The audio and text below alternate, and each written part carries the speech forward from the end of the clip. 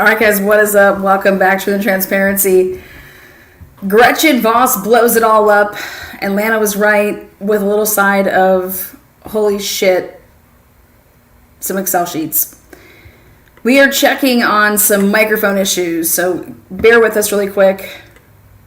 We're making sure that you can hear me. It's not going to be the best quality, but it's not going to be echoing. So, welcome. Woo!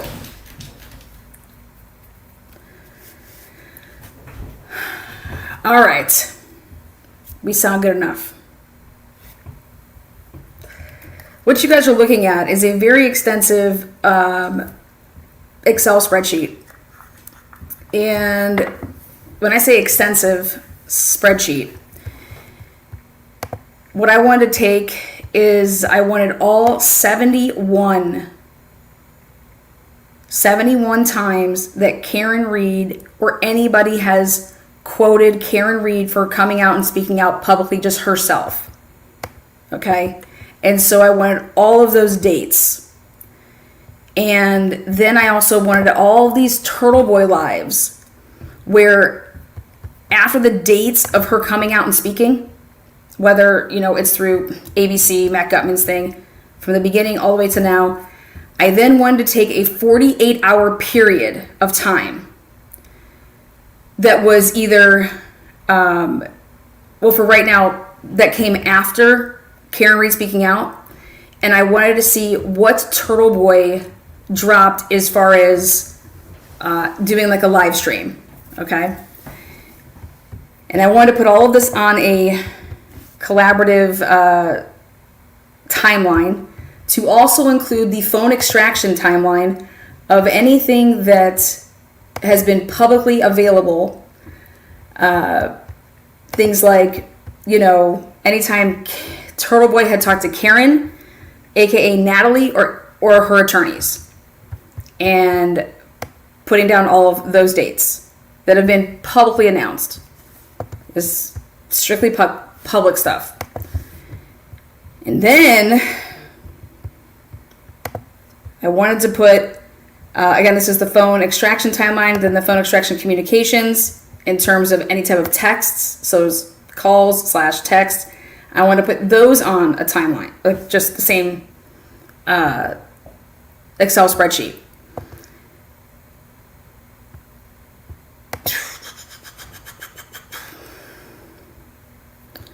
And then the court memorandum reports 80 unmonitored jail calls with CH, who has been described to the jail as a paralegal.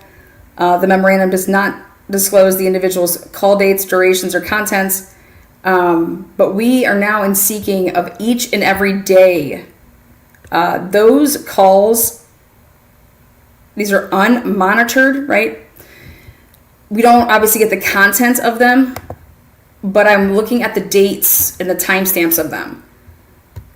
We're seeing if that can be made public. Then you have 6 unmonitored jail calls with JA, who had been placed on the privileged call list after being identified as an attorney. Again, so we have CH and JA. And that's from December 29th of 2023 to January 12th, 2024. All right, so let's go all the way back here to do, so again, we have 71 different times to date that Karen Reed has either spoke to, a reporter, but they are quoting Karen Reed. They are quoting her. And then 48 hours after that ever came out, because let's be understanding something. Turtle Boy to date has never, ever, ever, ever had that motherfucking girl on his anything. He has not interviewed Karen Reed. He has not brought us any quotes from Karen Reed that I feel comfortable saying. But obviously we know everything that has gone on. So I wanted to see how he behaved within a 48-hour period of time after Karen would have, spoken out and it not be through him. because we all know he's a baby. So I just want you guys to see that's what this is all about that you guys are seeing right here. The data upon the data. Now, we're going to come back to this, but I just want you to see what you're looking at is a very, very extensive, specialized focus, and it's called, it's like cause and effect. It's also could be considered Aidan Carney's pattern of life. And we're going to get into that. So, second thing, so that was just me explaining what you guys are going to be looking at down the road here. Now, Twitter's been off the hook. Gretchen Voss, I'm going to read you the second half of that. I read the first half of it on my previous live. This live, I'm reading the second half, which is disgusting. But after she dropped this piece, as David Yannetti says, a hit piece, a fucking hit piece. I've never heard of double standards more than I've heard of double standards in this case. But hey, Gretchen Voss's hit piece here, he's like, I got her to retract her statements. Retract her statements because of what she insinuated David Yannetti meant when he was quoted as, they deserve all the whatever we're giving them, that saying or whatever. But to see David Yannetti write something about somebody being untrustworthy, and unethical is laughable to me.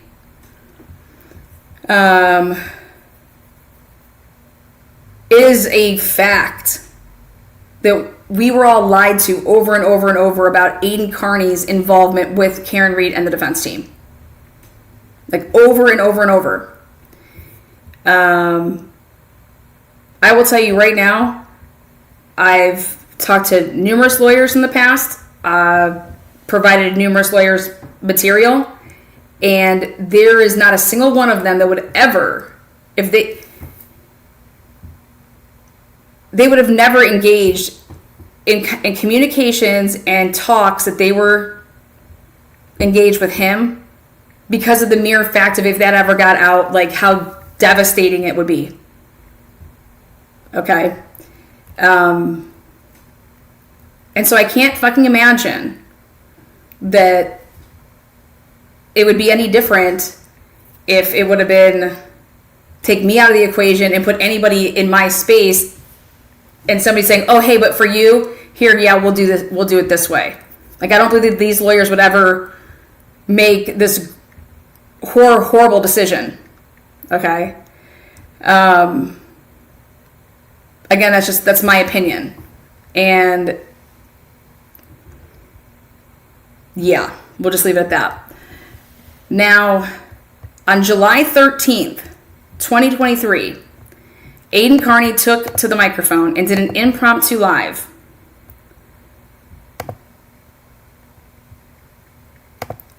Let me introduce you.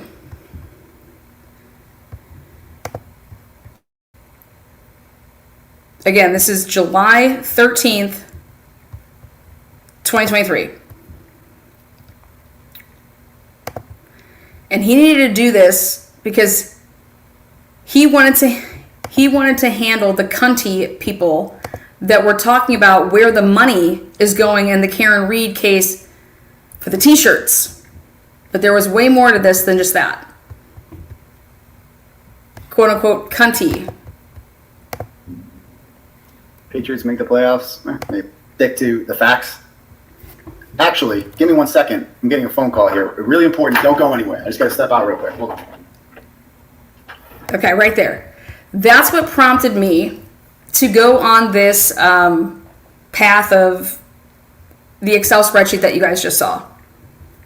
This right here and like a couple other lives early on when he first started covering Karen Read. He was texting with people and taking phone calls, but this one right here stuck out to me. Very, very much so. That he takes this phone call he leaves everything as is. He doesn't even mute himself. All right. Oh, God damn it. All right, cool. No, I'm not in trouble. And then the first thing that he says is, I'm not in trouble, when he comes back to sit down. Well, like, why would he even say that? Now, guys, it's July of 2023. Not July of 2024. This is July of 2023.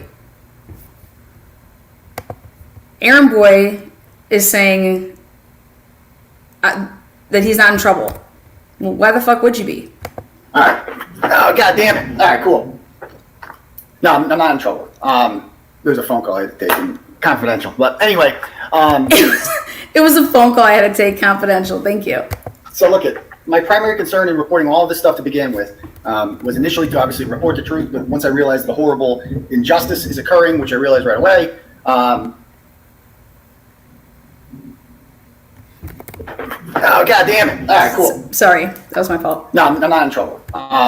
There's a phone call I had to take, confidential. But anyway, so look at my primary concern in reporting all of this stuff to begin with was initially to obviously report the truth, but once I realized the horrible... Okay, so right here, he comes out and he says, the reason that he ever did this, to start the Karen Reed, to cover the Karen Reed case, was to report the truth.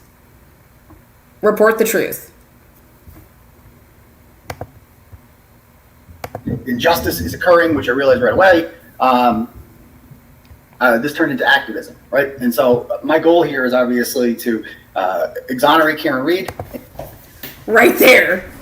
My goal here, obviously, is to exonerate Karen Reed. Exonerate Karen Reed. That's my goal here, is to exonerate Karen Reed. Well, first of all, the way that you exonerate somebody is they have to be found, you know what that word means, to exonerate somebody? Anyways, this is really, really big. My purpose was to exonerate Karen Reed. This was not an independent journalism. My purpose, exonerate Karen Reed. No, actually, that's her lawyers. That's what they're going to do. But if you're going to exonerate somebody, that means that they've already been convicted.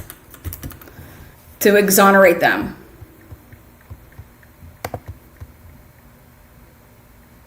And also to make sure that the people who did this are held responsible, okay? So there was a method to my madness, and I have sources that I can't ever reveal to any of you because that's, like, my brand is not revealing sources.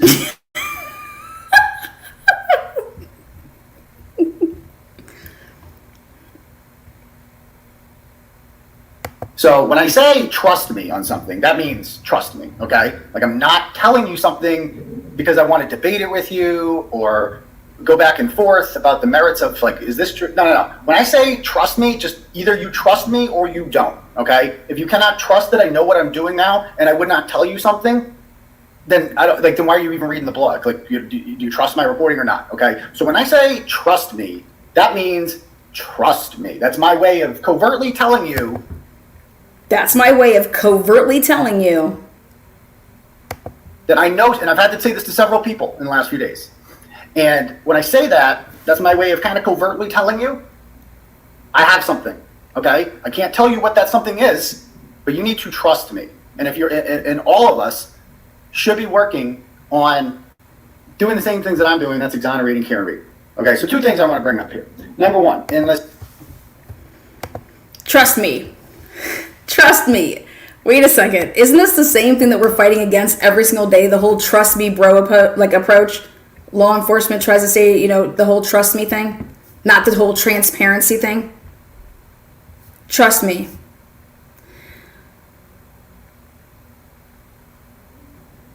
Like, the day that I will ever come out here and fucking tell any of you guys, trust me. No, I actually say, hey, I'm going to give you this material, and then you think for yourself on what you see. Here's everything. Here you go. Here's the material. Let's look at the material. Trust me. fuck that. That's what the government tells us. Trust them.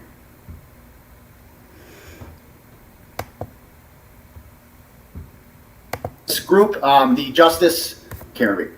Okay, so two things I want to bring up here. Number one, in this group, the Justice for John and Karen group, it's a good group. I like it. There's great discussion on there. I really He's talking about a Facebook group. enjoy reading it every day. I think it's up to like 11, maybe 12,000 members now, and that's really cool. Now, the other day, somebody made a comment. I forget the exact comment, but it was something about a grand jury. Somebody said that I spoke to someone who's in a grand jury, and that's in the grand jury for this, and they meet every Thursday. Okay, and then that comment was deleted, and there seems to be some confusion over that because. And I've messaged several people about this, and they're not getting it, and that's why we need to do an impromptu live, because this message needs to be made. Okay, so think about this now. Knowing now what we know, the person he's like talking about here is Sean of the Gulf. Like Sean of the Gulf making a big deal about this. You know, what are you doing? Like, you need to delete anything that's coming in these Facebook groups that have anything to do with the federal grand jury or any grand jury, period, because they're supposed to be secret. Like. Now, this is where it gets interesting. With what we know now. Somebody makes a comment about giving information about a federal grand jury. That comment needs to stay up. Like, do not take comments like that down, please. I know it's a private page, but again, if we're trying to help her and help them win this case, do not take comments like that down. I see comments like that, I can contact that person, and I can have a conversation with them privately. Okay? Or they can have it up there. And I've had several people message me and send me screenshots of like, oh, I found this thing, this code online, and it's against this and this and this. You're not a lawyer, okay? This is sometimes these groups get a little out of hand where people start thinking that they're detectives and they start thinking they're lawyers, and that's when you're going against the cause that you're supposedly, working on behalf of. Okay, none of us are lawyers. Alan Jackson stated in open court on May 3rd that there is a grand jury investigation. Kevin Reddington. This motherfucking dumbass, ready for this shit? Right there, he said, now mind you, it's July 13th, July 14th, 2023. He says he wants to tell his viewers, hey, remember, Alan Jackson said in open court on May 3rd that there was a federal grand jury. Oh, is that what he said? I thought you were the source. I thought you were the motherfucking source. I said today I was going to bring it like a bitch. And this is fucking devastating for Mr. Carney. Mr. Carney is allegedly, supposedly the source of this federal investigation as to how Alan Jackson ever was able to talk about it in a goddamn courtroom on May 3rd.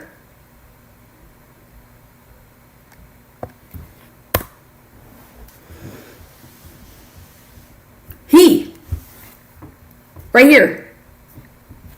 That's how Alan Jackson found out about this. Do you want to know what he just comes in here on July 13th and 14th, whatever fuck day this is, and says?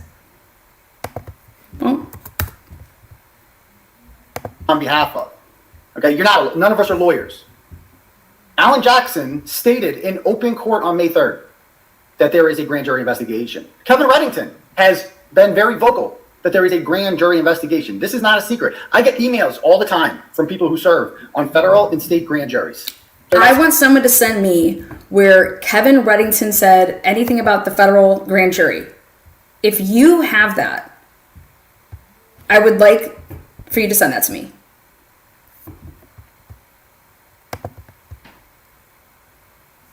Supposed to, yeah.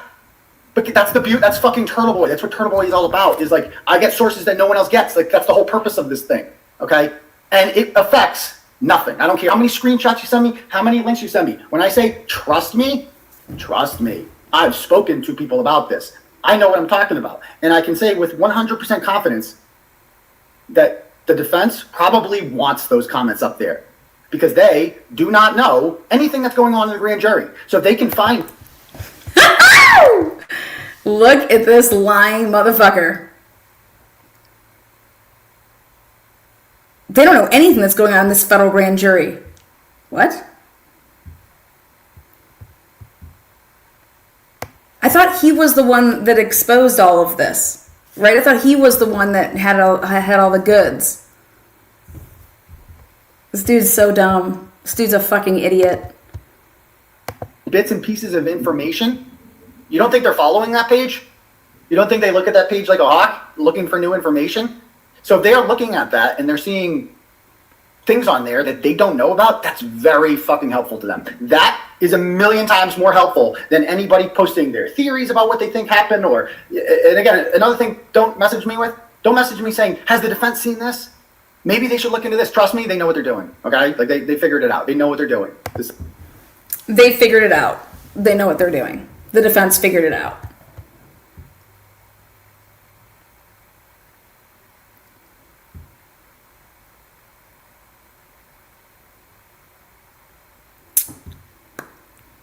This man's a fucking moron. This is their fucking job, okay? So, no need to, like, when I say, trust me, that this is helpful for the defense, that means trust me. Don't ever remove a comment giving us insight about the grand jury, because that's the only thing that nobody can find out about, like, that is not public. So if somebody wants to come forward and offer that, it will not affect anything. It will affect nothing. I don't care how many screenshots you send me. I don't care what way you're misinterpreting the law. Trust me on this one, okay? Trust who I've spoken to. You should know this by now, who I've spoken to. It's not brain surgery. Use your brain. Trust me. To leave any comments about the grand jury up, it will not affect anything at all.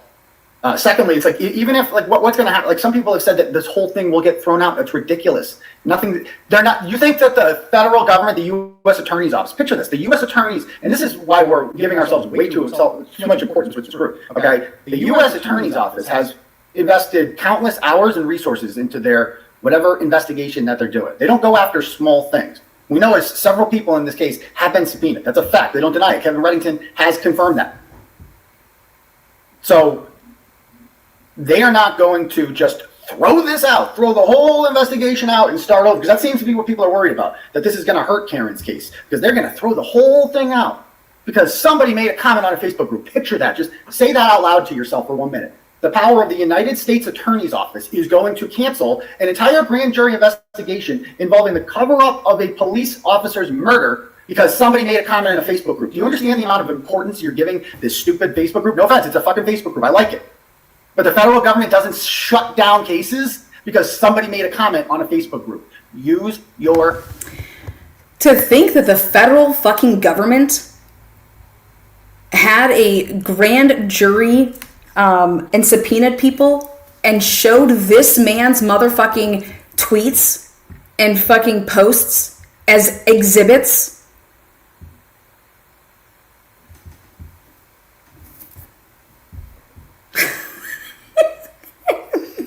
What doesn't the federal government do? Everyone is going down because of this man. He did not understand the assignment.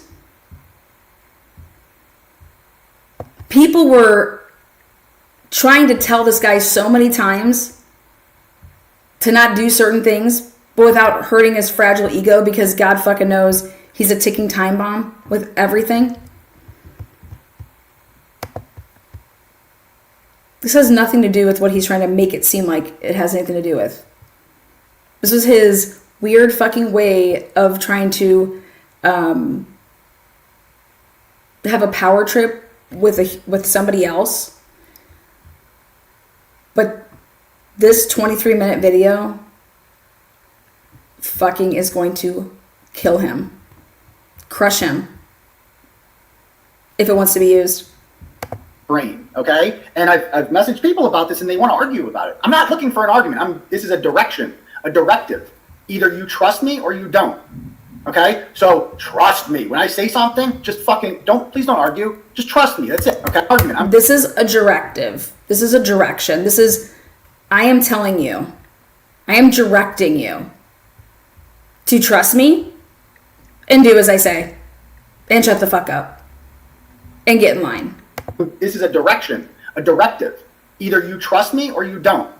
Okay? So trust me. When I say something, just fucking please don't argue. Just trust me. That's it. Okay? That's it. So that's number one. If somebody posts something about a federal grand jury, do not delete it. Number two that I want to talk about. I've seen people in the comments. So we're selling these free Karen Read shirts, right? And I see a lot of people commenting and giving the person who runs, one of the admins who helps me with the designs and runs the Facebook page, a lot of grief. And sometimes it's confusing when you communicate with the Turtle Boy Facebook page. You don't know who you're talking to. Usually it's not me.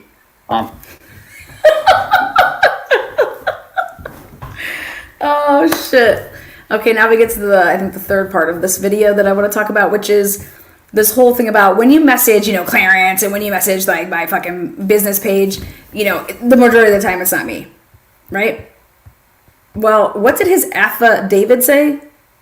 Everything to do with this case, everything that was, like, wrote about this case, everything to do with this case, it was him. Him. Okay?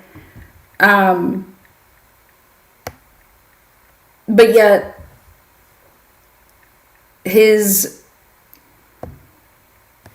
everything that he writes from when returning people's messages isn't him. I do have admins that do this, and they have full-time jobs, and they're doing this in their free time. And a lot of people have posted, well, number one, I'm seeing complaints about is I don't like the shirt, what it says. It shouldn't be free Karen Read. She's not free. So they shouldn't be free Karen Read.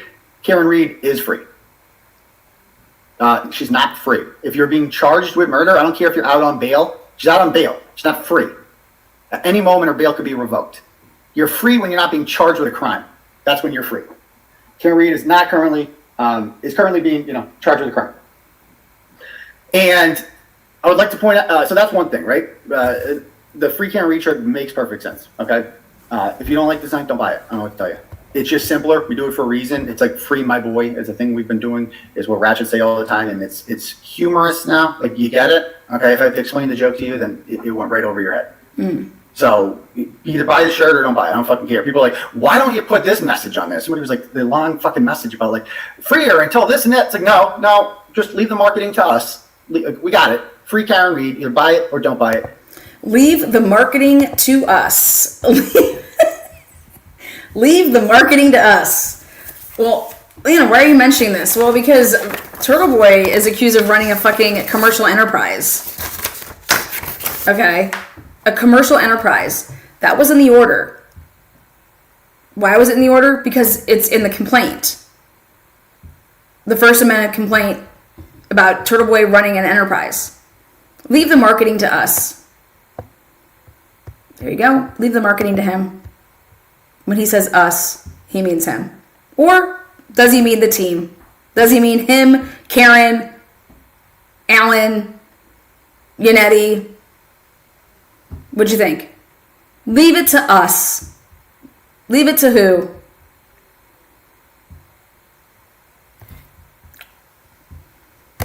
That's it. And you're right. She is state property for right now.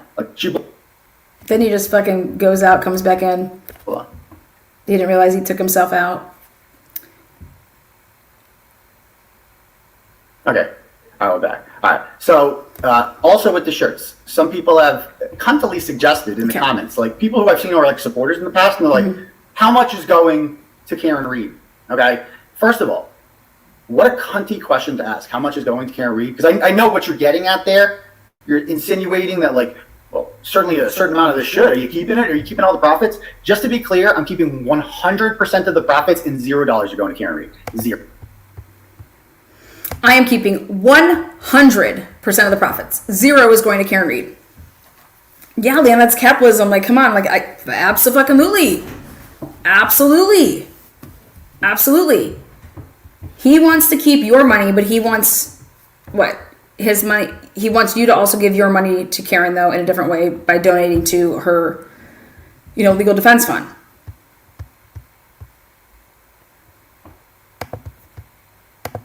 Okay, and if you have a fucking problem with that, get the fuck out of there. Go read the fucking Boston Globe. I don't give a shit. This is my livelihood. Okay, I've dedicated the last 3 months of my 3 months. Woo! I've dedicated the last 3 months of my life. Listen to this shit. I've dedicated the last 3 months of my life being a fucking errand boy.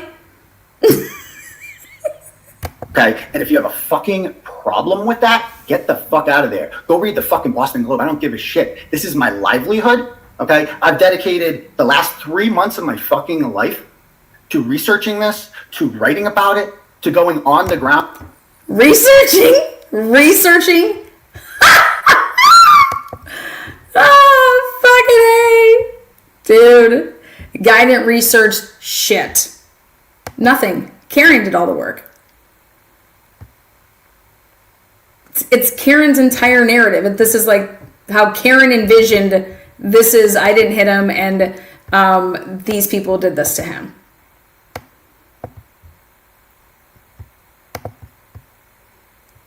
Okay? In Canton, to confronting murderers to their face, to writing about it, to going on the ground in Canton, to confronting murderers to their faces, and you have a fucking problem. My livelihood is me going to Canton and confronting murderers to their faces, and you have a fucking problem with it? In Canton, to confronting murderers to their faces, and you have a fucking problem, and you have the fucking nerve to ask me how much of this is going to Karen Reed? Fuck off. Okay, with that, 0. Karen Reed's legal defense fund. First of all, nobody was paying attention to this case prior to me. This has been going on for over a year. None of you fucking knew about it. Nobody was talking about this. If Karen Reed had made a legal defense fund without me ever writing about this story, how much would she have raised? She's raised $116,000 right now. Boom.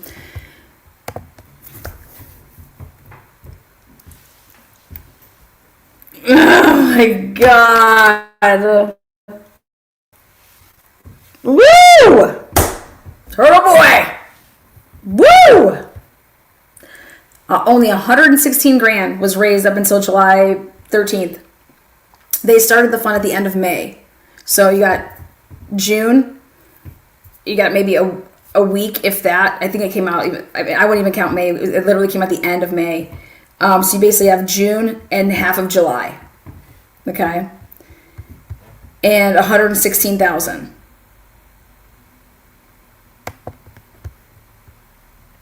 Now,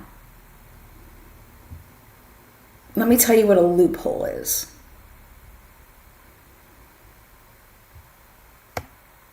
Why do you think he kept all the money for the shirts? Legality reasons. I donated $1,000 to that. Over $1,030.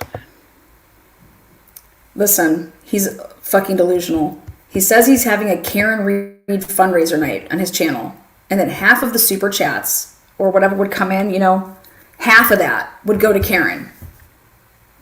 Half of that would go to Karen. So he's saying he donated $1,000 because he brought in $2,000 that night, and he gave $1,000 of it to Karen.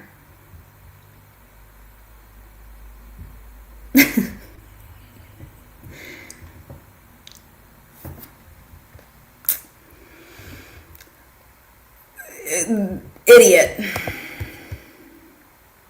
So did you give your money to Karen, or did you give your time to Karen? I did a show where I was... The only reason that people gave that much is because they knew it was going to Karen. Get it? And so he gave up his time, but he didn't give up his money. Listen to what he says right here, and this is proof. I said half the money that we donate here, that we raise here, is going to the Karen Reed Legal Defense Fund. We raised $2,000 on the show. $2,060 to be exact. And I donated half, $1,030. I don't usually make $2,000 on streams. That was abnormally high. I usually make significantly less than half of that. So people are like, well, you pocketed $1,000. Yeah, I did, because it's my fucking labor. That's how a fucking business works. That's how a job works. Okay? If I had to get a fucking job and get some office job and do that full time, I wouldn't have time to do any of this shit. And none of this would be fucking happening. So fucking pick one. This is America. People make money. You can literally lick my balls if you have a problem with that. Get the fuck out. Go read the Boston Globe or the Huffington Post or some fucking other website, which also makes money, by the way. But maybe will make your fucking feelings better. It isn't covering any. So I'm curious if how David Nanetti justifies the ethical when you're talking about Gretchen Voss writing and Turtle Boy writing. Turtle Boy's trustworthy. Gretchen Voss isn't. Turtle Boy fucking recorded your client. Turtle Boy recorded all your asses. Unfucking believable. This is how he was talking back then. This and is covering up for the fucking murderers. I'm the only one that's fucking feelings better and isn't covering any of this and is covering up for the fucking murderers. I'm the only one that's fucking doing that. If you don't think that's fucking valuable, I don't give a fuck. Go read something else. Seriously, I fucking hate you. I don't want you reading a blog. You suck. Shut the fuck up. And it just, like, that really pissed me off about the how much is going to Karen Reed. Do you know how much I've done for Karen Reed? Listen to this. Do you realize none of this would be happening without her? Do you think that she doesn't appreciate that?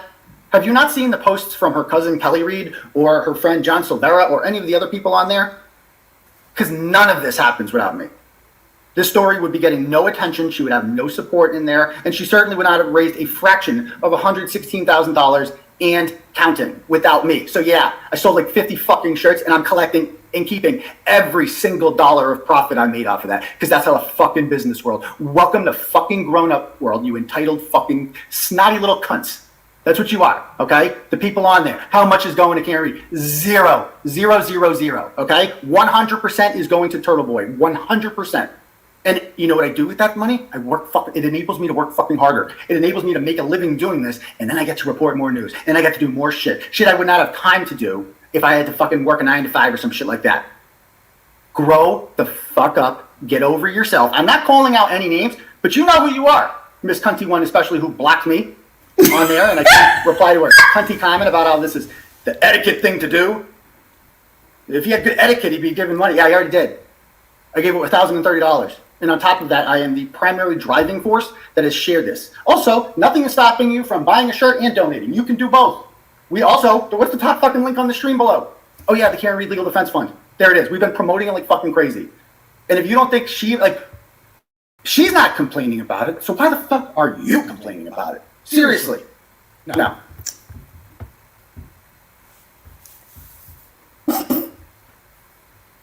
You don't care. So that's it. I just want to clear that up. 2 things I want to announce. Don't delete grand jury comments. I know you think that you're helping. You're not. Okay? Number 2, I'm keeping all the t-shirt money. All of it. $0 is going to Karen Reed. And I apologize for nothing because I have been instrumental. And I don't like to suck my own dick like this. Right there. I have been instrumental. Fuck yes, you have, motherfucker. Hell yeah. This is amazing. This is crazy. But this is amazing. I've been instrumental. Fuck yeah, you have been. Hell yeah. Hell yeah. Fuck yeah, shake that bell, bitch. Hell yeah. Don't delete grand jury comments. I know you think that you're helping. You're not. Okay? Number 2, I'm keeping all the t-shirt money. All of it. $0 is going to Karen Reed. And I apologize for nothing because I have been instrumental. And I don't like to suck my own dick like this, but I have been. It's just a fucking fact. And you know it, and I know it. So that's it. Anyone have any questions? That's my rant for the day.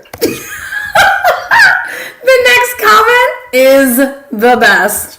I wanted to clear that up instead of replying to people online. I wanted to make a general announcement letting them know this. All right. Anyone have any questions or anything? Here we go. Get back to work. Because I have to work. I have to make a living doing this, and I apologize. I know there's some people complaining about ads. Oh, no, I get fucking ads. Well, you can get ad-free. How about that? Yeah, $10 a month. Oh, but I don't want to pay that. Then fucking enjoy your ad. Shut the fuck up. Anyway. So any information leaked from a grand jury does not affect the case? Yes.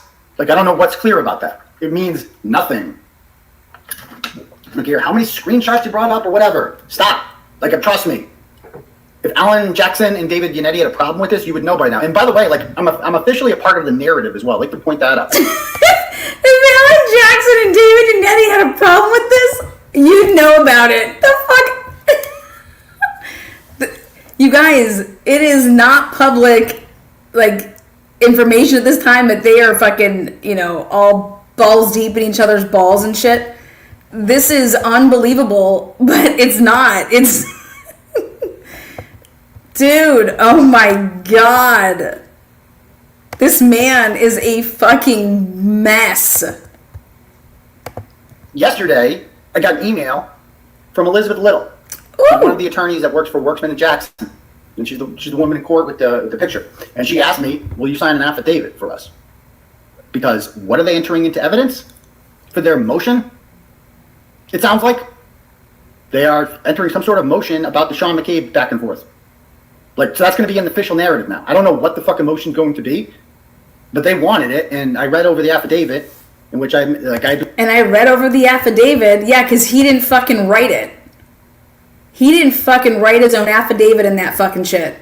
I read over the affidavit, yeah, because they wrote it up and would you sign this? And he signed it. This fucking complete, I mean, Alan Jackson, Eliza Little, they're not your attorneys. But yeah. The reason that his camera's shaking, guys, he doesn't have good camera. To admit that, like, okay, this is you talking. The person you're talking to is Sean McCabe. You guys were talking about this, about Auntie Bev. I mean, so you can probably. I've got my own theories about where they're going with this. I don't ask. I'm officially now a witness in this case.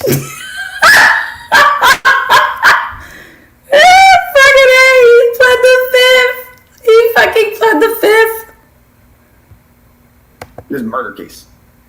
Because Sean McCabe said something to me that was incriminating. And that also implicates the judge. So I have signed an affidavit that is going to go into the official court narrative about this story. I'm a fucking part of the case. He's such an inserter. Row, shush come by. Now he gets to play in the field. Woo! Fucking clip that shit. And I think that tells you that, like, I'm kind of useful to the defense, don't you? Woo! Daddy, you done said it. Lana, you just blow my ass away every day. Yep, sure do. You think I'm kind of useful to the defense? Fuck yeah, I think you are. I think this is going to be really problematic for you. Oh. Rah, just come by. Ooh wee, put me on the field. Yay. Like, I think I've done my part, so yeah, I'm keeping the fucking t-shirt money. I think I've done my part, bitch. I know it ain't true, Lana. Oh my god, I think I've done my part. Dude. Incriminating. And that also implicates the judge. So I have signed an affidavit that is going to go into the official court narrative. That you didn't write, by the way. About this story. I'm a fucking part of the case. Yeah. And I think that tells you that, like, I'm kind of useful to the defense, don't you think? Like, I think I've done my part, so yeah, I'm keeping the fucking t-shirt money. I'm so sorry about that. How dare I make a fucking couple bucks and try to make a fucking living doing this and pay my fucking bills. So. Exactly. This is exactly what you fucking were doing. You're trying to make a living, trying to pay your bills at any and all costs, and you saw it as a paycheck, as a big payday. Ooh-wee. Wow. What a fucking idiot. Again, welcome to Truth and Transparency. Chris says, Aiden Kearney, crybaby, which one is it? If he's going to keep calling young jerks Cryford, I emphatically suggest he be called Aiden Crybaby. Well, he's errand boy. He is and was and always will be an errand boy. Go fetch, motherfucker, go fetch. Aiden Kearney was 1,000% handpicked. The only dumbass that anybody would ever agree to do what he did, especially after finding out when you're the one that wrote the article to make it seem like you're the source, and then they use you knew what was going on. And you're like, oh my god, this is great. And then you thought you would, in an interview, tell somebody that, oh god, talk about a genius that Alan Jackson is. He fucking they tell me about about what's going on with the federal case or the federal grand jury shit, that the feds are involved. I then fucking write the piece up, and then Alan Jackson walks in there and then uses, and just admits this in an interview. Very, very, very special, that young man is. And I say young man because I don't see anything grown about him. Anyway, you guys have any other questions or anything?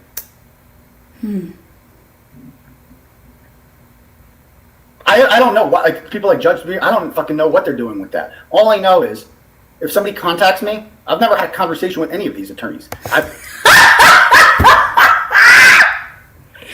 I've never had conversation with any of these attorneys. He's still saying that shit. That's what I wanted to play it all the way to the end here.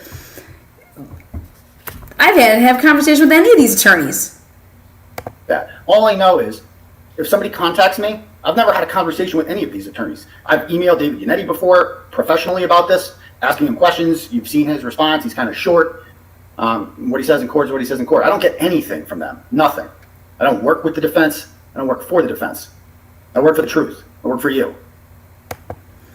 Now, all you have to do is play that to the jury right there.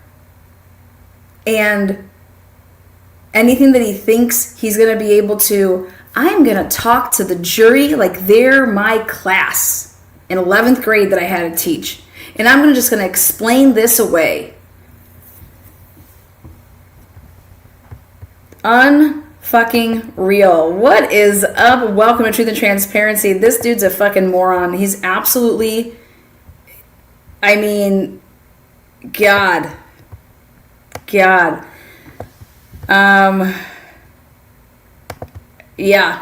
Kate, I would say, oh hell yeah, like he's definitely looking forward to that if it gets that far.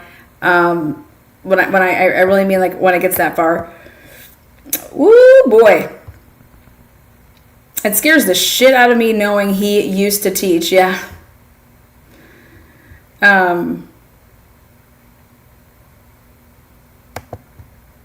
Again, so this is July 14th, and you guys know what's right around the corner, the rolling rally.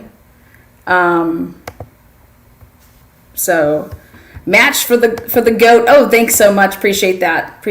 Now, TB, dumb in the day, dumb in the dark. He's going down. He's just a dummy. Dummy by day, dummy by night. Yeah. Little closet baby. Thank you very much, Karen D. Appreciate you. Sassy3, match me, Lana. I love your laugh. Appreciate that. And I know that Chris right here gifted 5 Truth and Transparency memberships. So if you turn green, and then make sure to thank Chris there. Crazy Mom, what's good? Good to see you in here. Thank you for becoming a member. Okay, so for the life of me, I cannot understand. So I have a couple other clips I want to show you. For the life of me, this is just one thing that I just can't understand is why in the world is it, can you not read the Gretchen Voss article? And if Gretchen Voss is a liar, okay, and nothing that she said is true, right? Who's out here debunking it? Who's out here showing, just like when I put everything that basically Gretchen Voss put out, I put out in March, in April, May, and all they want to talk about is shit, yeah, like right here. What? I don't understand what you're saying. They just want to talk shit. They don't want to talk about if I'm lying or if she's lying or this is not right or this is not accurate. Let's talk about the fucking facts. Let's talk about the facts of the timeline. Let's talk about how this all played out. Let's talk about where the lie is stemmed. Why would you need to lie about Turtle Boy talking to Karen Reed and her team? Why did they lie to people about that? Think about it.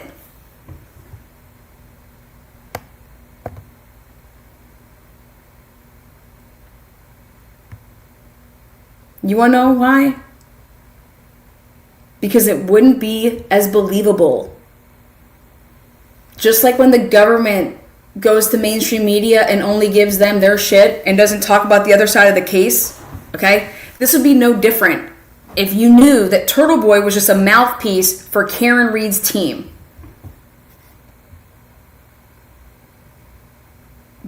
This was portrayed that some dude just kind of came up and started covering this case and started uncovering all this stuff. And the big claim to his little power here was that he writes this article and he releases it on the 18th. right? Or he does his first live on the 18th, whatever the fuck it was. But literally within 48 hours, the biggest papow happens, which is he's coming with the federal information.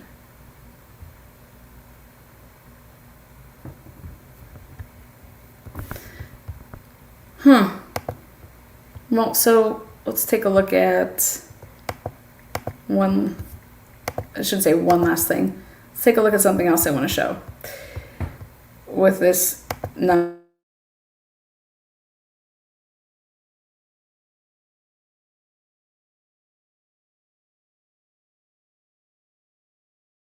ass. Not getting enough fluff. Welcome to the weekend live show. 508 is round 500. We run down. Yo, what the fuck? Okay.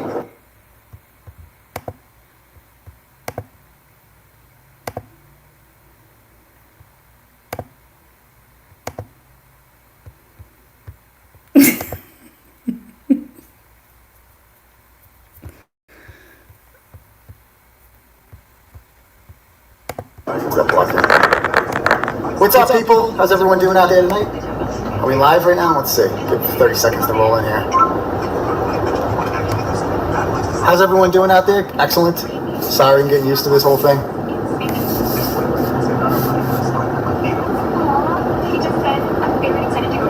Sorry, I'm getting used to this whole thing. You guys, he's not in his minivan.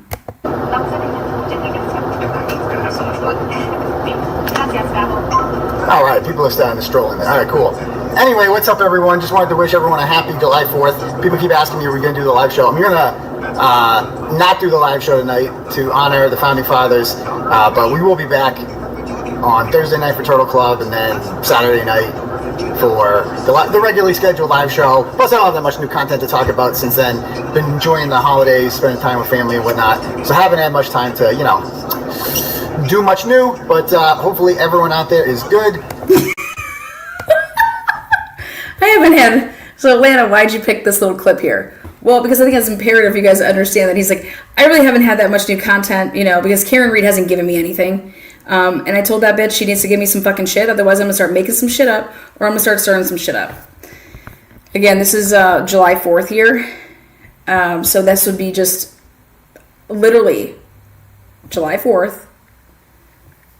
And 10 days later, he has that fucking absolute, like, lost his dick, right?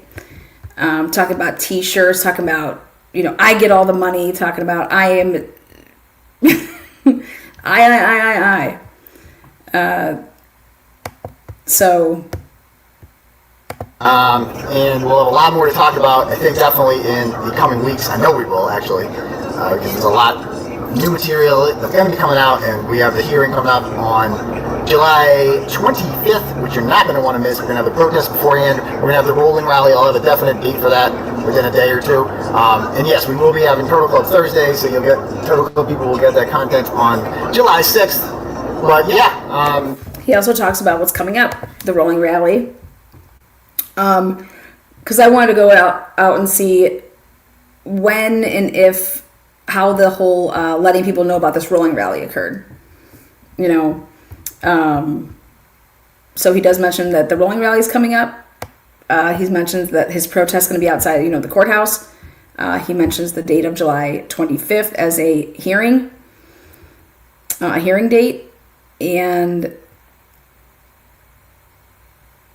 yep. But he knows that a bunch of things are coming up. Thank you. So there's that. And then in Gretchen Voss's... Good morning. Oh, man. See, this is why I do the up and down. People don't like the up and down.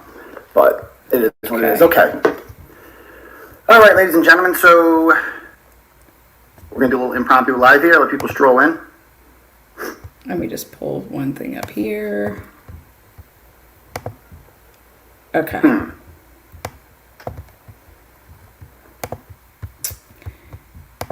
Next, I want to show you in Gretchen Voss's written work. This is something that I've been working on too to figure out. This is April 25th, 2023. So 5 days after he announces about the grand jury. Now, he didn't say, but he talks about the federal investigation, okay? And so he says, calling Kevin Reddington, live show moved to Wednesday at 9:30 after Bruins. Impromptu live, okay.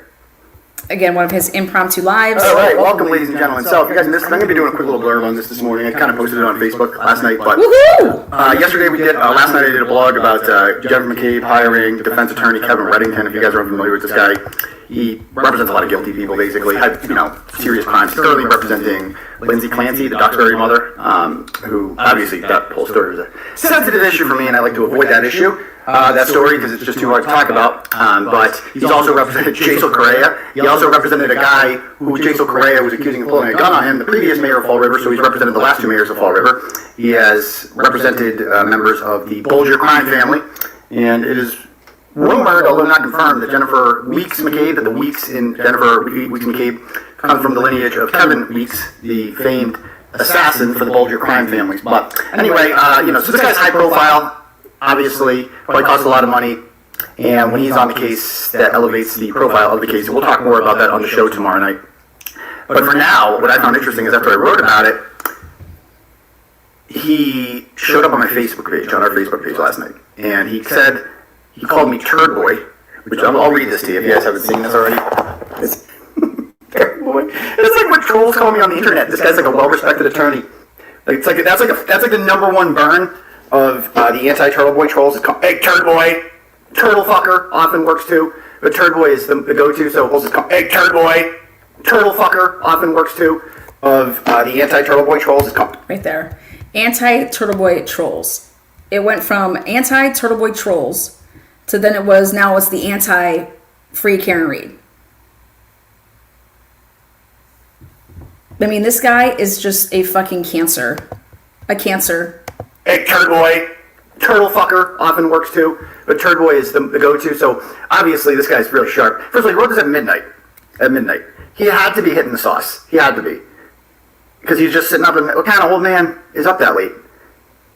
Either way, he posts on my page, yeah, Turd Boy, 2 consecutive acquittals on first-degree murders and 3 rapes in the past year.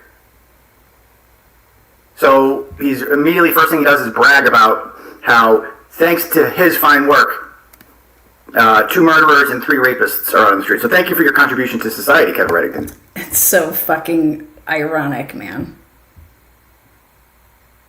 Who the fuck has Alan Jackson represented? Aiden. You fucking, swollen sack son of a bitch. I appreciate that. Then he says, I'm, and it looks like he hit the enter button because it's a new sentence. It's like a new, the sentence ends, and then it says, I'm, and then the next letter is capital. So that means whatever device he's using is recognizing that as a new sentence. So he says, I'm a loser. No, my friend, you are. 3 spaces. You are a low-level sensationalist with the blog. That's an interesting word. I believe that is what Chief Diversity called me from the Canton Police Department. Sensationalist. Sensational is reporting, whatever. And then 3 laughing emojis. Again, this is guys like 80, maybe, I don't know, late 70s, using emojis. Because it's, no apostrophe, the first time you have any real action. So this is the first story I've ever written, apparently. I've been hallucinatory, and your blowhard comments about never losing will go down. So apparently he follows me enough to know that I don't lose in court very often. All right, now, this is why I highlighted this. Because Turtle Boy, in this little spat, says that he is 18-0. 18-0 in court. 18-0. So he's familiar with that aspect of Turtle. Never losing will go down. So that sounds like this guy's taking me to deformation court or something. He says, you are a reckless person, but I'm sure, and then he hits the enter button again because sure is capitalized. You've heard that before. We shall dance, my friend. So he wants to dance with me. Ernie is on my Facebook page leaving veiled threats about dancing and calling me Turd Boy. I expected a level of professionalism just considering his profile, but apparently, if anybody has his, I have one phone number here. This is, we'll see what happens.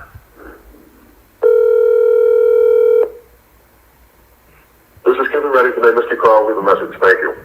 At the tone, please record your... Hello, Mr. Reddington. This is Turd Boy. I believe you would call me Turd Boy. My real name is Eden Carney, but I'm calling about some recent comments that you made on my business Facebook page last night at about 12:15 a.m. You called me a loser. You said I'm a low-life sensationalist blog. You said that I had no action prior to this and that I will end up in court with you where you and I will engage in some sort of dance, perhaps even a waltz, I don't know. But I'm wondering what you meant by that. It sounds threatening because you said you don't want to dance with me. That implies that you're going to use your legal resources and acumen to hurt me in some sort of way, because you also said that my undefeated streak will be going down. So I'd like to hear more about that. Is this as legitimate as your polygraph that you allegedly administered to your own client, who was completely not guilty but voluntarily took a polygraph anyway?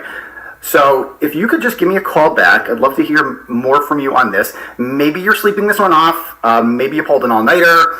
I don't know.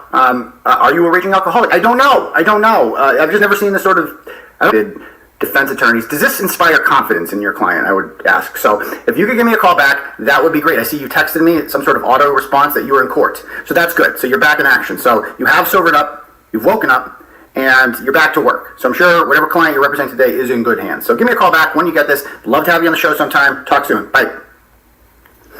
We'll see if he calls back. Okay, so yeah, there's that. I just want to do a quick little good morning. Good morning. Watch the games, and I obviously, that's what, but tonight the Celtics play at 7:30 Wednesday, so 10 o'clock. Probably for no overtime next round and get some rest. Get Bergeron back, get Krejci back. Hey, the show will be tomorrow night at 9:30 after the Bruins game. Not tonight. Okay. Then, here's his streak. This is where he talks about his streak.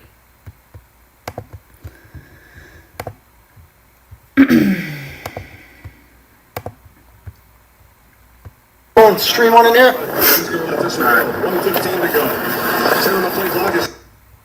Come on in. All right, guys. So remember, I've said this a few times earlier this week. Just want to reiterate it. The live show this weekend is on Sunday because I will be watching Notre Dame Clemson football tonight. Big game. Clemson number 4 ranked, and you got to watch the Notre Dame Clemson game. I am going to rip into and have some fun with that psychopath there. Carlin, is that your pronunciation? Carlin, Caroline? I don't know what her name is. Go Irish, I like it. I cannot, that woman is fucking crazy. And the more I look into her and watch her videos and read about the things that she's done to people, it's like, oh, she could be a fun play toy. Because I'll tell you one thing, she like legitimately seems to scare people because she's that much of a psychopath. And a lot of the people I spoke with are like, I don't want anything to do with her. She won't stop talking about me, blah, blah, blah. Well, guess what, Carlin? I'm not that guy. I'm not that guy who is afraid of people like you. I love at it with people like you. Which is why she blocked people, because... Are we live? Can you guys see me? Cool. Alright, so, just to say, I think I titled this Emergency Impromptu Live here. Because remember, the real life... Emergency! This is an emergency impromptu live. God, I fucking love it. These are the best. These minivan lives. Fuck, dude. Roast City. Our show is tomorrow night. I want to announce it. Tomorrow night's the show, but I also want to say it. So, Chili DeCastro, he goes live today, and he's interested in the Joe Orga situation, and then he just emasculated himself. I showed text messages of our conversations, and I said, look at Betty, this is, it showed how psycho he was, how he was trying to, get me to do this, and I'm like, dude, I'm not doing that, and he, lost his mind. I think he called me, I don't know if he called me, he actually tried backhanding compliment, and he didn't want that smoke, so he, he's doing his own thing there, and it is what it is. But he went live today to cry about Joe Orga getting arrested. And we're going to talk about the arrest tomorrow night on the show, but it wasn't an assault, certainly. But it was you can't just run up on a man like that. He literally fucking ran up on him out of nowhere. Who the fuck are you? Got in his face and shit. If you were Don Bolduc, you're running for Senate, and you're outside of a debate, this fucking psychopath with a ponytail runs up. This is an emergency. This is an emergency live. Up on you and starts screaming shit in your face. Dude, get the fuck out of my face. Who are you? Get out of here. And you do that, you're going to get arrested, period. Doesn't matter if you initiate contact or whatever. People are going to assume you're hostile. And he acts like a fool afterwards. He didn't get arrested for assault. He got arrested for trespassing because he wouldn't leave. So he cried about it, and he does this whole, if you've watched Joe work over the years, that's what this guy does. He cries about how, people are mean to him, and people are Watch whatever. this. They're not like, what the fuck is this guy on my ass for? I got some guy on my ass. I feel like I'm going a decent. Okay, good. They left that. But This motherfucker was always worried about somebody, man. Fucking A. yeah. So Joe Organ, that's The just only person whose head's always been on a swivel is this motherfucker's. Joe Organ does. Oh, the police are arresting me for no reason. I was Carlin. We're going to talk about her tomorrow night. She does. She takes him quite seriously. Mods doing that, but then they were like, no. The mods are like, no, it's not him. It's Chili doing it. So Chili was timing us out for what? For trying to tell the truth? For trying to inform him about? And he's reading my text stuff. Oh no. Chili DeCastro, just being. What does he call him?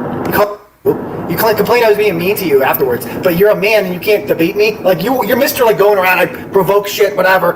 I come at you for pretty lightly too. Let's be honest. And you. That's funny, Aiden. You refuse to debate me. You don't want any of this smoke.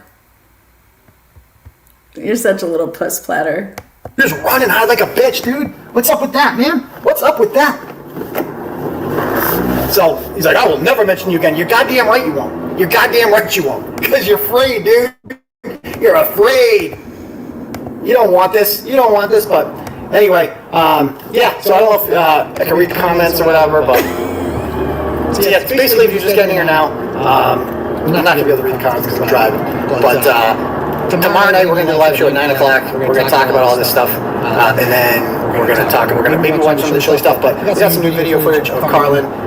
Maybe we'll have some of her victims on, if we will. She's going to be my new play toy too. We'll see what happens. We'll have some of her victims on? She's gonna be my new play toy too? You guys. Man, we'll have some of the victims on. What the fuck? I have a lot to say about her. I have a lot, because I can't stand that psychopath. Anyway, but yeah, I'm going to watch the game. I'm going to watch the Clemson Notre Dame game.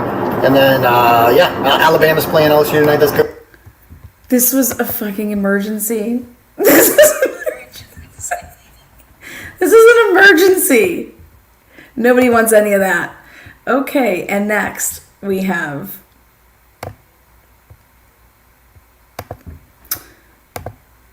all these emergencies. There's one where he legit talks about raping a girl and like justifies it. Can someone say? Absolutely not. Absolutely not. He's live right now. I'd like to check out his... Oh, I have him sent to me right. Obviously, the police are going to see him and just listen. He tried to get a criminal complaint against me in 20. Okay. I have pinned the. Here you go. This is Turtle Boy's victory lap. Let's count out his wins. He says he's 18-0. The fundraiser for him. If you guys like to give him a donut for doing that, that'd be cool too. And yeah, any questions you guys have? Anything? I don't know what my record is in court now. So I'm counting it over. Okay, so let's just review the records and see if we can count my record now. Okay, so we beat, first one I ever beat was Gordon Davis in 2016. Then we beat, I beat this guy from Lancaster named Russ Williston. He tried to get a criminal complaint against me in 2017. Then we beat Gaffney. Then we beat Ryan Waters. I beat Ryan Waters like, let's say 4 times. So that's 1, 2, 3, so 7 wins. Okay, 7 wins. I've beaten Hadassah 3 times. That's 10. I've beaten, what else do we have? One I can't even talk about, but there was no victory against me, so I count that as a win. Another one, I feel like there's been, I feel like, am I missing any? Give me some ones that I'm missing. I've definitely got a lot more than this. I'm only up to 11? No, I'm going a lot more than 11. See, Gaffney, I've been to court so many freaking times, I can't even, oh, K. Peter, how can I forget? There's 12. Jeffrey, 3 times. No, twice, because I still have to beat him a 3rd time. Who else have I destroyed in court? I feel like everybody's trying to get... Oh, Charlotte McFarland twice, 16. At least 16-0. And that's not even counting the civil lawsuits that I've... The only ones I've counted so far, the Gordon Davis one, the Mike Gaffney one, the one I cannot talk about. Whatever. Ashley St. Angelo, 17. Thank you very much. Another one. Oh, Failure Swift. Beat her. Okay. 18. So what are we, 18-0 right now? That's not too bad. Not too bad. Patriots won 18-0 and didn't. I don't even. We're gonna go for 19-0 against BBJ coming up shortly. Let's just put it that way. And we still got the General case coming up. That's been going on for over 2 years. That's one I haven't really talked that much about. That guy's just an asshole too. I'm gonna whoop his ass in court. I'm gonna whoop all these guys in court. I love court. I'm built for court. Okay, I love court cases, but they do take a lot of my time. So I was built for court. I love court. not too bad. Patriots won 18-0 and didn't. Patriots were 18-0. This dude is the fucking definition of delusional. Motherfucking delusional. But you know what? I'm here for it. Because I love to see delusional people. You spin me right around, baby, right around like a record, baby, right. I don't even. We're gonna go for 19-0 against BBJ coming up shortly. Let's just put it that way. And we still got the General case coming up. That's been going on for over 2 years. That's one I haven't really talked that much about. That guy's just an asshole too. I'm gonna whoop his ass in court. I'm gonna whoop all these guys in court. I love court. I'm built for court. Okay, I love court cases, but they do take a lot of my time. So I appreciate the help from Mr. Randazzo on that. So if you'd like to donate to his legal fund, it's linked at the top. You guys have any questions or anything? So. Do you guys have any questions? The woman judge was named Catherine Ham, so I'm being told that what this means is she's not overruled. She was just overruled by this other judge, and I would assume she's going to get reamed out for it. But that's not enough for me. That's not enough for me. Not enough for me. We want more. That courtroom was a shit show. Absolutely. Turn off your goddamn microphones, whoever's at Dunkin' Donuts. What a mess. Let me see here. Oh, we got another video sent to me too. I want to play this one. Answer a question. They say that everyone in the I counted 7 or 8. You have to answer a question that's relevant to this issue. I'm like trying so hard not to laugh, man. That was hilarious. Oh man. Does anyone know if he's live right now? I'd like to check out his page. Let's see. There's 5 million Genetti pages. So there's the Genetti. I think the Michael John page is the one he's using right now. Michael John. Is Michael John live? Let's see. If anybody knows, somebody mentioned before that he was live. If so, send it to me. I'm not gonna little you. What the fuck? He was live last night. If he's live right now, anyone know? Yeah, he accused. He said I was gonna dig up his aunt and fuck her. He said that in court. He actually said that. Control. That's so weird. I did not say that, but he did ask me that. He did ask me that in court. But he just kept going on and on and on about it. I'm like, what's? Just ask one question at a time, dude. Like, are you asking me if I said I was going to dig up your aunt and bang her? No, absolutely not. Absolutely not. I would assume, how could the judge not be laughing? We listened to all the cases before this. It was so boring. It's the same nonsense. When Turtle Boy comes into your classroom, comes into your courtroom, you're getting something different that day as a judge. The bailiffs are getting a show. The lawyers are getting a show. Everyone's getting a show that they normally wouldn't get in court. When Turtle Boy's in your courtroom that day, you never know what's going to happen. I bring out the craziest ratchets ever. No, it was a different judge. Okay. So, anybody have any last minute questions before I go and write this up real quick? One thing I like to give the YouTube subscribers access first. So smash that subscribe button if you haven't already, folks. A lot of good content coming your way, I promise. I also found one more video of him. Now, where do you hear this? Blog at. Watch this. Pretty legit talks. So this is like disturbing. Like, no, stop, no. So at that point, when you're trying to hook up with a girl and she says several times, stop, no, just to be clear here, the correct response from the male should be to stop. That's not a maybe, the stop. And then she gave me the go. Oh. Some girls play like that. Oh, they play this, yeah. They like to get ready. Weird. I was like, yeah, we had good sex, and she knew me. Well, again. When I first made love to her, she was like, stop, no, stop. And I was like trying to creep my way and say, stop, no, no. And then once I got in, she was like, stop. And then she gave me the go. She was like, what? And then she was like, oh, no. She gave me the go. But then she was, okay. Some girls. God. Alan Jackson, David Yannetti, and Karen Reed were like, this man's perfect. This is who we need. He's the one. This is who we need. Oh, this is going to be great. He's going to go fucking wild boar on these people. Play like that. Oh, they play. Yeah, they like to play. It's a big game to them. In my presence, like, To see your life. man. Gotta be here. So I don't remember stopping, but I woke up.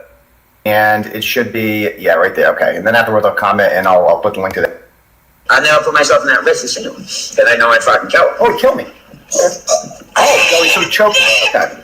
Cops trying to get me off him. I'm crazed. Ah!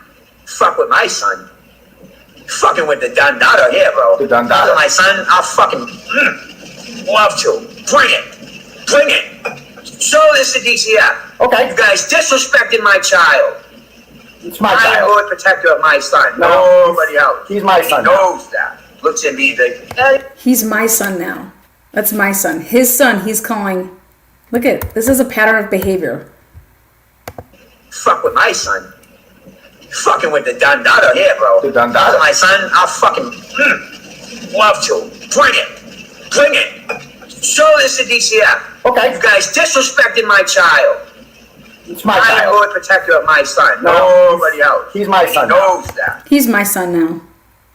Looks at me like, Daddy. No, he's looking at me, and so he's going to be calling me daddy soon. Don't you worry about that. So there's Exhibit A. That was presented to the judge. Exhibit B. I law, they have to tell you because they don't want them to kill you. Is it? Let me see. Is this That Exhibit kid, I could just disappear. And then one day he'll get capped in the back of his head. Yeah, there it is. Okay, so this is I'm not Exhibit going to B. be the one that did it. He's running his mouth about everybody. So here's Exhibit B. You can stop it. Okay, so this is I'm not Exhibit going to B. be the one that did it. He's running his mouth about everybody. So here's He's lying his mouth off about everybody.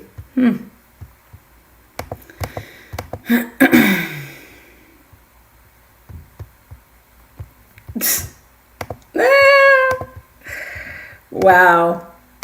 Just a pattern behavior here. This is when the cheap comes out expensive. Now,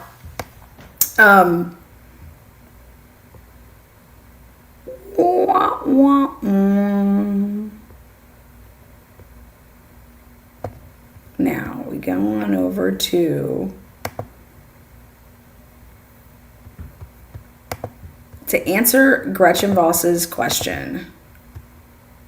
How did this all happen with the feds? My children get off of our private property. that one has to piss off. The rantings. She called your legitimate complaint the rantings of a white woman. What do you think of that?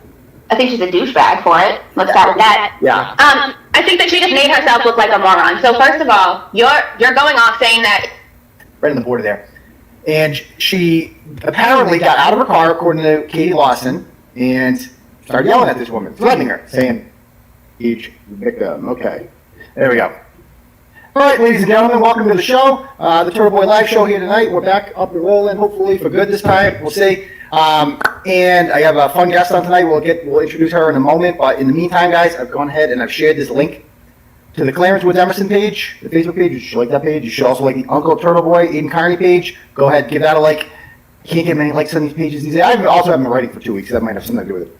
But also smash that subscribe button if you haven't already, and the like button on this video. There's a lot of directions here. So smash that subscribe button because we're here every Tuesday, Thursday, and Saturday evening at 9 o'clock, unless football game is on. And what else? Oh, on Twitter. Also get at me on Twitter. My primary Twitter account is @TB_Aiden. That's @TB_AIDAN. I also have an account on my phone that I only use on my phone because if I log into my other account on my phone, it's probably going to get shut down because of tracking my phone number. A long story, but you can find me on my phone at Strong and Healthy TV. We got you back. Thank you very much. So yeah, I am having a guy come on my show from a suicide prevention group on Thursday. We're going to talk about that. It's been 17 days since I last tried to do anything like that, so that's good, incident free. But I have ups and downs. People always ask me about that. Like I have really bad days and really good days. Like today was a good day. Today was a good day because it just feels good to exercise the demons. Just eliminate people from your life who are toxic and not good for you. That there's certain, because if you look back on it, and you're like, certain people were not good for my mental health, right? During this whole thing, and you just got to eliminate those people, and you feel better. And that means like everything. Like you have to block these people. You can't talk to them. Like, it can't happen. Like, so, and talk to other people that are, improve communications between people you actually care about, people you love. That's how you do it, you know? 7 Pound says, great interview, Team Kate. The more people who stand up like her and this coach, the more people who will. Thanks. Absolutely, 7 Pound. Anything else?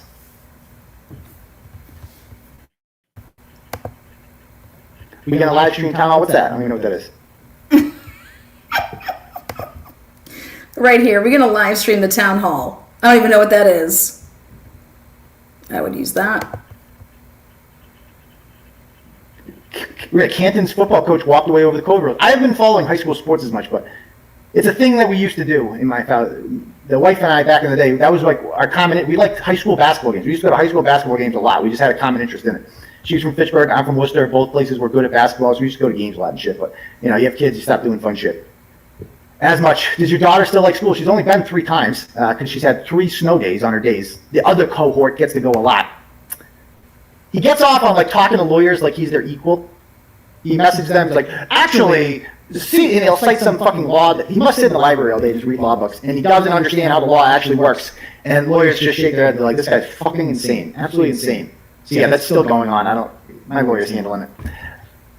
Anything else? Yes, there definitely was something a lot needed there. And you have no idea how many people continue to reach out to me about their mental health and have told me that, you know, I've made a difference, or just, you know, just talking about it is giving them the courage to come forward and talk about their issues. That is the most satisfying part about this. Because I'm not a shy guy, you know, I'll talk about my problems. I'm not going to tell people the whole story, because quite frankly, there's some things that are personal, you know, involves my home life and shit like that. So I don't know if I'll ever tell the whole story to you guys, but it's a crazy fucking story. Let's just say it that way. I have been taken for a ride for quite some time now. And it has been a wild ride, but it appears as if this ride is coming to an end, so I feel better. I do feel better. How many lawsuits pending? Mark Aldana, Pastor Branch, Jamie Genero, Ryan Waters. I think I have 4 right now. 4 right now. Can we see some Ryan Waters rants to your lawyers? Okay, hold on. Let me pull them up real quick. Let me see if I can find them. Hold on. For a client, retracting everything listing my name, but I need to do more research to be sure that the 42 expensive for me to file documents using traditional methods. I've so far been unsuccessful at securing counsel. Probably because you have no money. Probably, Ryan, that might have something to do with it. I'm just saying, I can't be 100%.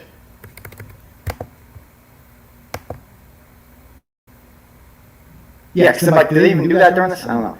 Why is Jerry afraid to say Kirk's name in the podcast? It's a good question. You'd have to ask Jerry that. I'm not entirely sure. Person for you know, he had a hearing for some of them there. Was it over? Did they rule on that? I'm not sure. I listened to the podcast they did on it, and I didn't listen to the whole thing. But what a mess. What a mess. Okay, so now we're going to fast forward. Current day, like something's fucking changed. And we have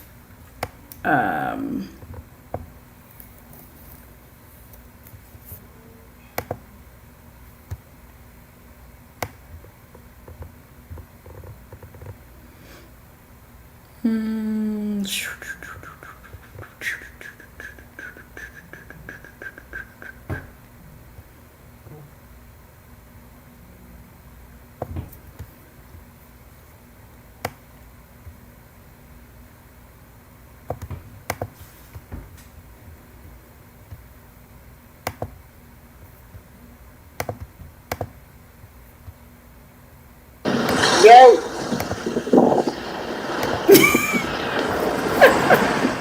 What's up, people? Property or Beach Walk? Beach Stop Live. What's up, everybody? I have no idea if you guys can see this. Oh, shit. Hello. All right. What's up, everybody? Hello? Beach Stop Live. Beach Stop Live, check. What's up, guys? Hello, good morning. First of all, I'm like, this is like the most unbelievable shit. Let's look at this shit. Look at this. Look at that. See that over there? You guys see that? At the end of Massachusetts, that's Provincetown. It's like a private beach here. It's built on the bayside. It's great.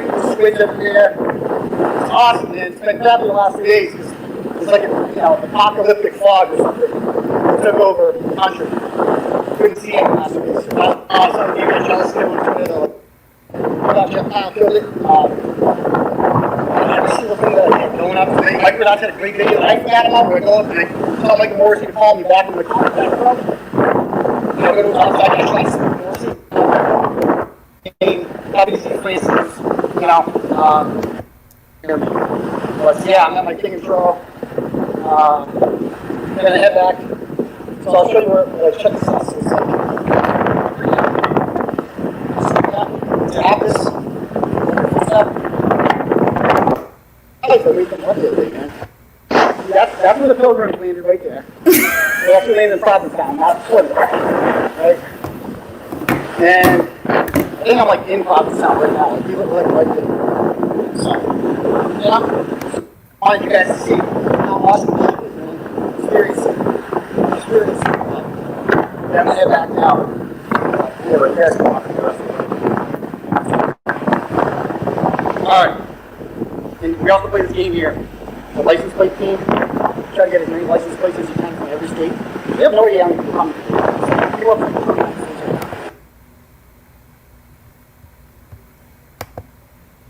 What the fuck is going on?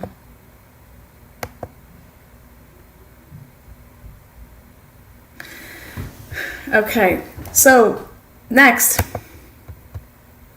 up, Total Boy then is the subject of conversations that are being had, and I'm over here just like, hey, you know, why aren't people understanding? Like, how are you missing this? How are you missing this timeline? Like, does anybody pay attention to the timeline? And I mean, the answer to that is no. But let's see.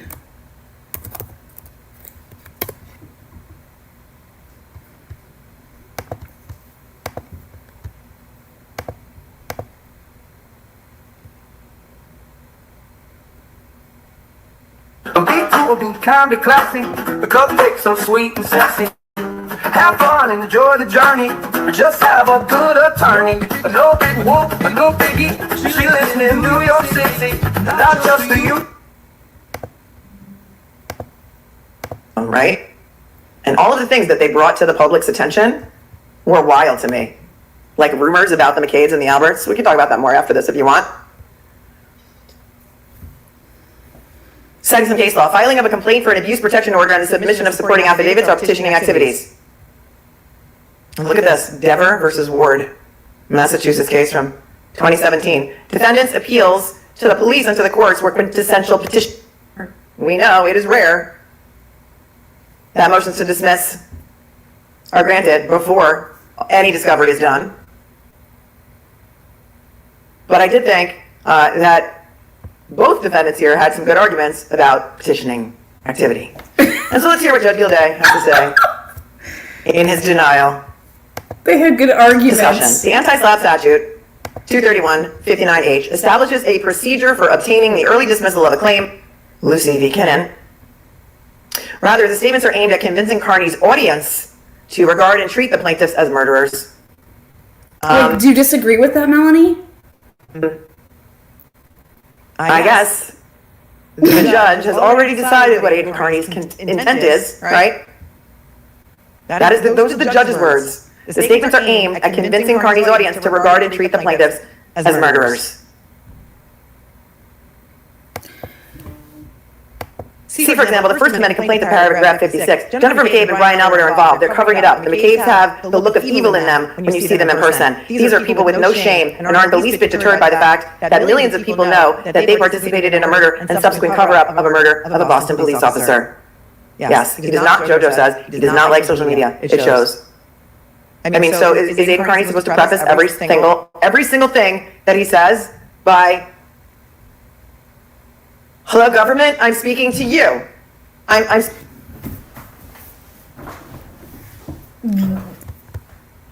This is delusional. Do you understand that not any of these people, at any point in time, none of these lawyers were out here saying, he's over here saying he wants to get sued. Now he's trying to get out of being sued, right? But none of these lawyers were out there ever telling us, hey, he's just petitioning the government, like, he can't fucking get sued for this, like, blah, blah, blah. Nobody. Like, what the fuck? What the hell? Nobody was saying this. And now they're just making... Directing my statements toward the government right now, and then say everything that he wants to say about who he thinks is responsible for the murder of John O'Keefe.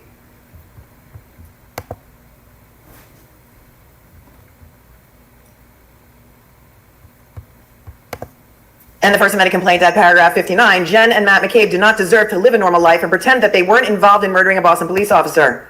First Amendment complaint at paragraph 90, calling McCabe a cop-killing pig. Such statements are markedly different than those that courts have concluded are, quote, made in connection with a proceeding under judicial or executive review. Here's the thing, and it's already annoying me, and it might get worse, I don't know. The number of footnotes that these Haas plaintiffs put in their complaint and then their amended complaint were many. Oh my God, that's all that Mark Betterow had in his fucking 88 pages. Are you kidding me? It took us many hours to watch every single thing that was hyperlinked in a footnote. And as we read in Jeffrey Pyle's papers, I think it was only yesterday, every single thing in every single footnote. Did this judge, even though, who was it that argued this? Maddie or Tuxbury said that they gave the judge a thumb drive with all of the videos on them that were footnoted in this complaint. Did the judge watch them? Many of them are out of context because we watched the whole entire videos and read all of the articles. Some of that stuff is taken a little bit out of context. What the fuck is wrong with people? This is nuts. This is absolutely delusional. And may have been one sentence in, a 4-hour video. But it does one sentence out of a 4-hour video?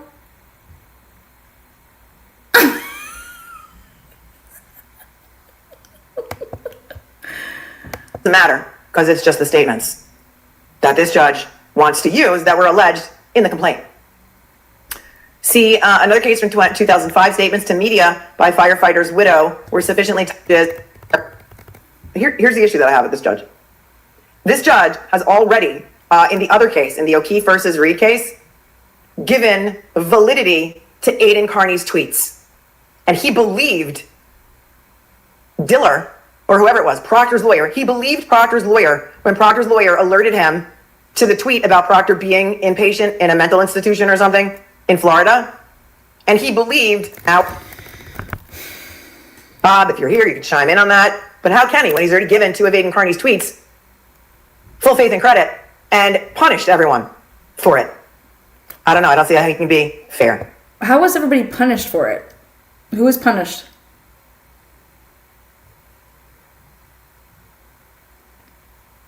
Because he wanted to have make a statement about some shit?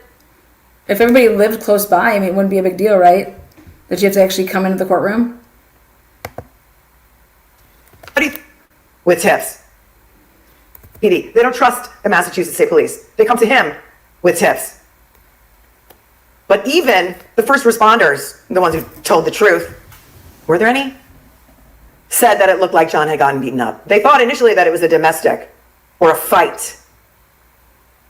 Isn't that how it was called in initially? Well, because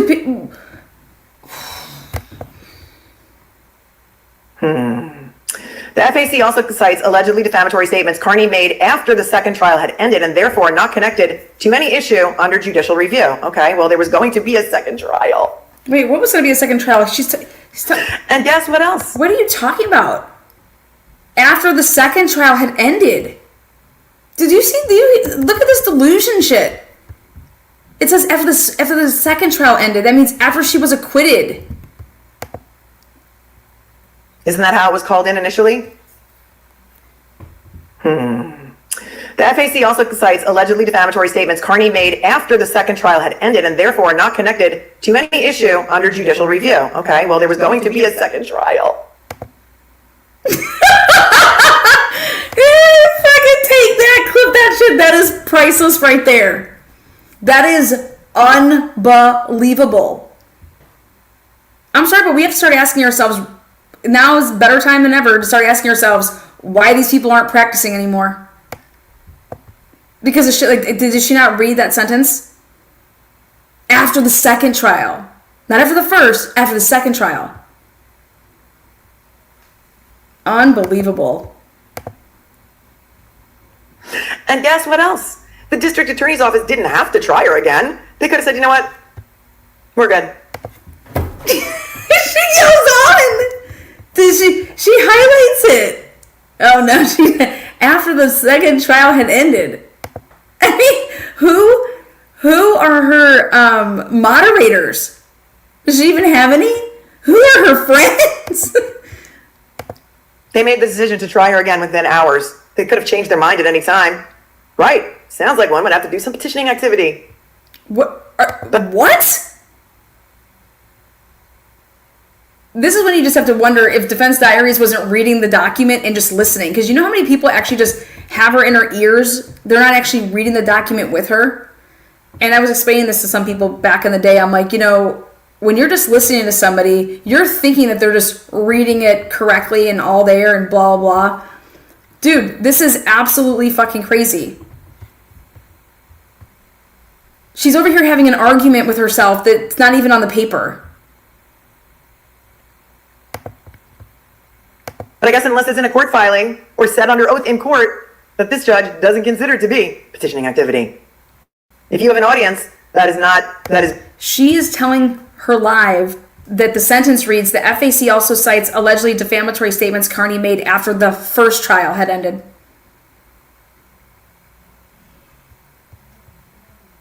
It says after the second trial had ended, which means she's acquitted. It's double jeopardy. What are you talking about?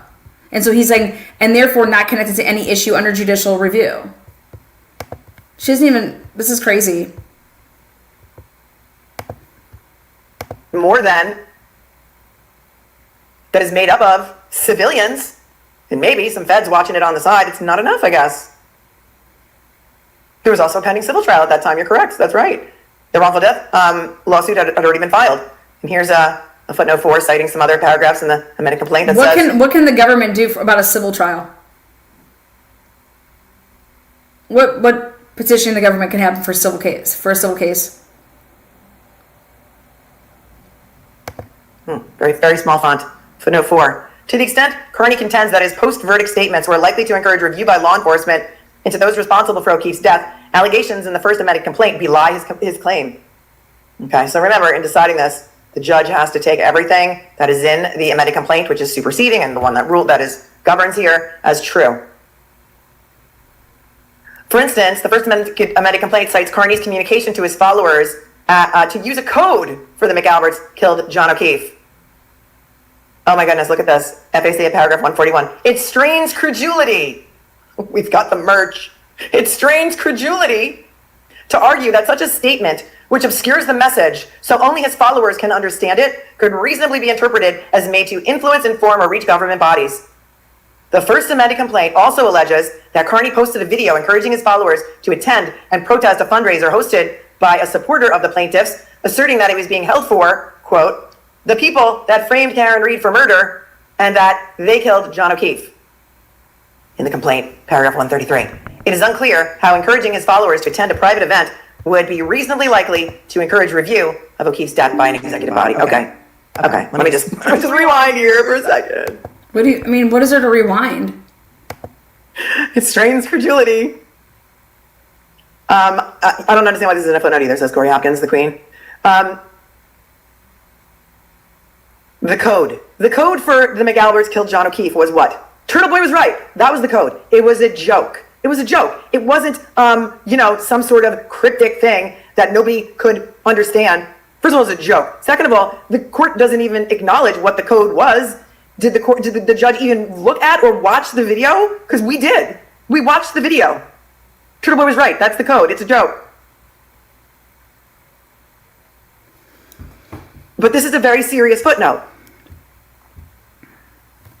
Unaware with the fact that the defense filed their motion laying out their entire third-party culprit defense, right? Everything in here that they said about these third parties laying out their entire third-party culprit defense, right? Everything in here that they said about these third parties has a reasonable basis in fact. And that is a test that the judge did not even want to get to. Journalists should beware, because you know there's no journalistic shield or privilege in Massachusetts, and now there's also no free speech, so a secret code on a public, I don't even know where to go with this, and enacted, and it's relatively new in all states. And I thought this was all First Amendment. It is relatively new too. It is designed to do not pre-discovery. Nope. I don't have it with me right now, but I'm going to bring it on one day. See another case from 2000, well, except for the judge, because the judge doesn't mention it. Their status as citizens. It's a very narrow construction of the statute right there. Evasion what? Oh. To assist in her trial. Well, I don't think Aidan Carney can swear under oath about why Karen reached out to him or had Natalie reach out to him. Oh, but Lana went and found that shit. My job is to exonerate Karen Reed.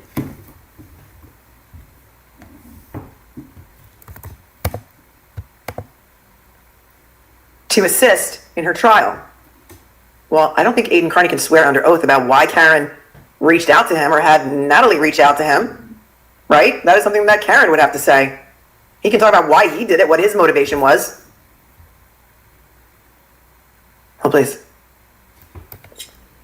And at his own behest. It's a very narrow construction of the statute right there.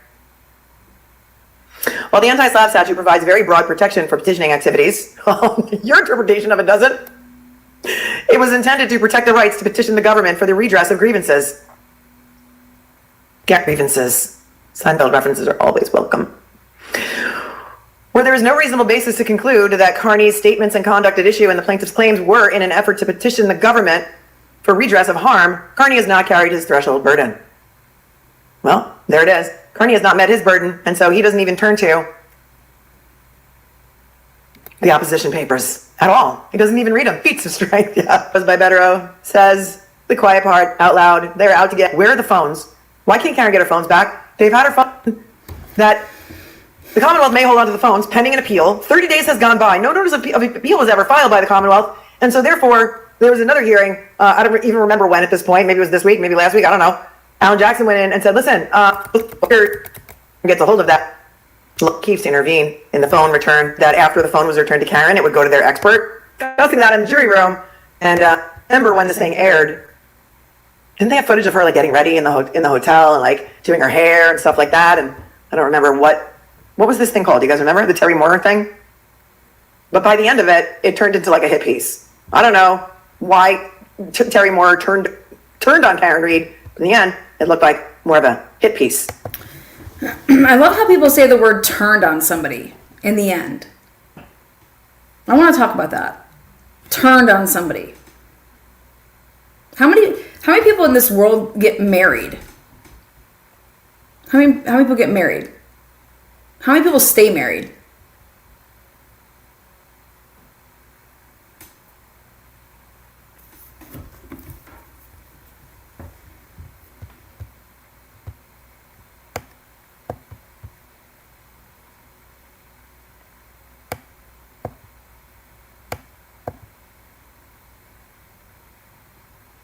How many people get divorced?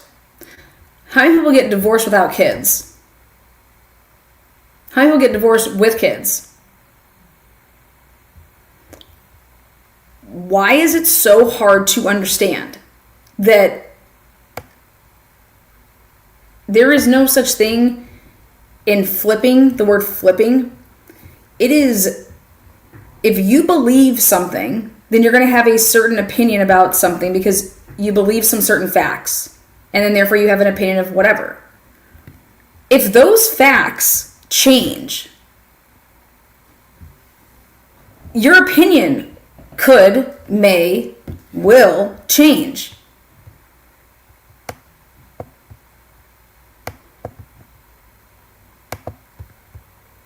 And I just remember them being there and like filming everything. So I got to be careful like what I said. I didn't want to be on camera. That was cutting room floor footage, obviously. But I think what happened in this particular case, this defamation case, is that the team, the Haas plaintiffs team, led by Jimbo Tuxbury and Chris Maddy, somehow got the cutting room floor footage of this documentary series, Body in the Snow. Thank you. Thanks, Ange. Body in the Snow. It's just, it was hit piece. They got all of the unaired footage, and they cobbled together the amended complaint using things that Karen said that was never aired, okay? That Karen only said in front of, like, Terry Muir and, like, whoever the camera person was. Who cares? If you are saying something to a third party, it doesn't fucking matter. You don't need to say it to the whole fucking world for there to be defamation claims. What the fuck is wrong with these people? And they included all of that stuff in their amended complaint, but none of that was footnoted. There was no source for that. And it was just sort of like in there. You don't need to. Everything else had a video attached to it, an article attached to it. This stuff is just like kind of like hanging out there. Did Hank get it in trial 2? I don't know. He got a lot of Yeah, he stuff. did. He got all that shit in trial 2. He got a ton of shit in trial 2. That's why there's transcripts of Gretchen Voss's shit. It's all typed up because Gretchen Voss was actually fighting that. Like, why aren't people talking about that? She wasn't up there saying, she went and got a lawyer, and they had a lawyer up there, and they were trying to make it so that nobody could get her shit. If Gretchen Voss was some fucking, like, you know, hit piece on fucking Karen Reed, then why would she even fight that?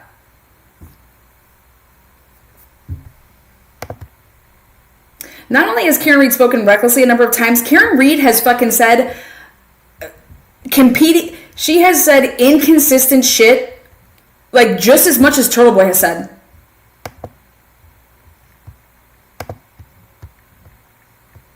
Unfucking believable.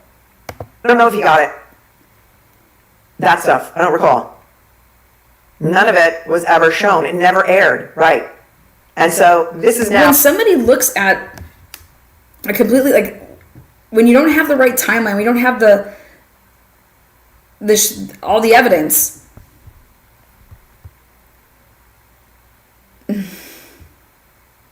What the judge is going to hang on, because Karen Reed didn't address any of this in her opposition papers.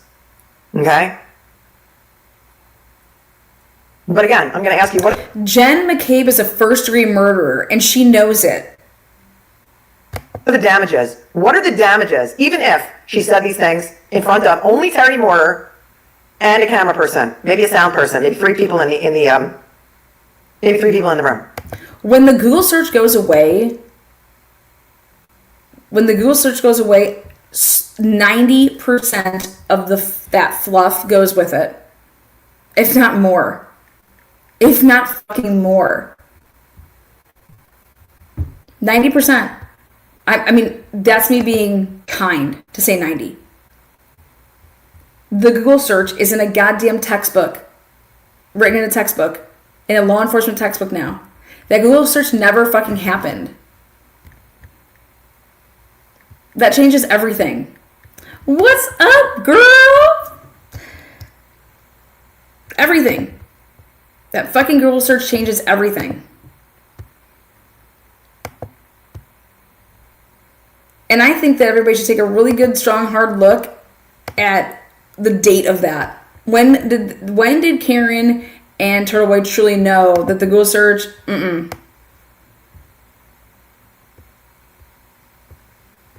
Alan Jackson recklessly put that fucking shit in motion, okay? Knowing that it was not tested. Nothing was tested. That should have never been allowed.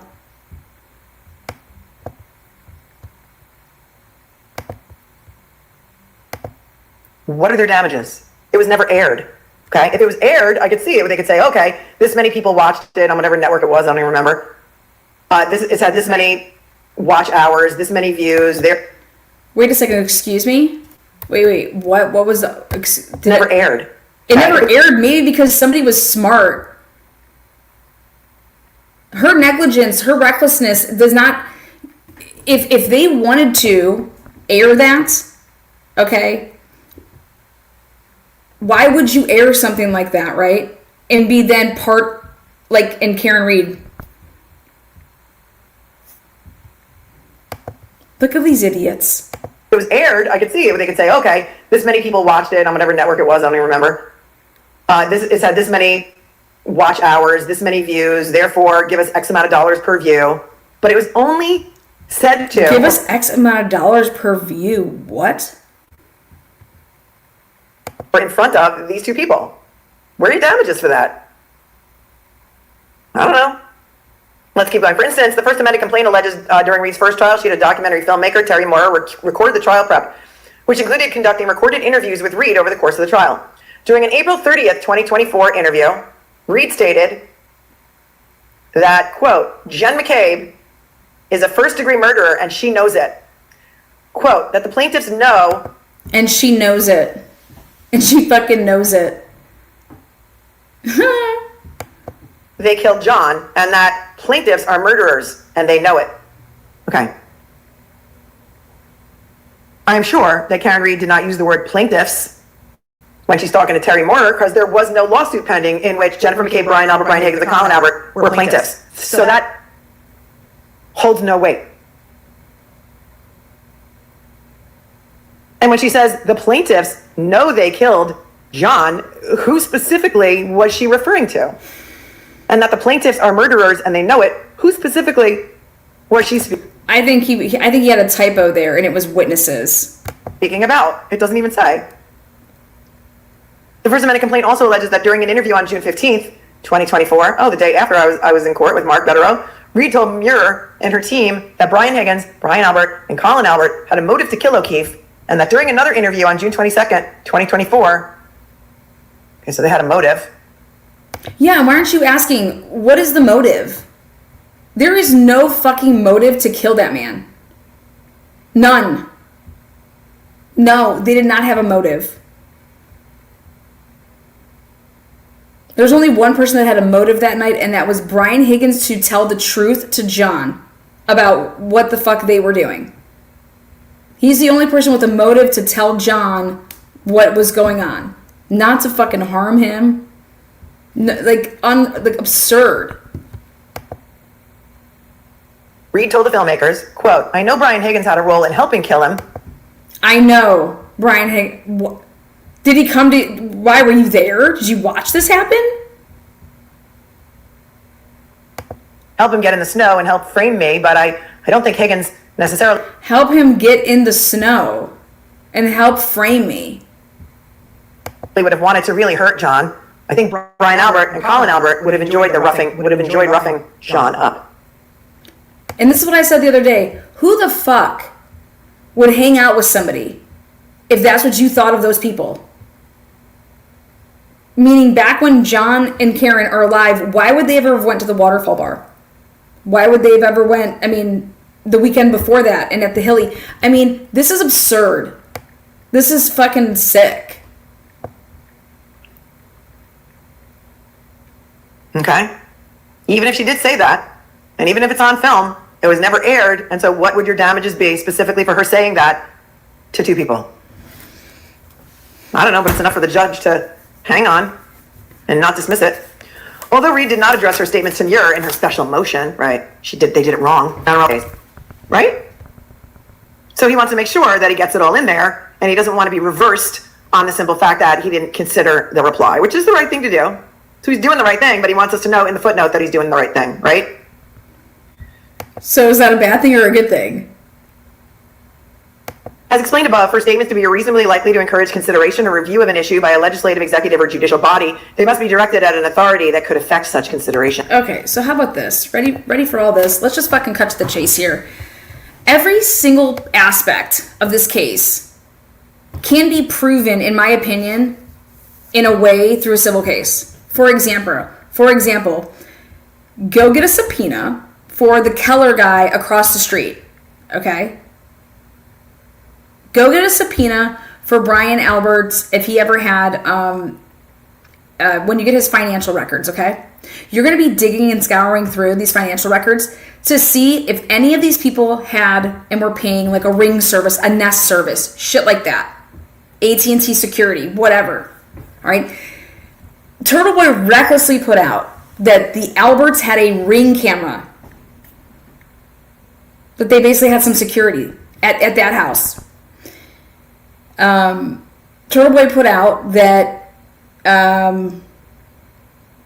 about the guy across the street, that his shit would have picked up stuff, blah, blah, blah. Well, I mean, you're going to sit here and tell me you don't think that the federal investigation went and got that information? You don't think that the federal investigation preserved that data? If it could even be preserved? I don't know how long it would have like went by. Nobody was arrested. There was no obstruction of justice. There was no I mean, not even Michael Proctor has been brought up on charges. None of these people have been brought up on any charges. Not a single one. Why? Why can nobody answer that? None of these fucking people can answer that.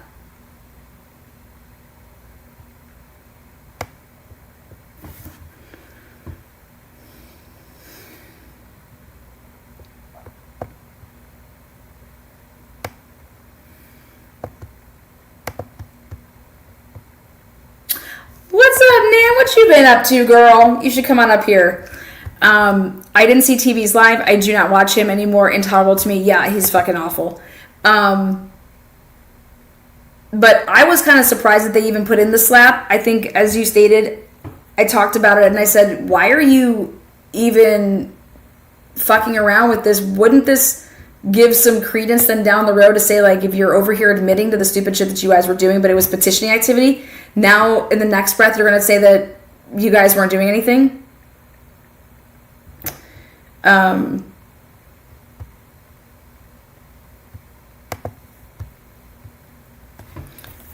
You know, I'm still I'm still absolutely blown away that none of these people have taken the Gretchen Voss, here, take her fucking article. Like I said, take my shit that I put out in March, April, and May and go and debunk it. Debunk what I've put out there. Not a single person can, and not a single person has.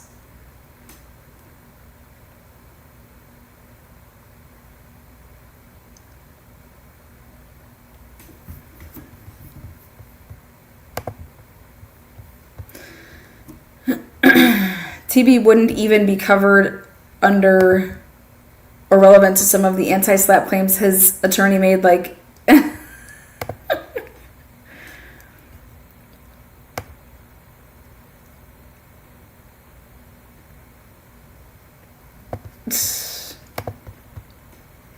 And the production staff of a documentary film is not such an authority.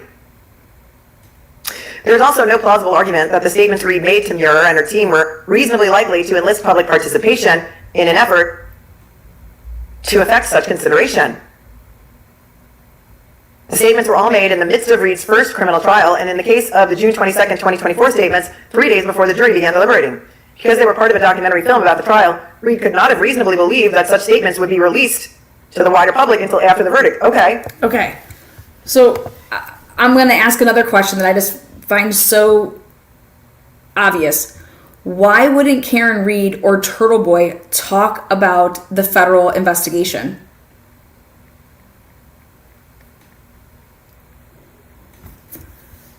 Why are neither one of them in this anti-slap motion? Okay.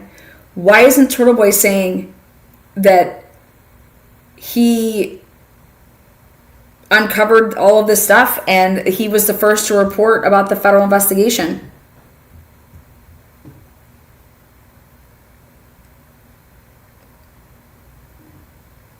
Because according to, Karen Reed and her team, right, Turtle Boy is how we found out about the federal investigation, right?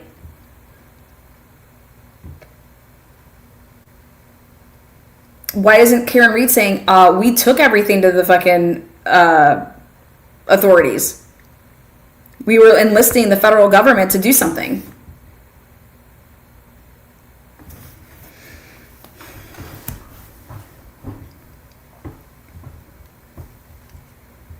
Why wouldn't they talk about that? Do you think that it would absolutely, think about it. If that's the case, are you opening yourself up to talk about client attorney privilege? I don't know. I'm not an attorney, but I'm simply saying, why didn't either side mention the fact that about the federal government, especially Karen Reed? Well, because Karen Reed can't come out and say that, right? Because we went to the federal government. Oh wait, I thought that they didn't know anything about it.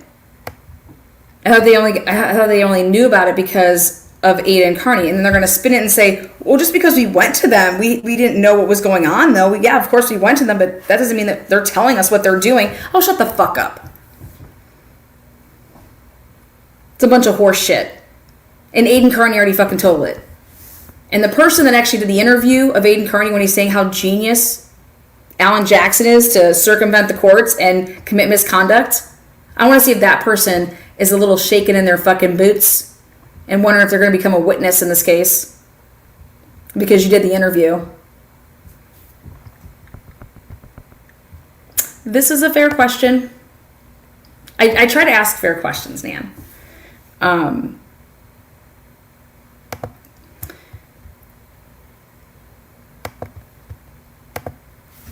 Okay, I disagree with this, and this is why. Okay. She's having a documentary film crew follow her around. Mm-hmm. She is hoping that everything that she says is going to make it into the final cut and is going to be out there in the public eye, and that she's hoping that if she is acquitted, that these things will air and that the general public will see it and they will fight to have the investigation into the murder of John O'Keefe finally conducted and some people be held responsible for murdering John O'Keefe. In the event that she was convicted. Well, guess what? How about this? What if Karen Reed did Karen Reed have any editorial? You'd have to know about the contract. Did Karen Reed have any editorial say in that piece? She was hoping that these statements would air so that she could overturn her conviction because John O'Keefe clearly wasn't hit by... Overturn her conviction? Dude, what is wrong with these people? Karen Reed was never convicted. What the fuck are you talking about?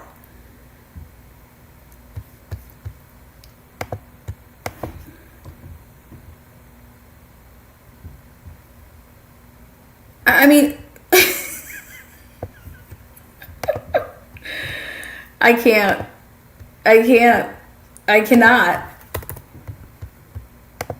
Finally conducted and some people be held responsible for murdering John O'Keefe. In the event that she was convicted, she was hoping that these statements would air so that she could overturn her conviction because John O'Keefe clearly wasn't hit by a car and there are reasonable facts pointing to other culprits here.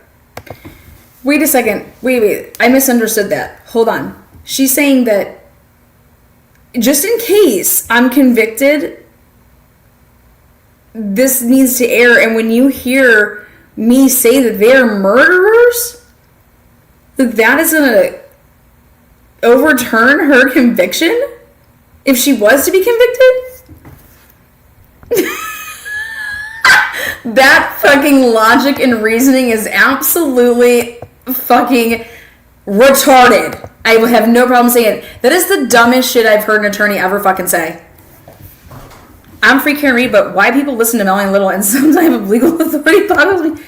Yeah, and you know what sucks is that these people just put the earbuds in and they're listening while they're working. And I'm telling you, there's people that are just rewriting history. There's people literally out here fucking rewriting history.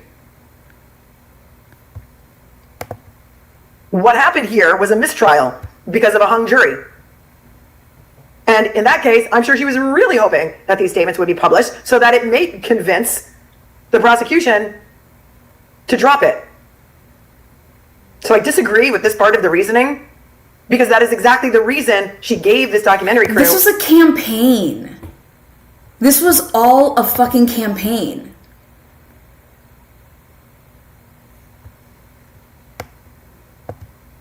This was all a campaign.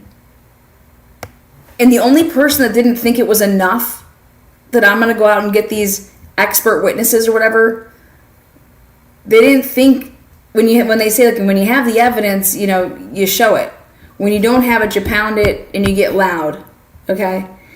The digital evidence against Karen Read is really, really fucking bad. Like, the digital evidence against Karen Read, her car, the Waze, and then she puts herself with John with the Waze. I mean, unbelievable. Her own vehicle, where she's, her admitting that she drops him there.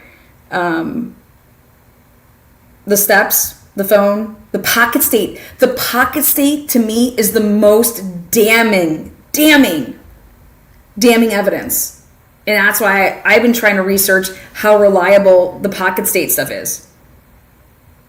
You guys, you could not take his phone out of his pocket to put it into a Faraday bag without it going out of pocket state.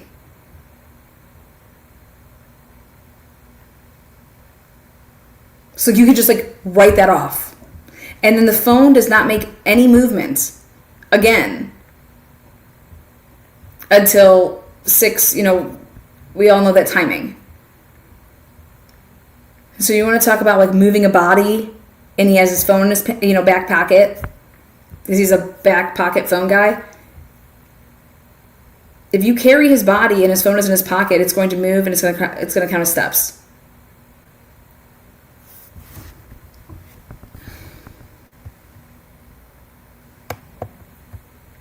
Unfettered access to her and her team, right?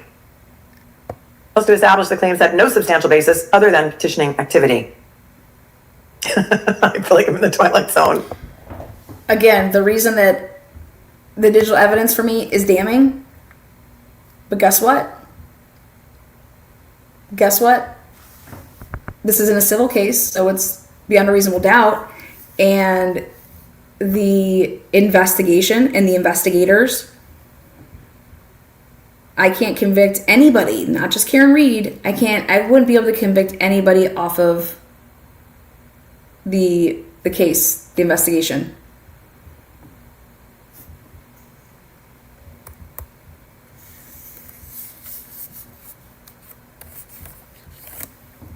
And do you know what shitty cops do that are corrupt? They muddy people up. They're already guilty. So they get them to take a plea deal. So when somebody wants to, like, plant evidence on somebody, they don't plant evidence on a completely, like, someone that's innocent or something like that. What dirty cops will do is that they railroad people by piling on evidence that, hence the taking the taillight and spraying it more when it wasn't needed.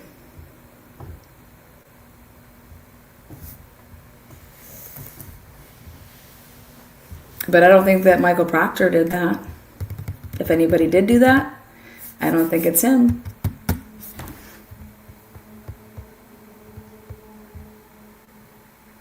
Yes, already guilty, and add more evidence for more charges, or even just a charge. And normally it's to get a plea deal. On top of that, too. So I look at this case, and it's like this. Take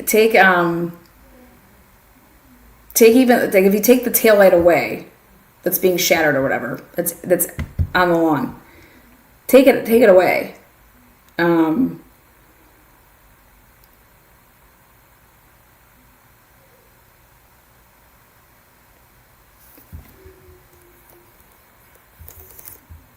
Wouldn't you still be able to charge Karen Read?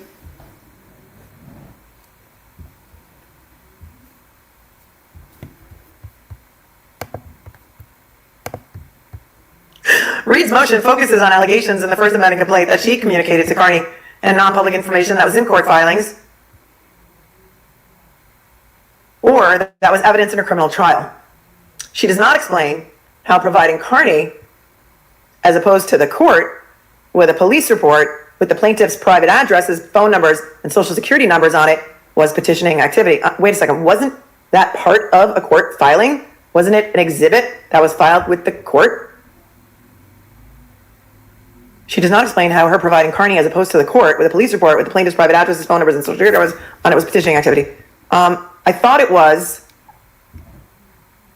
an exhibit. Yeah, from Alan Jackson. Lindsay says that was a public record. What? The fuck are you talking about? It was unredacted. These people are high as kites. You were still on the lobster rolls in the chat. This is fucking sick. Public record, public documents are not public. Make it make sense. As Angel wishes I can. I wish it could. Anna says it was public record. What don't you understand?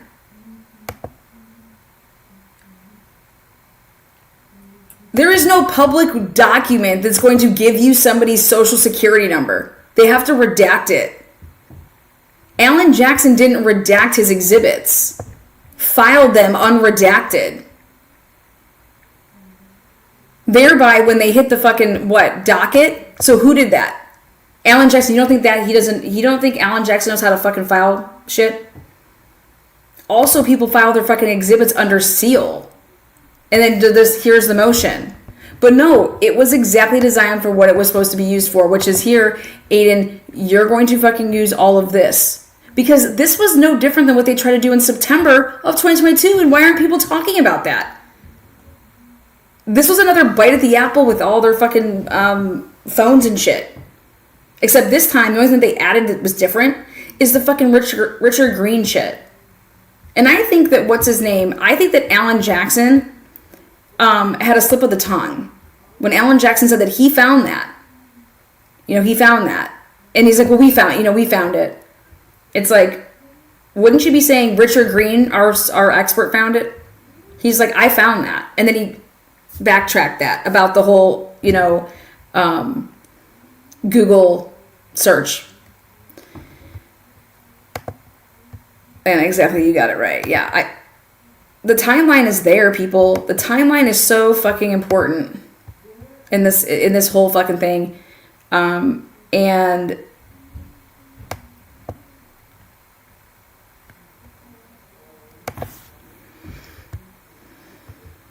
59H, petitioning activity. You want to know what I think so crazy too? Is you guys, Aiden Carney said, sue me. Yeah. Yes. Yeah, I'm actually going to put up some of their stuff too, because I can't even believe what I'm fucking hearing them say. All I know is that you guys, I just lost my train of thought. Fucky. It'll come right back to me. Give me a second here. What was I looking at? Includes any written statement made before or submitted to ... a judicial body. This is added. Okay. I know what I was going to say. Why is everybody so, hey, sue me, because I want to get your discovery. I want to be able to prove that you killed John O'Keefe. Remember all that crap? Remember all that? Sue me. Why are you spending all of this money to get out of discovery? I cannot emphasize this enough, okay? In the Dan Moore, Karen Moore, Brian Drake, all that civil shit, the amount of discovery that you can obtain in a civil case is night and day of a criminal case.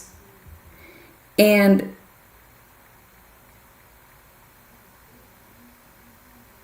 Aiden Carney's fucking financials, Karen Reed's financials,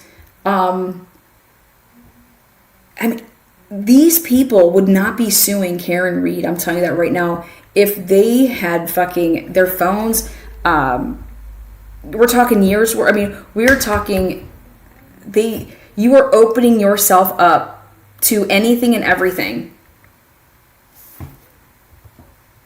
You want to talk about,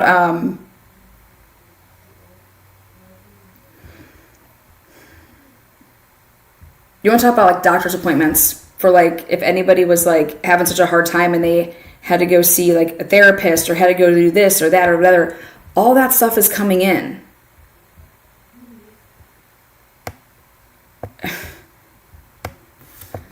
The damages, they're there.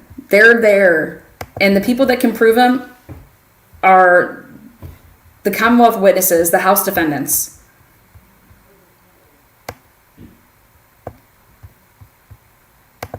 Why are you running from this? Why would you spend all of this money to file this?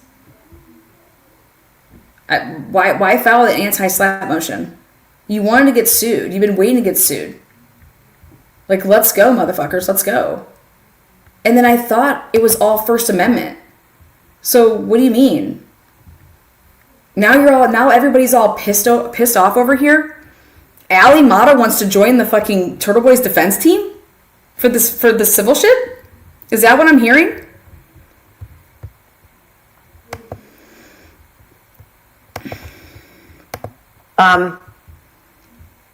Was it? How can anybody out there, you guys, if we all saw Karen Read, like we want everybody to look at Karen Read as innocent until proven guilty, right? Yet while you're doing that, you're going at these other people and saying that they're guilty. That's the biggest oxymoron that I fucking have ever heard.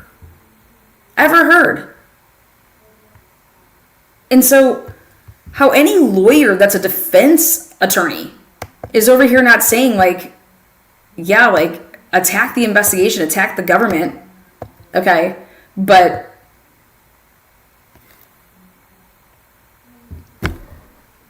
it's wild. It's absolutely fucking wild. And then all we see is like a circle jerk of these lawyers all sniffing each other's assholes and fucking just like talking in circles about this shit. You guys, it's okay to say that Aiden Carney did all these things because it's the truth. Okay? And if you guys want to support that behavior and support all this stuff off of what? If you're not going to truly read Gretchen Voss's fucking, like, you think that she's making all that up, right? Mm-hmm. I love lobster rolls. I had a lobster. And it's in print by a reporter who admittedly hates Aiden Carney, by the way. Oh my God. His COVID funds and stuff. They prosecuted Monica County Grit because they read about it on Turtle Boy. So isn't that exactly what we're seeing? Gretchen Voss told us that. And it's in print by a reporter who admittedly hates Aiden Carney, by the way, and is pals with Kate Peter, the person who hates Aiden Carney more than anyone in the world. Rachel Rollins also. God, who gives a fuck if they hate him? Nothing that she wrote, okay, is not the truth. These people are wild, man. Spoke about that. Says Lori. This guy has lied about everything his entire fucking life. His entire career on this fucking platform has been one lie after another. And you guys, all these people are just in for a fucking eye-opener. Or they could just keep on being blind because guess what? They're grifting. This is the biggest grift for these people. Sorry, but it is. Because if you talk about it the other way, no one's going to watch you, right? In fact, you're going to get fucking trolled out your fucking ass, right? But don't worry. What's going to happen when this case isn't there anymore? We'll see. On him and Adam Deitch and Karen. Full to Aiden and Karen, but how does anybody think it's okay that Adam Deitch and Josh Levy were going around and running this fucking grand jury, right? And Karen Read is the one that was knowing when Jennifer McCabe, that there was black, SUVs there, when she's getting in front of the grand jury. How the fuck would they know that? There's only one way because it's not coming from Turtle Boy. He doesn't know that.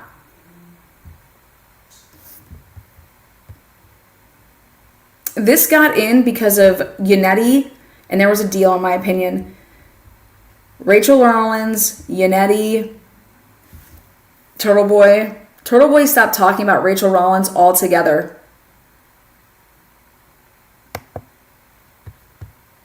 So I think, first of all, I think that the Gretchen Voss article is very helpful to Aiden. Very helpful to Aiden and Karen, but Aiden mostly, because it was designed to be a hit piece You think on it's, him and Adam Deitch you think it's very helpful? and Karen. You think it's very helpful? What do you mean a hit piece? How is the truth, or how is competing, like, hey, you guys want to just spin this? You guys are lawyers. That's what you do for a fucking living. And you know what? That's why I would welcome any one of you guys to debate me in any fucking case I talk about. Because you've met your match. Because I'm going to call you out on every fucking spin. Because I actually know the cases that I talk about. And so you're not going to be able to fluff it. I thought people went to the lawyer channels to like get like, you know, the legal stuff about it. But all I'm getting here is just like right here, this fluff. Like Gretchen Voss writing that is really good for Karen and Aiden.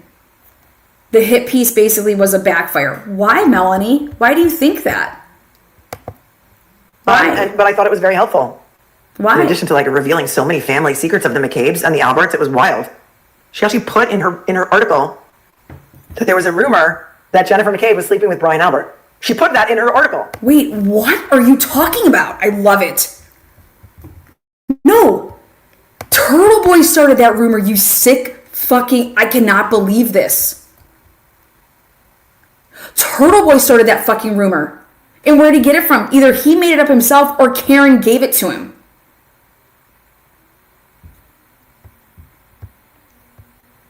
Unfucking believable. How many people are going to go try and dig into that now? Gee, thanks for sharing our family's secrets. Oh my god. Dude, she's absolute... When the fuck did she come into this shit? When did she pop up to start covering this case? I think she may need to go get checked for fucking amnesia or fucking dementia or whatever the fuck she has, because that is absolute craziness. Turtle Boy started that fucking shit. And she didn't reveal any family secrets. In fact, I'm going to read it. This is nuts. Dude.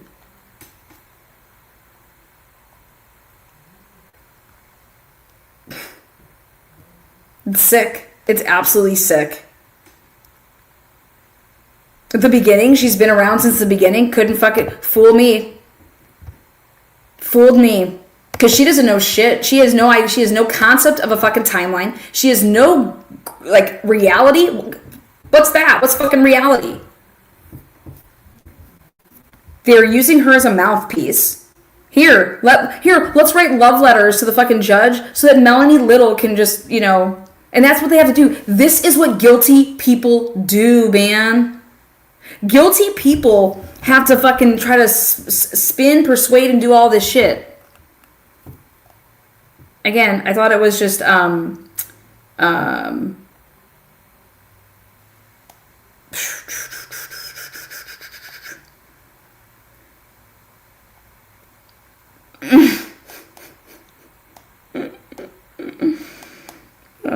these idiots. They're just all trying to rewrite history, and it's fine. It's totally fine.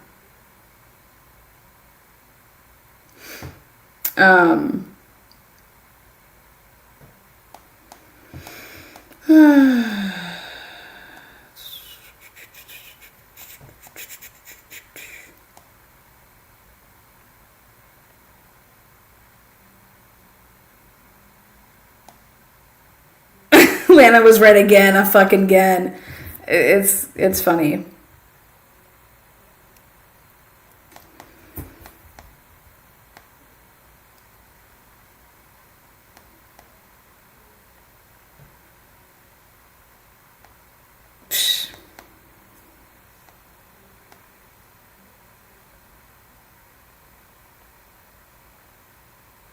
I think I found the bouncy house and lobster roll.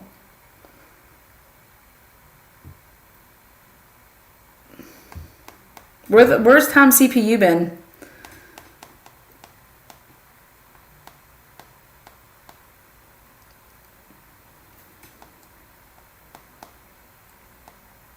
What's he been up to? I just can't even.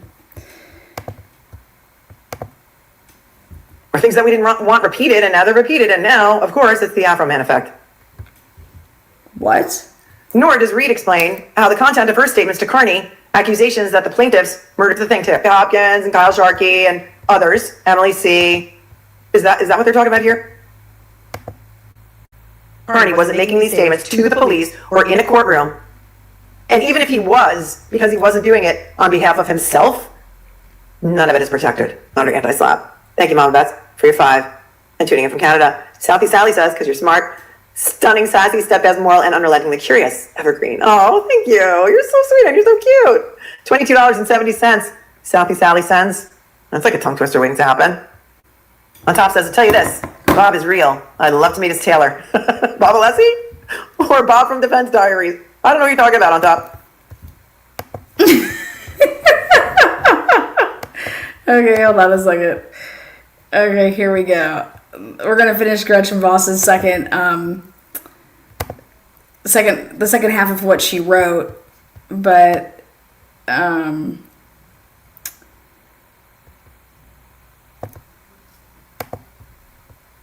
want to show one last clip before I go straight into the ending of this. Lovely. Here. Melanie Little. Okay. Had Grant on. Enjoy the journey. Just have a good attorney. No big whoop. No. Okay, and finally had Grant on. And Surrounding Aiden and Karen Reed. That was wild. One sec. Who is Brian Riccio? For those people who don't know who Brian Riccio was, who was Brian Riccio? What was his deal? He had kidney failure. What he really needed to do was develop a quantitative methodology to examine the cogency of that discourse in the. It's like $5 joints, and so he would go on a certain day. Or a hack to scrape the token and abuse it, and it's dangerous. And I won't click any link she sends. I won't join any servers she's on. So I told her, I was on Discord, I guess, many years, but I don't really know a lot about it. I don't know what it is, but I don't really want to get involved. I bluffed her because I wanted her to think I was technologically non-proficient. So she would think I was susceptible to what's called phishing or spear phishing. And so I wanted to make them into spear phishing me so I could get records of the spear phishing, which of course happened. They're so dumb. They send PDFs that look like invoices in attempts to spear phish, but I have good OPSEC, so I knew what they were. But anyway, so tell everyone in the chat what spear phishing is if they don't know what you're talking about. You should Google the Director of National Intelligence spear phishing. You'll get a DNI overview of it. It's just this idea of people sending, it's social engineering by proxy. Someone sends you an email that looks like a bill or a transaction or a login, but and the header might look real. In the high level ones, it might look. Jennifer Coffenauer tries to make me look like an idiot about the dog bites. I found Garrett Wing. I had him on my show. He talked about exactly why this was a dog attack to John's right arm, because he trains canine dogs for a living. That's what he does. We were watching a hearing with Alan Jackson. He had this cool rope bracelet on drugs, and she then got fired from the Massachusetts. No. Wait, sourced a public prosecution with private funds laundered through PI agencies. Rumor that Colin Albert was a drug dealer, and she sent it to Aiden. She sent it to Aiden, but under an anonymous email, pretending to be someone else as a source, just to test whether or not he would vet it or not, and whether he would run with it or not. And he said it on his show, and then she took full responsibility for it. How are these people, like Julie Albert and Chris Albert, parents of Colin, sympathetic to Kate Peter or working with Kate Peter when she's the one who started the rumor that their son is a drug dealer? And how weird is it that that did not get started by Kate fucking Peter. Oh my god, that happened afterwards, and it was fucking to, oh my fuck, Melanie. Oh my fuck. Oh my fuck.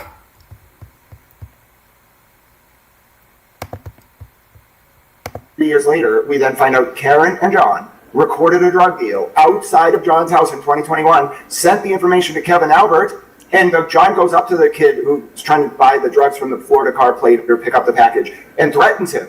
Shows his BPD badge and gun. This is in Kevin Albert's, like one of his oral reports to the Kansas PD or in a text. And he says, like, John walked up to the kid, flashed the badge and gun, and said, "Do not deal outside my home." And the kid said, "Okay, sir." And then came back the next day and does it again. Who would have the stones to do a drug deal again in front of a cop's home unless they were protected? And is that why there was what's called a modified limited hangout about information related to drug dealing and otherwise in Canton, so that people would hear this kernel of ridiculousness and not ask questions about what was really going on? I don't know. I'm just asking questions now. Yeah, it's a distraction, right? Isn't that what they do? They distract? Well, have you ever heard of a modified limited hangout? It comes from Ehrlichman, Haldeman, and Nixon sitting around in 73 when Senator Irving was having the summer Watergate committee hearings before the impeachment hearings in 74. And Ehrlichman and Haldeman and Nixon, they were all CIA guys. But that wasn't fucking Colin. And not be able to underdeal with operations, and you just pray that the actual truth. Wait until you come back. The way that you named them and saved them on your computer that were used in front of the grand jury, the titles of which were highly prejudicial and inflammatory. And let's remember one more thing. I don't mean to jump in. Okay. Gary Buchanan sent an email in October of 2023 saying Catherine Peter O'Keefe MV homicide report. She was working on Karen's case too, and they never gave that to Karen in Discovery. How do I know? Because I tagged David Gannetti in a post about that, and he reposted me. Well, they're on it now. You can.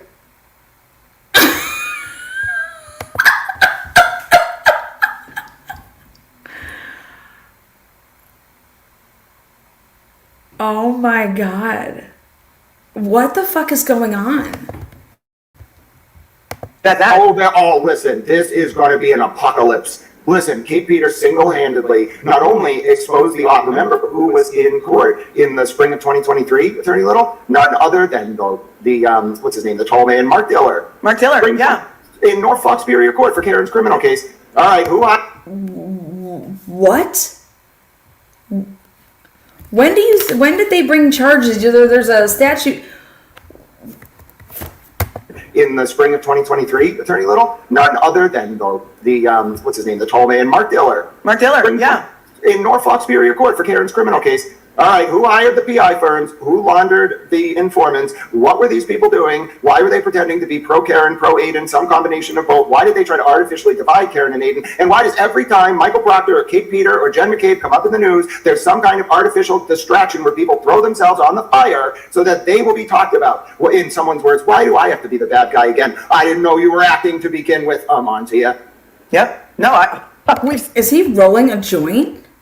Seen it. We've seen it play out in real time. Let's see what else she says. As far as you know, you think it was all fully linked to the... It came from... What is he doing? Like, I would flag it and go like, hey, like, look what he did last night. I was one of many people doing that. And then you've got Tully, who has now said under oath, by means of an affidavit, I went and looked for myself, which is just common sense, really, because, like, my father used to say it all the time when I was growing up, trust but verify.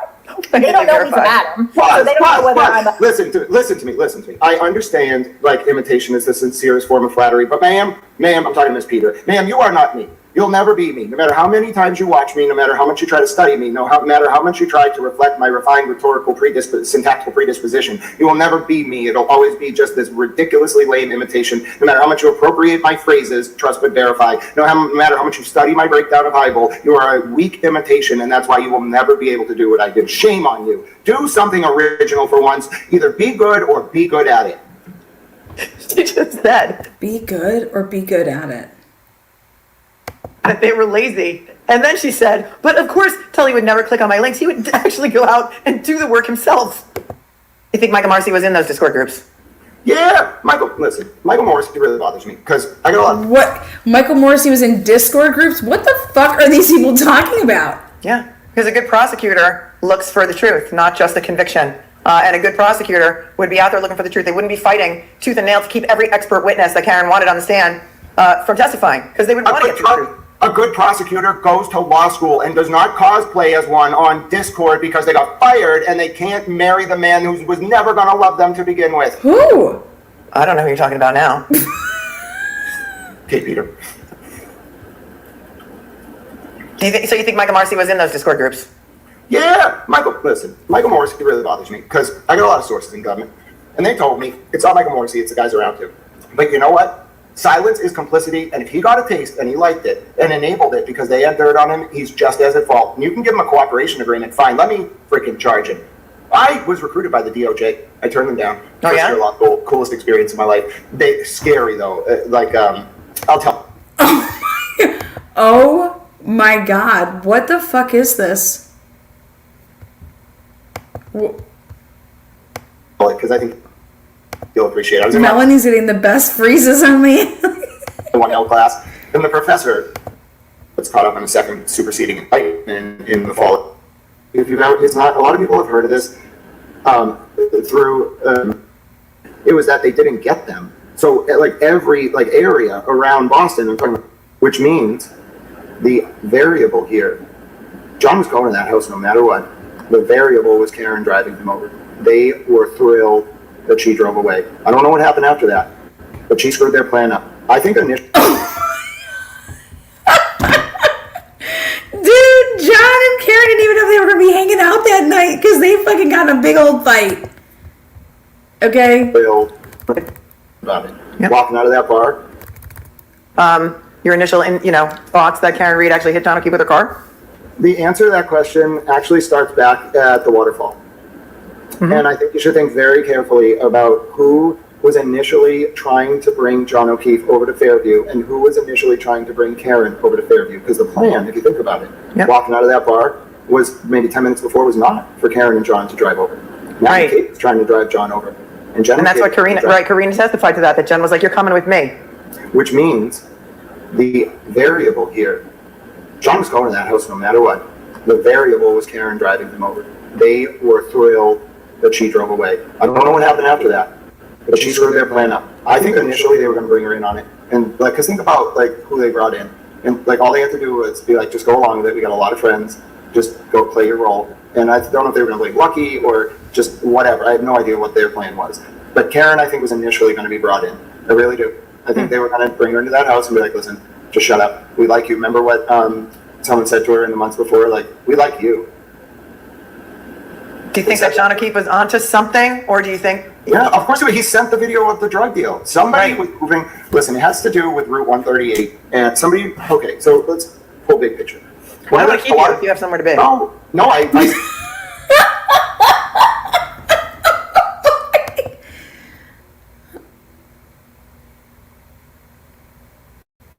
What the fuck? You want to talk about conspiracy theories? I set aside time for this. I will eventually eat lunch after this, but I set aside time. I knew this would be interesting. One of the people think the biggest drug trafficking route in the United States is from California, the northern route over to the East Coast. No. The biggest drug trafficking route in the United States is 95 south to north, 100%. And once you Florida. Yeah, because Canada to Mexico, you fucking idiots. Canada to Mexico through fucking Idaho, you fucks. That's your fucking route. Fucking talk to me about no fucking drug routes over here. Comes out of Florida. Once you get from New York, okay, through, think about what you got to do. You could go up the you got to be shitting me. Corridor and hitting the passenger side, so you can't see him take the package out of the window. He gets it from the passenger though, and then he walks away with a very. That's why I get very, very, very frustrated, because I think, although it's now all collapsing, that is an insult. First of all, it's an insult to my intelligence. Second of all, it's an insult to the people who see exactly what's going on. And third of all, it's really, more so than anything else, an insult to Kate Peter and Michael Proctor and those folks' own humanity. What they did was, for their own pompous and self-centered egoism, hubris, exactly. They opened themselves up to catharsis. They experienced a fall because of their own pride, and they deserved it, right? Because they were so wrapped up in this world that they're better than everyone else, they're smarter than everyone else, they're more stable than everyone else, because they didn't see it coming. And that's really what I think is the story here. These people were very cocky, and they're very bigoted and just judgmental. Yeah. I don't know what it is. I don't know if it's drugs. I don't know if it's just disillusionment with life. That's how it works. Don't ask too many questions. Not you, Attorney Little, but but he told us that that was the reason he got rid of his phone, because he was working undercover and because some CI got his number or something. So right after Higgins has gone from at 34 Fairview, between 12:30 and 1:30, we know he leaves there because he gets to the Kansas PD between 1:30 and 2. It's only 5-10 minutes away. It's a snowstorm. It's still 5-10 minutes away. he's there on camera and then drives away. And within an hour, he's not at home sleeping. He couldn't have said that. He was too smart. He had to say he had some drinks and food because he knew there was a call record. So he's like, oh yeah, I was awake. I don't remember, but they must have butt dialed me. Yeah, right. Yeah, right. They had 6 hours to come up with that plan. 6 hours. They came up with it in 2 hours. In my opinion, they came up with the plan in 2 hours, and that's why, if you think about it, I think you're right, Grant. And the feds found nothing. And the feds found nothing. All of this shit would be in the fucking phones, you guys. You wouldn't just have a butt dial.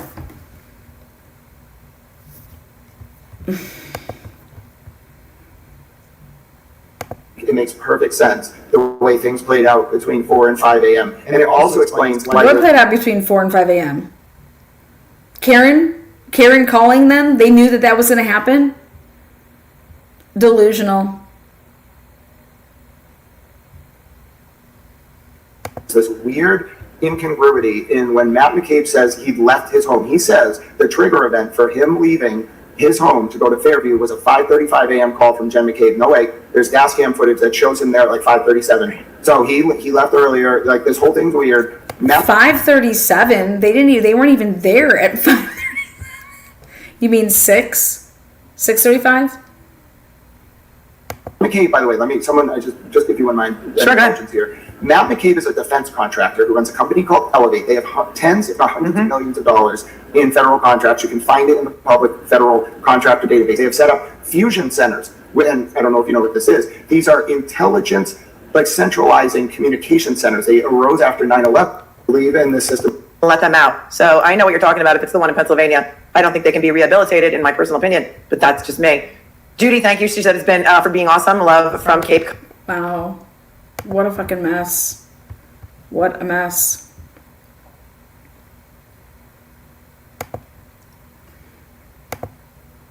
What a mess.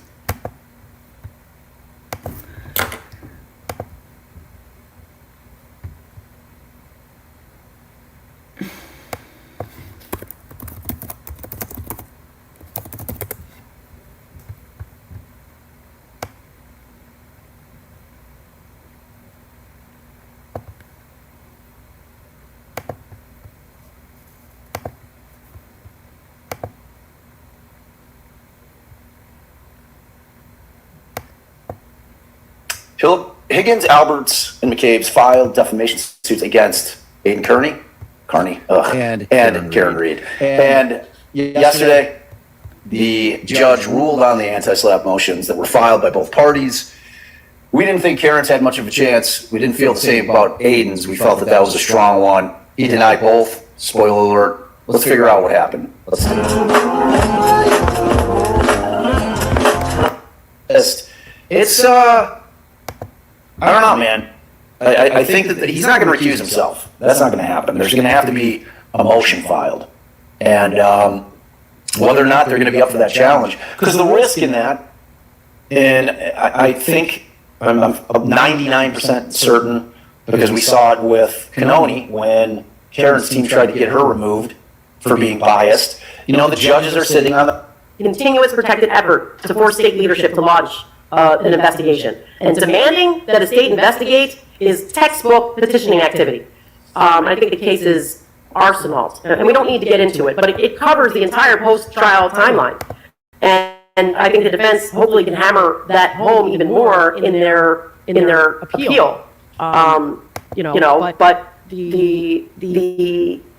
But the whole rolling rally, bullhorn, lacrosse game, like the judge is saying, he agrees that the standouts at the courthouse, the protests are all petitioning activities. But then he says the accusatory statements aren't covered by that. And that gets us to like that footnote 5. Carney never explains how the rolling rally at the plaintiff's home with a bullhorn or at lacrosse game enlists public participation. Well, first of all, I still say you've got the whole local citizens there at that game. So it's right in front of the public.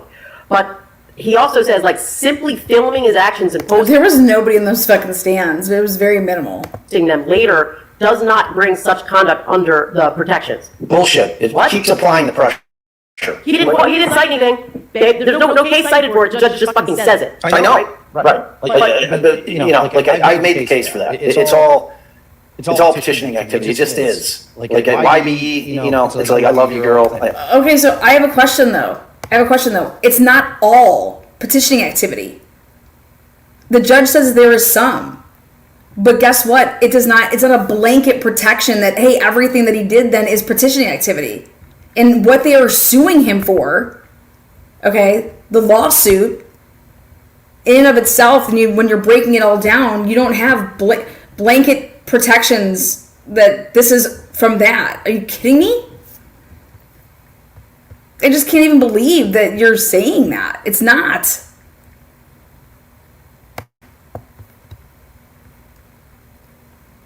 Some of the stuff that he did, and when I say some, but was he doing any of this for himself and because he was so morally like, oh my God, fuck no. He's fucking bought and paid. Motherfucking bought and paid. I don't understand. So I don't understand that. Like, there's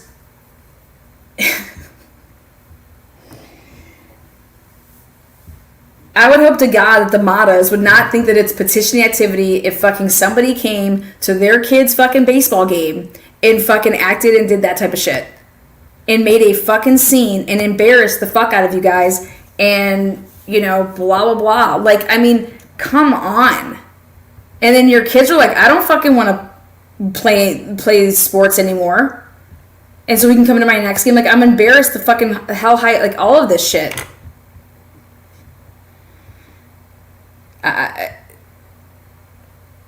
And I would feel the same way and be saying the same thing if anybody went to any of Aiden's kids' shit. That is not petitioning. What the fuck is wrong with people?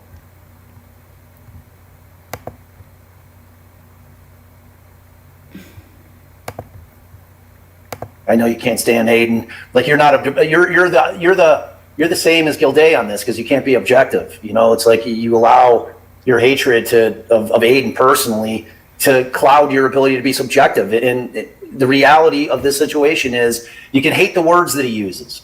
You can even hate the fashion that he does things. But the fact of the matter is when he's getting the message out, and the message is never...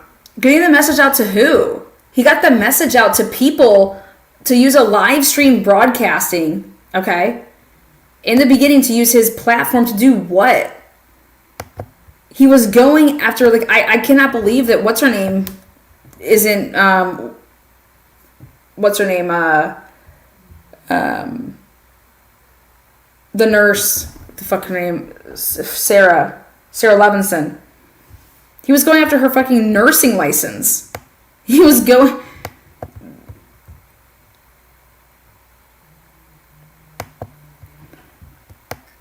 Changed. The message has always been, why aren't the cops looking into these people? These are the people that did it. Why aren't the cops looking into these people? Why aren't they being... No, that's Karen Reed's message that he puppeted. That hasn't always been his message. His message started that Karen Reed was drunk and fucking backed her car up and ran him over. This has not always been his position. It wasn't until there was an exchange. Investigated. They're the ones responsible. Why isn't that happening? Pressure makes diamonds. That's it. And you know, in order to keep the public fired up, you're going to have to do things. In order to keep the public fired up. But then how come nobody else but him did anything like this? How come nobody else was arrested? How come nobody else is getting sued? Because there's a fucking line. There's a fucking line. And these people, come on. You have to know that there's a line. Y'all know that there's a line. The line was crossed. And this isn't the new fucking reality. And we cannot let it be the new reality. Going to be in people's faces that are uncomfortable. You know, I mean, it's like, if you ever look at old-fashioned, old-timey investigative reporting, I mean, back in the day, reporters would go at people. And that was when the Fourth Estate meant something, and it doesn't mean anything anymore. And it's a huge gap. We need it. Bob, you were in Delphi. Who did you go at? Who did you try to get a microphone in front of that was and really challenge their shit?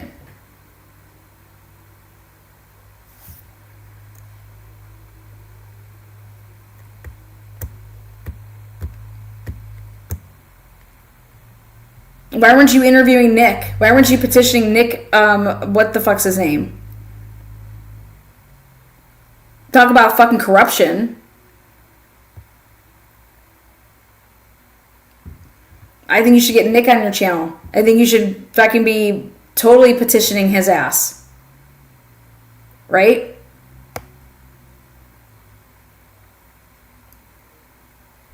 Investigative journalists are what keep the government and its people that work within it honest. If they're allowed to creep around in the shadows with nobody asking questions, we're fucked. That's what was he doing though? What do you mean? There was no investigative journalist here. This was Karen Reed's theory. Karen Reed's theory on how the fuck we can make it so that I don't go away for a long time. Right? There was a federal investigation. Why was nobody fucking arrested? The feds managed to arrest, what's his name? That piece of shit that did that to Sandra Birchmore.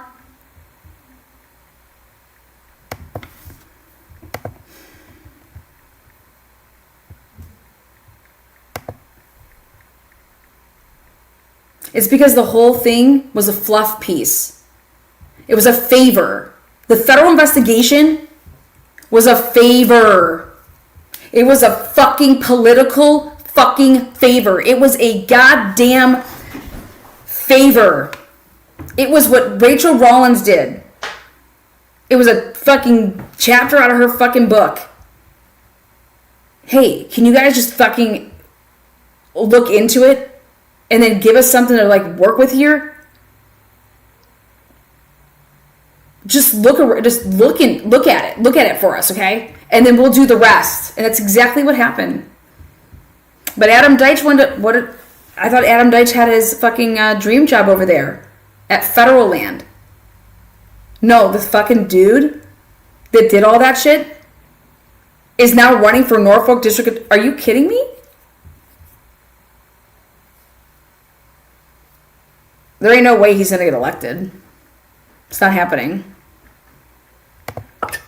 It's that simple. It's no way. So, all right, let me pull it up. Wait, hold on. So, all right, I can tell you right now, I'm starting to think of that lobster truck that's right. I know you are. North I just need to say here, I'm hungry. again, when we go to how he is citing, things that for one reason, when they can be literally applied the other way. Thank you. Again, Lucy's structurally different, but you've got, one of the cases he cited is that how statements are assessed in the overall context in which they are made. And when you apply that here, as again, an easy comparison is that Lucy case.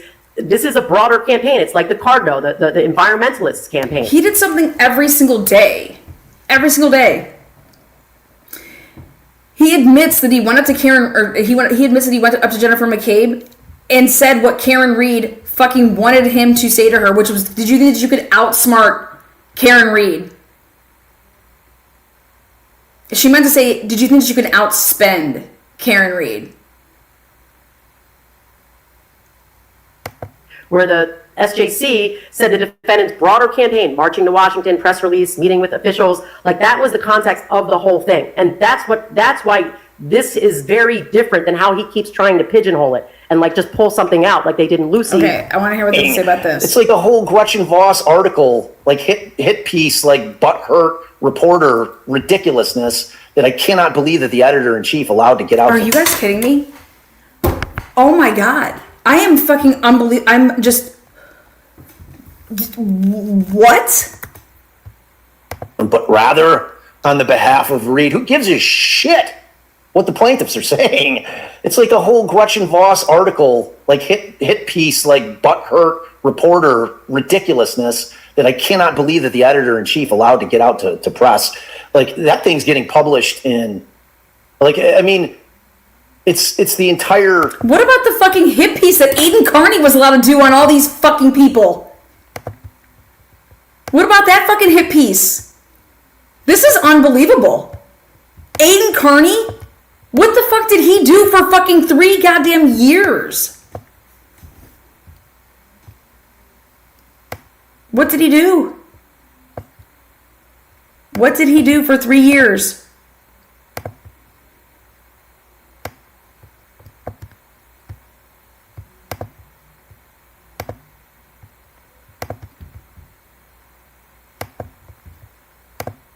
House defendants, like that article, in its entirety is their entire narrative.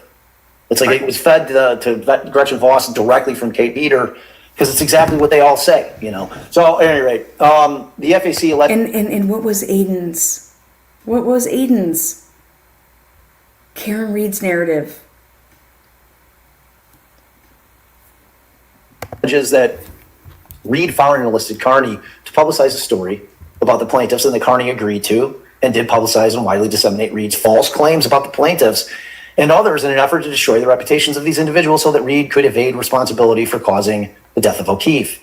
FAC in paragraphs 22 and 25. It further alleges that Carney acted on behalf of Reed in publishing defamatory statements about the plaintiffs to assist Reed in her trial, and that Carney used information in his blog posts which Reed funneled to him with knowledge that he would publish it on her behalf. I'm going to wait till we get through this section.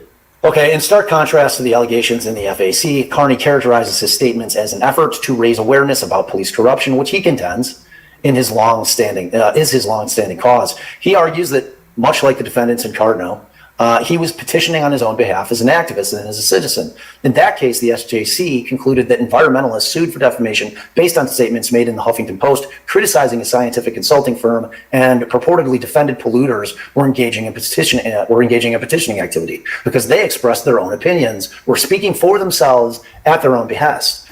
Carney's comparison to the defendants in Cardno misses the mark. The statements that are SJC does not seek to hold Carney liable for accusing. Let's fucking stop there. Okay? Oh yeah. Can I get a drink? Are you about to go on a rant so I can go get a drink? I mean, you could go under the ruling in Bristol Asphalt. A judge conducting a first stage review is restricted to facial structural review of the pleadings and the affidavits, things of that nature. So not just the pleading itself, like the complaint. To see if the claims are based on defendant complaint alleged he was not speaking for himself, but he's enlisted by Reed. But by treating the plaintiff's raw, unproven allegations of conspiracy as an established fact to defeat a motion at stage one, he's ignored the rule that a citizen does not lose their own right to petition simply because they advocate for someone else, under the exact case that he is citing to. That citizens have an independent right to speak out on matters of public concern, like police corruption, regardless of personal self-interest or the self-interest of somebody else. So when he's trying to say, first of all, it doesn't even need to be said again, that you can't say they were corrupt without saying these guys are murderers. They're one in the fucking same, period. Oh my God. No, they can't. It could actually been an accident. What do you mean? I disagree with that. I disagree. Do you guys know what John's toxic? Like, he was fucking hammered. And I suggest that you go to Boston, you go to Canton, and you look at that berm. Okay? And, yeah. Okay, period. So, and I forgot where I was going with this. And you just lost track. Yes, of course. Because anyway, because he wasn't petitioning in his own right, and he's citing the case gained and paid by the Board of Registration to serve as an expert. That's it. You can't be a hired person. You can't be hired to put forth the exact, theory that you're trying to claim. You have petitioning. It's a petitioning activity for you to say it. And then in this other case, the Festolo case, that was they reframed the test there. Did the speaker, quote, express their own opinions? Were they speaking for themselves at their own behest? The judge is trying to put it in some box, like the office one Lopez remote. It doesn't matter at stage one. You pull. And so if it's after the verdict, she could not have had this contemporaneous consent, but the judge is part one for knowing the government isn't doing what it's supposed to in this case. Somebody's framing an innocent person. They're not looking into public corruption. They're not investigating the real perpetrators. And beyond that, like this implication that there's something untoward about defense attorneys talking to the media or a defendant, which we would never advise our defendant to do, but they're able to do it, especially if they're out in custody, if they want to talk to the media. Holy shit, I just thought about something. Now I know why Karen Reed and them didn't want to budge on the fucking, that I didn't drop him off there.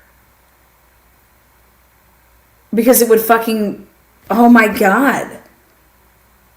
Oh my fucking God.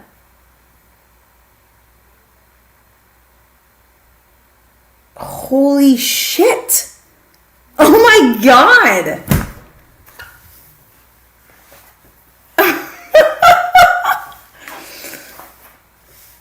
It fucks them so royally in this fucking shit. Because they've been blaming them the whole time.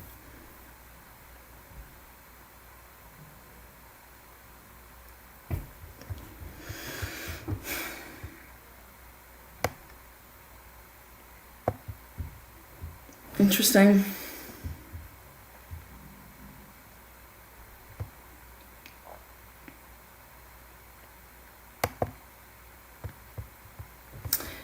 I have a question here.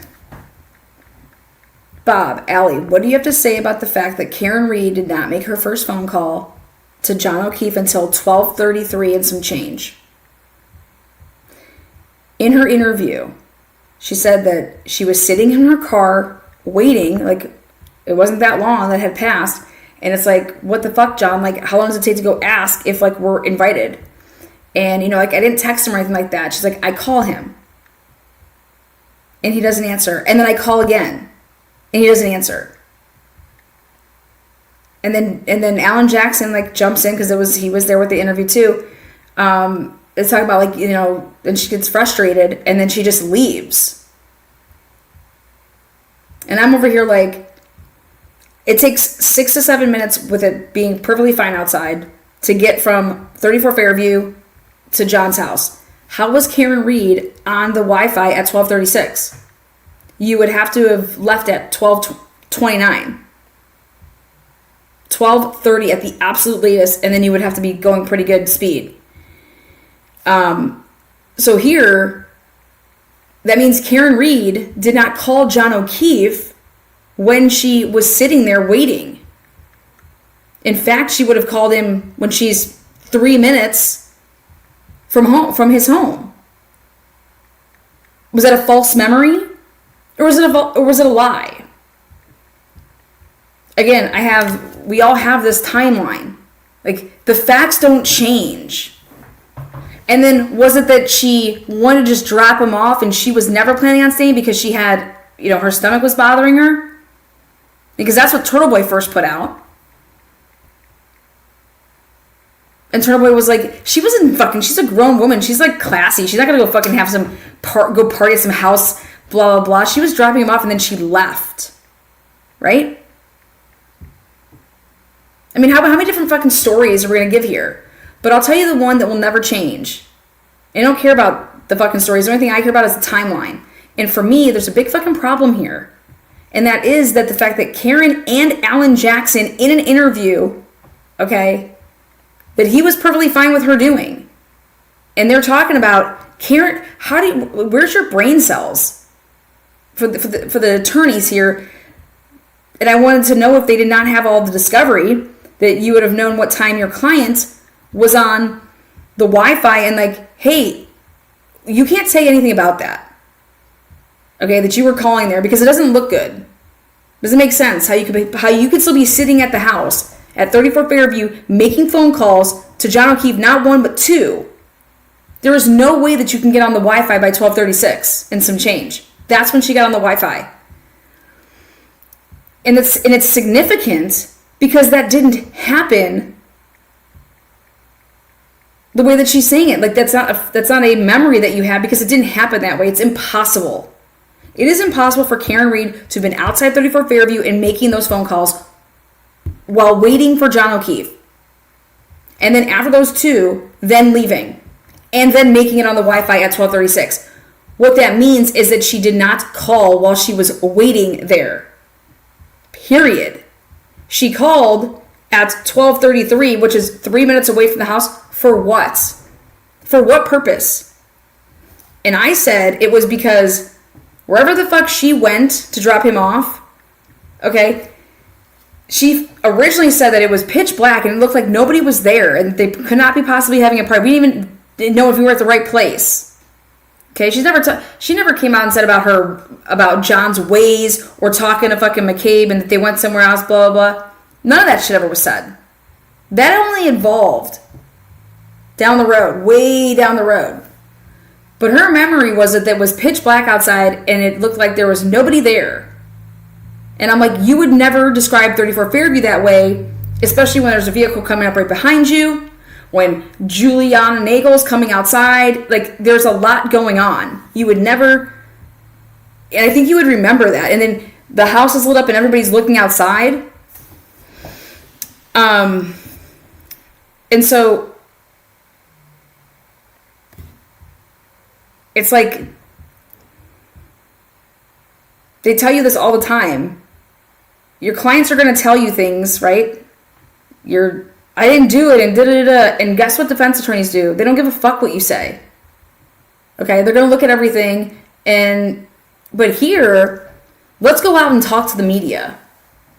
Let's go tell the media all this shit. Why?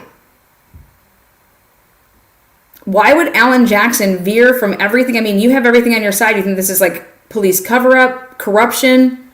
You got the feds involved. And you knew, supposedly, that they were you knew that they were doing a grand jury. Why would you ever need to go and enlist Turtle Boy at that point and at that stage? Think about this. Use your fucking brains, man.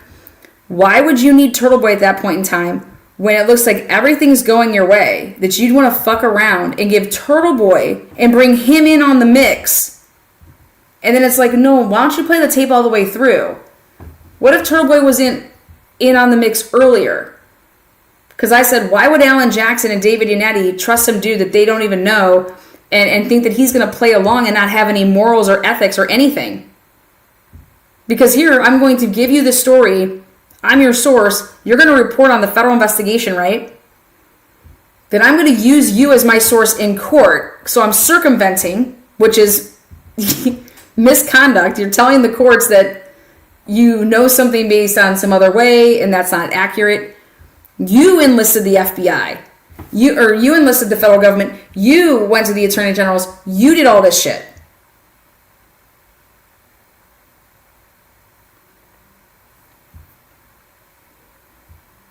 Why wouldn't you let it play out and see what they can get going from it?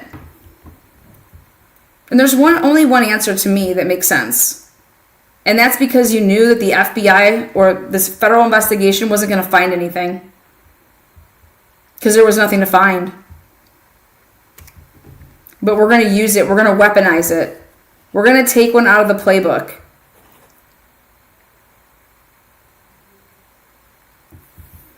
Because it was one thing that you're going to, it's like this.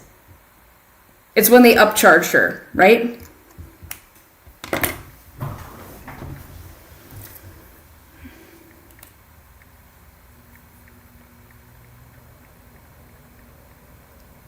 Well, they upcharged her because, in my opinion, they could say, oh, because of what Carrie Roberts, then why didn't they go at Carrie Roberts?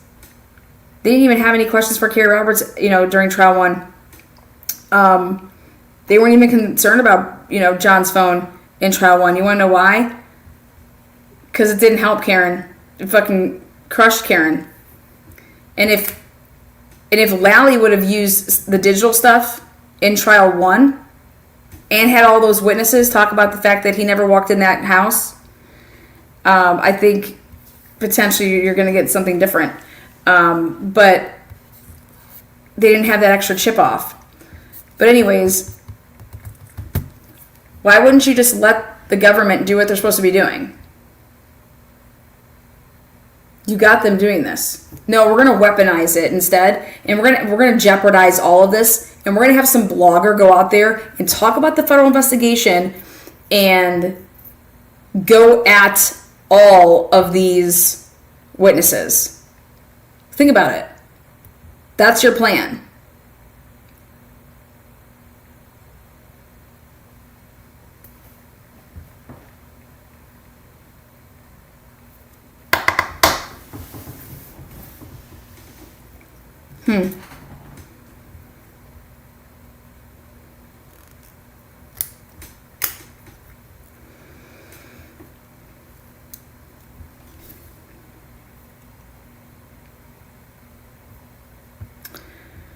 Everything was orchestrated and by design. I agree.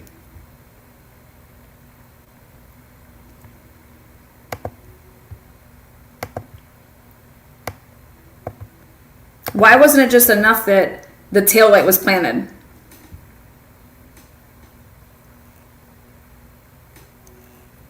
Who planted the taillight?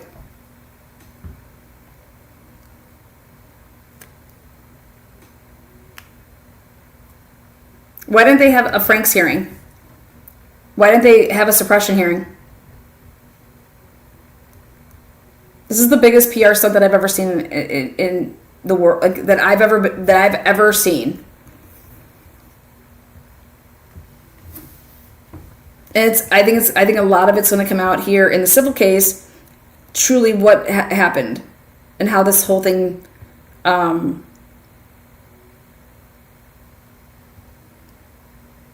Turtle Boy had another cell phone. Turtle Boy had another cell phone.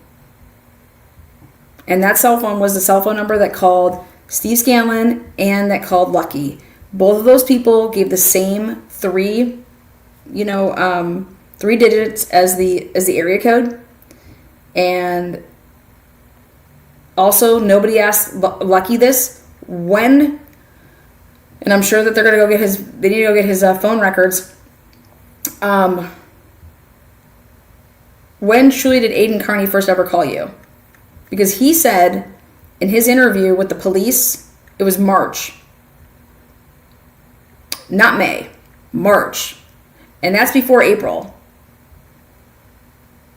And so I think that should be looked into. The other thing is that everybody wants to talk about when people are being threatened or whatever. All it took was a very, very simple request, okay, of Lucky's name in a public search that I got back from Canton. And what would have come up immediately, like I received, is the fact that Lucky has hit things. Not just things, but he's hit people. Okay? And what I've learned by doing and having this channel is that what somebody will do is they will, whatever it is that they do themselves, they'll be quick to blame you for what truly they did. So for example,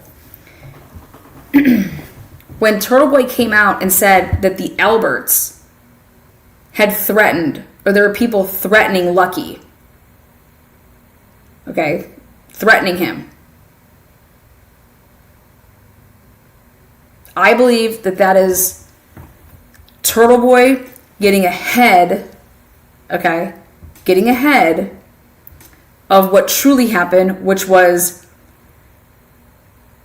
I do not for a second now put it past the fact that, David Yannetti or the PI or whoever went and talked to Lucky the first time, right? That they wouldn't have used the fact that Lucky, either you didn't see a body there, or you did because you hit him.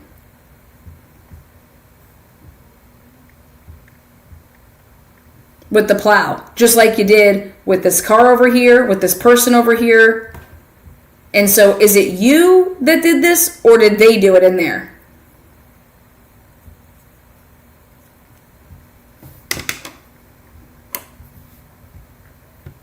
What is it going to be? Think about that for a second. After anybody would have read what I read to you guys, and we got all the reports and to seen Lucky's track record, who talked to Lucky first? Not the police.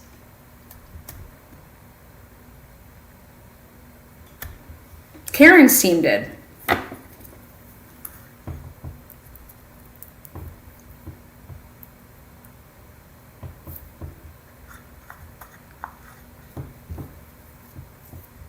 Why didn't Karen call Paul O'Keefe when she couldn't find John that morning? Why not call Paul? After finding out that she helped Paul out of a huge jam with his car accident. Someone that you trust, right?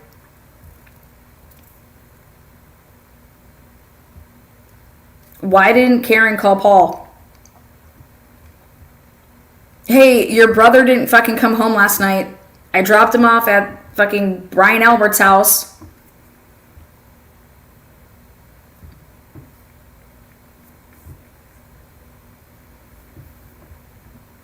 Why didn't Karen text or call Higgins? Why didn't Higgins, right, ever text Karen back? When she wrote him and said, John died.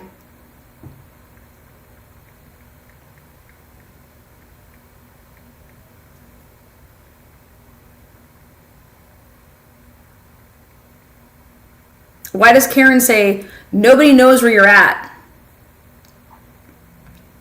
Nobody knows where you're at.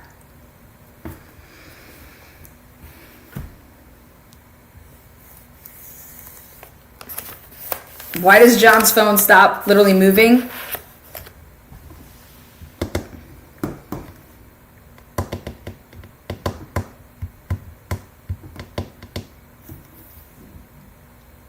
Why does the vehicle show that it backed up at 24 miles an hour? Why does the phone stop moving? Why does it never get out of pocket state? I mean, talk about the bad luck of Karen Reed. Of all those things that could have happened.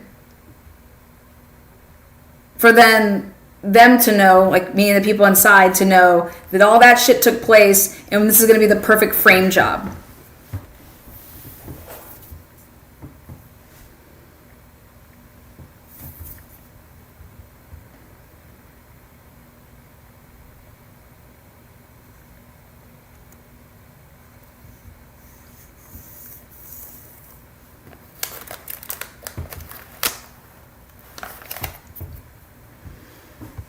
I don't understand pocket state. Good question, Karen.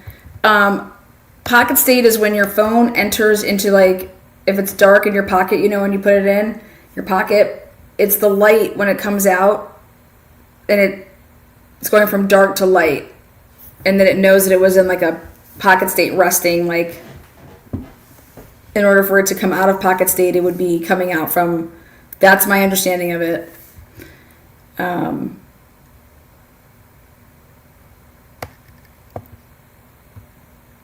Which is significant when you want to talk about taking a phone and taking it out of like his pocket to then put it in a Faraday bag. It would have come out of pocket state and never did after his last, click and went in his pocket.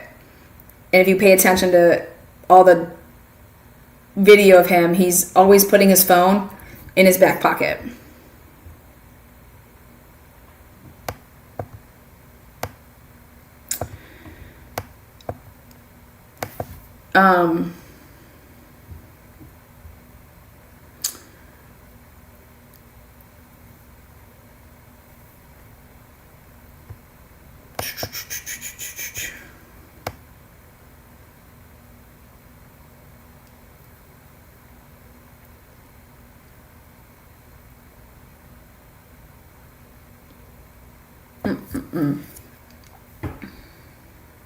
Wait, they also said that the witnesses held his head up to open the Face ID too. Crazy. Yeah, I mean, what Turtle Boy has done is just absolutely crazy. And when we talk about like narratives, I'm just saying, like, how do you not read what Gretchen wrote and honestly say to yourself, like, how do you say that it's fucking crazy? A girl, Jen McCabe's, one of her kids had self-harmed or was like, hello? That wasn't like some family secret. That's a fact. Can you imagine that? Can you imagine that if these cops would have just done their jobs, right? That these witnesses would have been way better off too? Like Michael Proctor and them not recording things and not doing anything because they're fucking lazy fucks, right? How is that on Jen, on Matt, on this, on that? And I'm sorry, but to act like you wouldn't be a nosy neighbor and to be talking about whatever, you know, is going on this street. Hey, da-da-da. Fuck yeah, we all would be, especially if you're in true crime, if you follow that shit. I'm trying to find, I want to read this last part of it.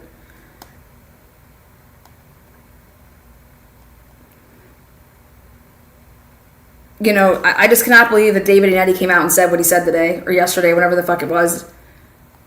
All they did was lie about their relationship with fucking Turtle Boy. And same thing with Karen. And then to come out and try to talk about Gretchen Voss's ethics and fucking being untrustworthy. Are you kidding me? Get the fuck out of here.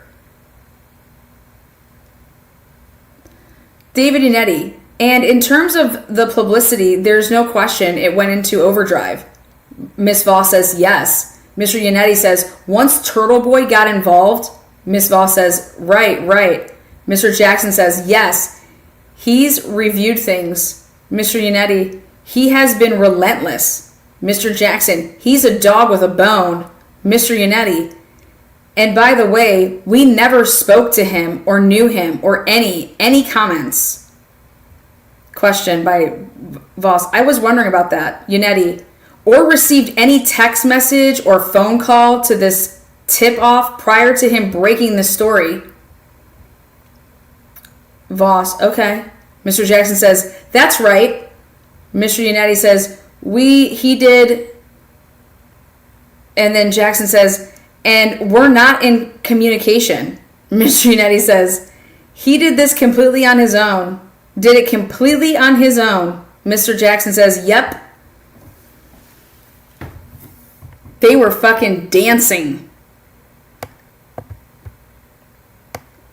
The balls to talk about untrustworthiness.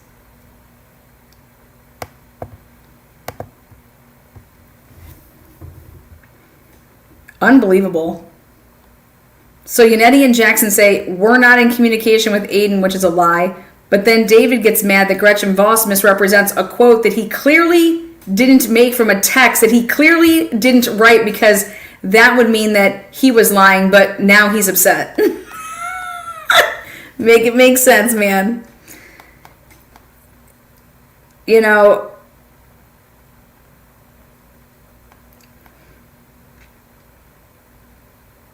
give all the credit in the world to Alan Jackson. You think he wants to be remembered by being fucking Harvey Weinstein's attorney and all these fucking scumbags? Right?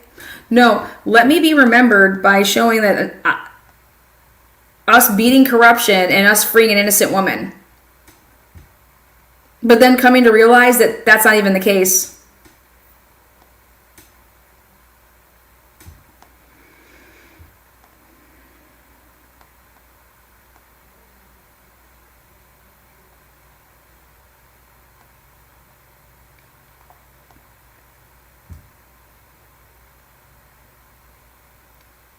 They thought that they could not beat this case.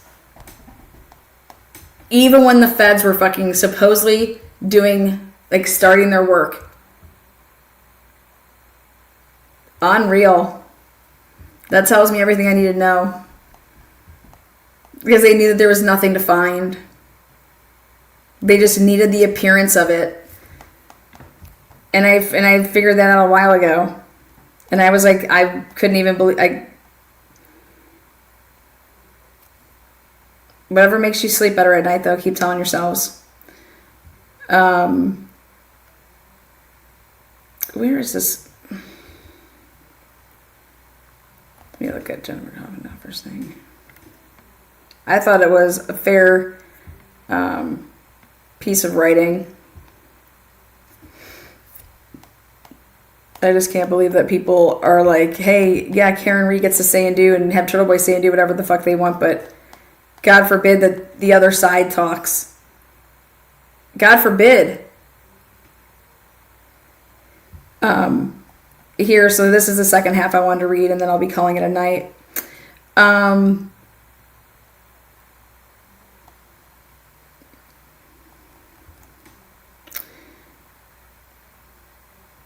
Okay.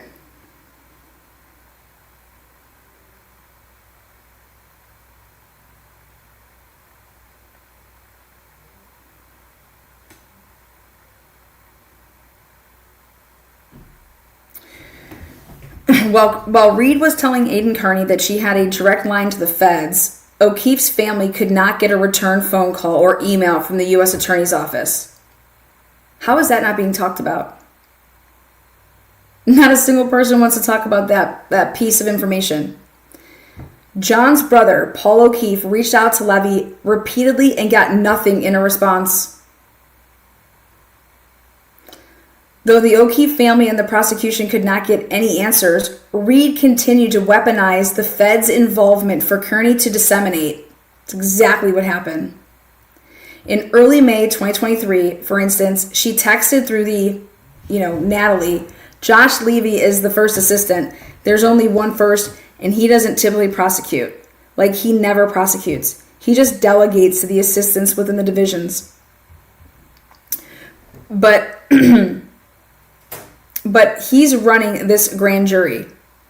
And, quote unquote, to substantiate the gravity of this particular federal probe, Levy is not a prosecuting attorney, but he's making an exception for this case, end quote. Meanwhile, the existence of the federal case only amplified the harassment of the witnesses and was used to legitimize it with disastrous effects. McCabe says she reached out to the U.S. Attorney's Office multiple times, telling them that one of her daughters had begun self-harming and had spent 3 months in a partial mental health program.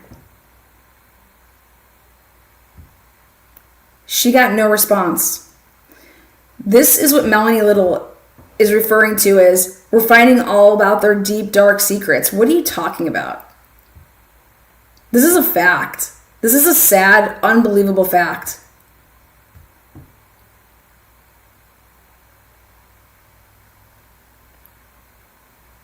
All because of a Google search that never fucking happened.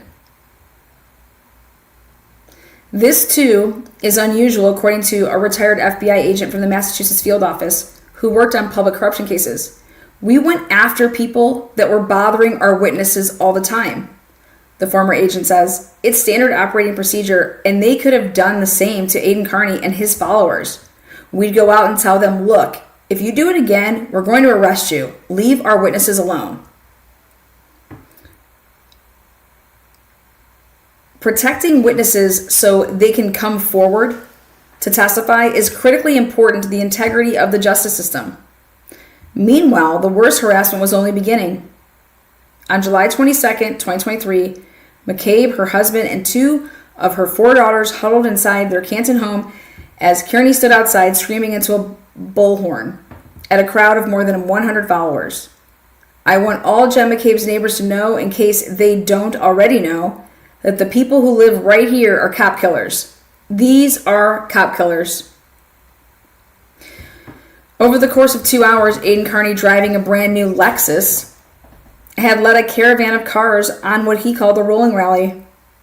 Dozens of cars made their way through the streets of Canton, stopping at the homes of 7 different witnesses to listen and cheer on Aidan Carney as he blared accusations while live streaming for the rest of his followers. Kearney's behavior at the rally, Carney, who gives a fuck, His behavior at the rally had the backing of Reed's attorneys, who had also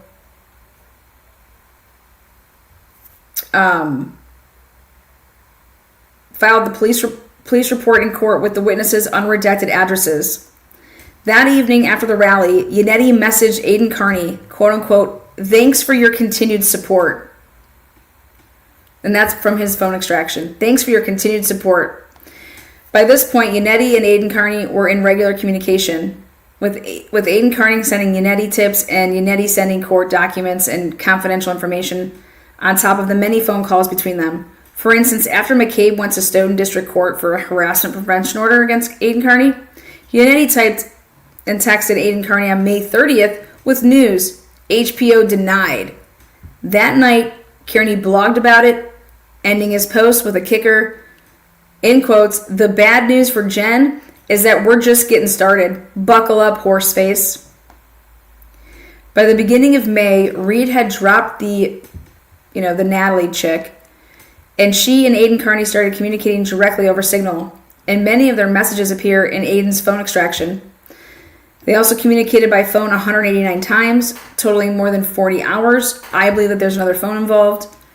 In 2023 alone, according to an affidavit filed the following year seeking a search warrant to seize Reed's phone, Kearney also recorded some of those calls, presumably without Reed's permission, an act that Massachusetts law defines as illegal, wiretapping, and that those recordings have been also leaked online. All the while, the witnesses were being targeted relentlessly. The Free Karen Reed followers followed and confronted them, showing up at Caitlin Albert's wedding in New Hampshire. The fuck? Posting pictures of the McCabe's on vacation in Aruba, screaming at Brian Albert as he tried to eat lunch in a crowded mall. It got so bad that Colin Albert says he was forced to quit playing football and give up his lifelong dream of playing in college as a result of the harassment from Aidan Carney and his followers. He is now enrolled in the Army. Not knowing what else to do, on August 25th, for the first time in his 12 years in the office,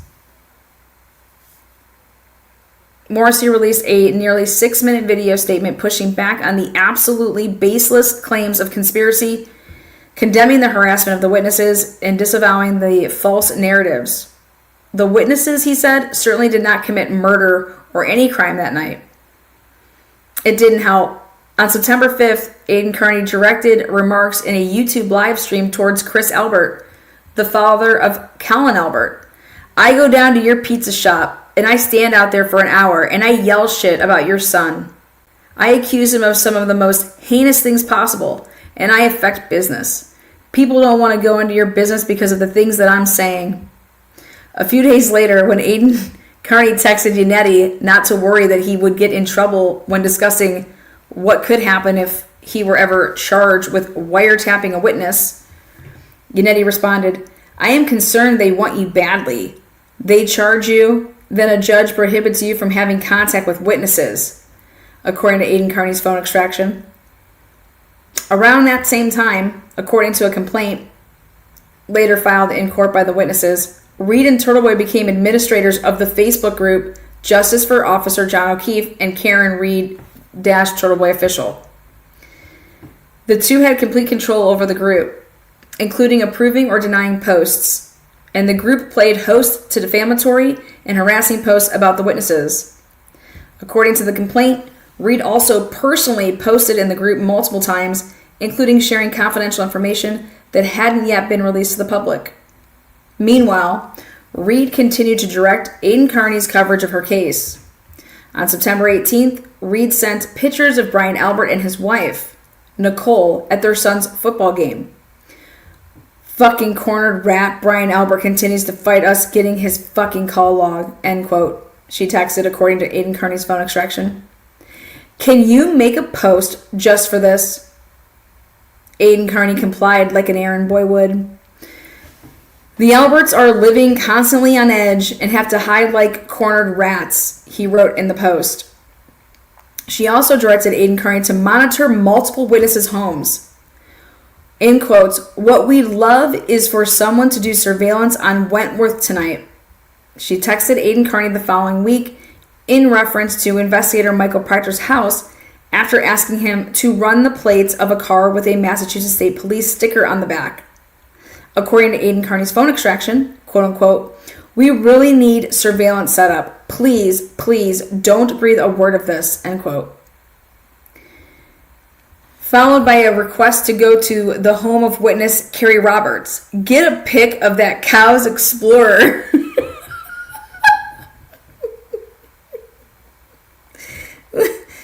The witnesses were not the only targets. In late September 2023, I wrote a story about the case that raised questions about Reed's account of what happened the night of O'Keefe's killing, or the night he was killed. What kind of horrible excuse for a mother supports cop killers? Question mark. Someone texted me after the story was published, sending a picture of my sons when they were young, taken from my Facebook page. You, in quotes, you dragged them into this. Good job, Miss Voss, end quote. Fucking kids. My local police department sent extra officers to my son's Friday night football game. This is me. This is the Matas. This is fucking Bob Mata talking about that this is horseshit. That somebody has her personal hatred for Turtle Boy. Are you kidding me? What about everybody else's First fucking Amendment rights? The fuck is wrong with people? Oh, Aiden's the only one?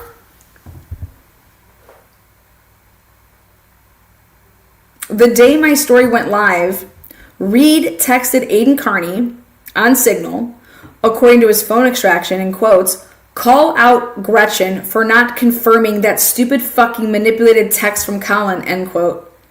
And, quote unquote, "Did you call her out on missing the lack of a date stamp for January 29th, end quote. Within hours, Aidan Carney sent me a barrage of texts, followed by blog posts trashing me. Eventually putting my non-public phone number on the internet, which people used to send me threatening and vile messages. Aidan Carney also publicly accused me of sleeping with the DA's married public relations officer. The accusation was false.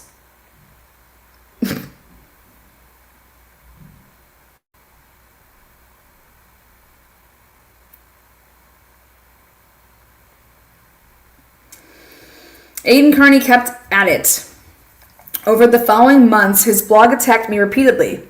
In one bracket-style feature, he ran on witnesses, court personnel, and journalists. My name appeared alongside allegations that I failed as a journalist and that I had traded editorial favors for a burger dinner with the DA's spokesperson. My phone number circulated in the quote-unquote turtle writer community.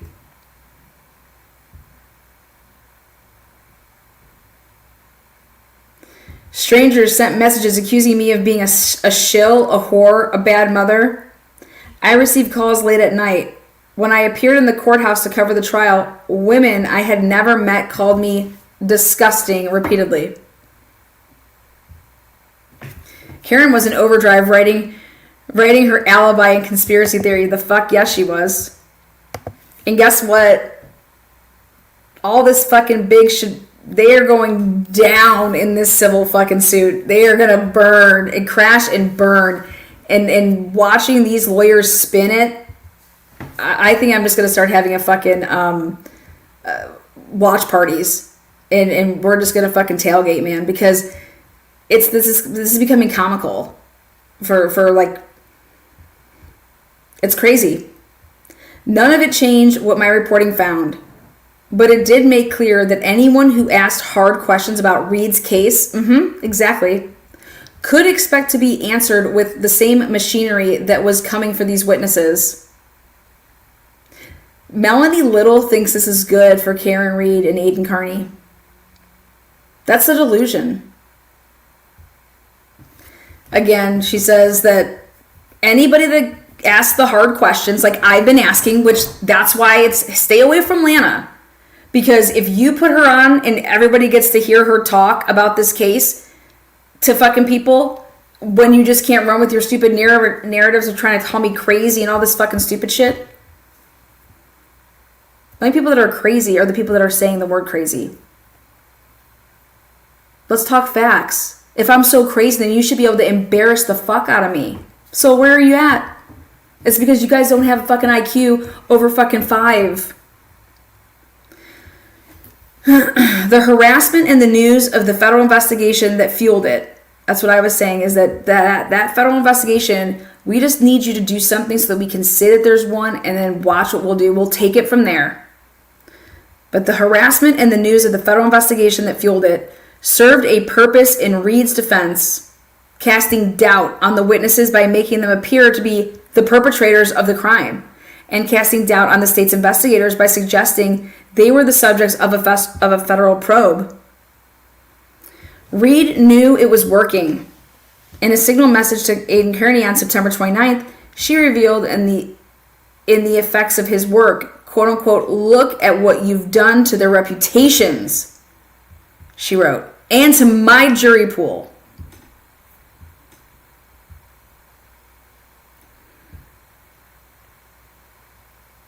As the bus carrying the jurors made its way from an undisclosed location to the courthouse each day in the spring of 2024, the 12 jurors who were supposed to know nothing about the case looked out the windows at a massive banner on Route 1A that read in large red letters, "Karen Reed was framed." They passed dozens of protesters camped out at Legacy Place along the bus route, wielding protesters with slogans like "way beyond reasonable doubt" and quote unquote "DA stop lying." Even if they weren't looking, there was no avoiding the surrounding of people yelling "Free Karen Reed" at their bus. Though the judge had instituted a 200-foot buffer zone around the courthouse to protect the jurors from the contentious protests, which Aidan Kearney led on his bullhorn during pretrial hearings, it did nothing to help. Hundreds of women and some men, clad in pink merch, Reed's requested color, lined the streets across from the courthouse and in the adjacent field, shaking pink pom-poms, dancing to music blasting out of pickup trucks, and walking dogs in Jackson Yannetti shirts. The jury room on the second floor down the hall from the courtroom overlooked that field, where Reed and her legal team made their entrance and exit every day. Yet none of these people show up for him. Oh, fucking A. Oh, I think she will after he does. Because, yeah, they're going to wait for her. And they're gonna call Karen Reed to the stand and she's going to plead the fifth. In his criminal case. That's what I think is going to happen. And I'm going to be curious if the judge allows it. Because I think that she has standing to plead the fifth because, they obviously did a grand jury to try to, do the whole conspiracy thing.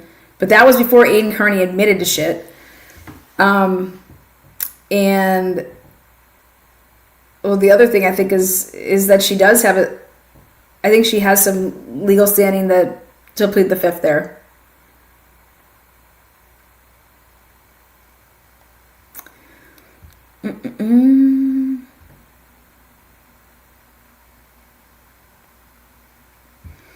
Where was I? Okay. The jury room on the second floor down the hall from the courtroom overlooked the field where her legal team made their entrance and exit every day. Quote unquote, "We could figure out when Karen was leaving the building and when she was coming back because there were cheers," says one juror in the first trial who requested anonymity to speak about the proceedings. When they peeked through the blinds, they could see it all, including, at one point, a bouncy house and lobster food truck. The field transformed into something resembling a circus. Many of them reported it all to the court officers. Nothing was done to stop it. "We kept saying, I can't believe they're letting this happen," the juror says. Where is any of this shit? Karen's like, Lana popped up in my feed one day. What did it say? Turtle, what was it? The other one? It was a thumbnail was a turtle, and I can't see what that other thing is. Was it a rat?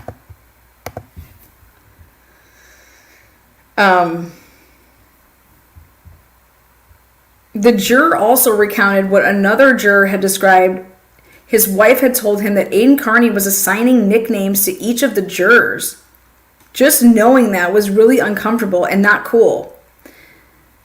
The anonymous juror said, that was their quote. Once the jurors recognized Aiden Carney in the courtroom, she says, they grew nervous he would identify and dox them. He had done so to a juror in a previous case in that same court. We felt intimidated, she says, adding that about halfway through the trial, the jurors asked court officers to ask the judge to remove Aiden Carney from the courtroom. He was not removed. On July 1st, 2024, the judge declared a mistrial after the jury said they were deadlocked. The anonymous juror believes Aiden Carney had a direct impact on the outcome. If the conspiracy theory was never created, there's no doubt in my mind that she'd be in jail. No doubt.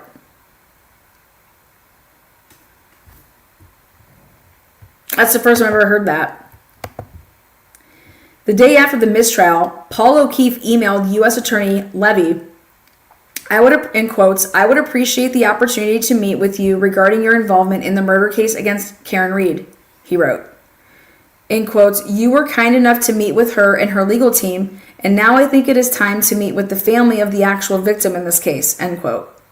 He never received a reply. How is nobody talking about that? That is disgusting.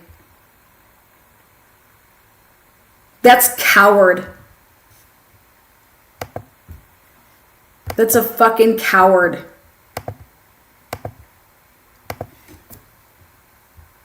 That is wrong on every fucking level. You were kind enough to meet. I love how he wrote it like that. You were kind enough to meet with her and her legal team. He never received a reply. He sent another email and another. He left a voicemail. Nothing. The mere fact that they were involved was used in court to create a cloud of doubt. It's exactly what it did. And that's exactly a page out of the playbook of these fucking people. If you look up the chain of who Yannetti and Turtle Boy were, like, no. I can't believe this. I cannot believe if... I wonder if Paul ever tried to go to, like, Ted Daniels and talk to him about this. And said, I want you to do an article. Like, this is, like, get to the bottom of it.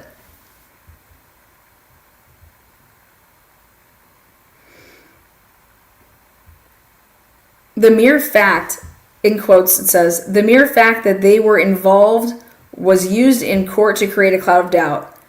The defense used it as a weapon, end quote, says Paul O'Keefe. Nobody would come out and speak and say anything.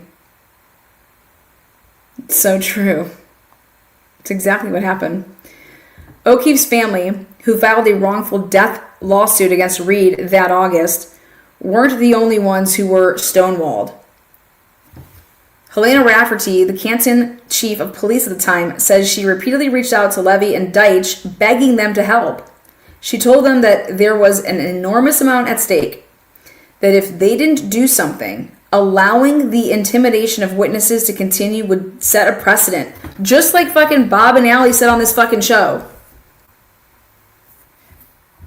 And I'm like, this cannot be the norm. There's no fucking way you're not going to have any witnesses to any cases. Good luck if this shit can go on.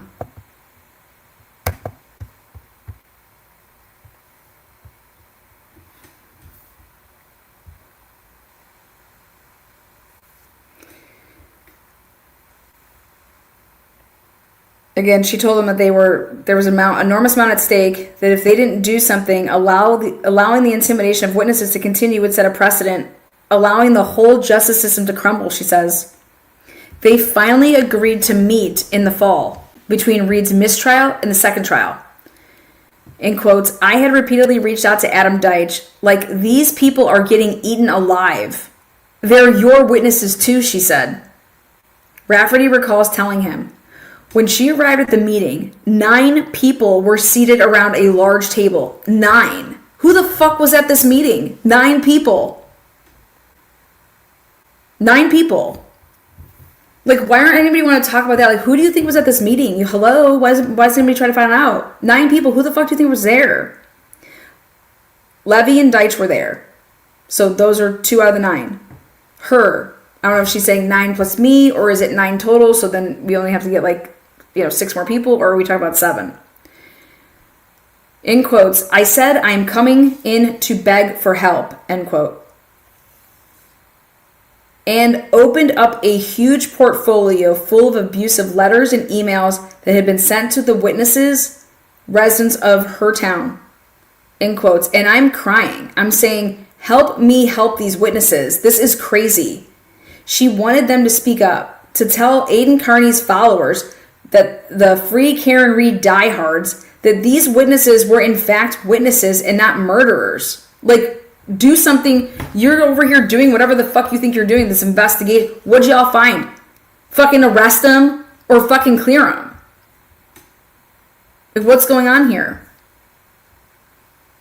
Levy texted her later. Texted her. What a pussy. Levy texted her later. They had talked about it for a while after she left. Rafferty says he wrote, and there was really nowhere they could go with it.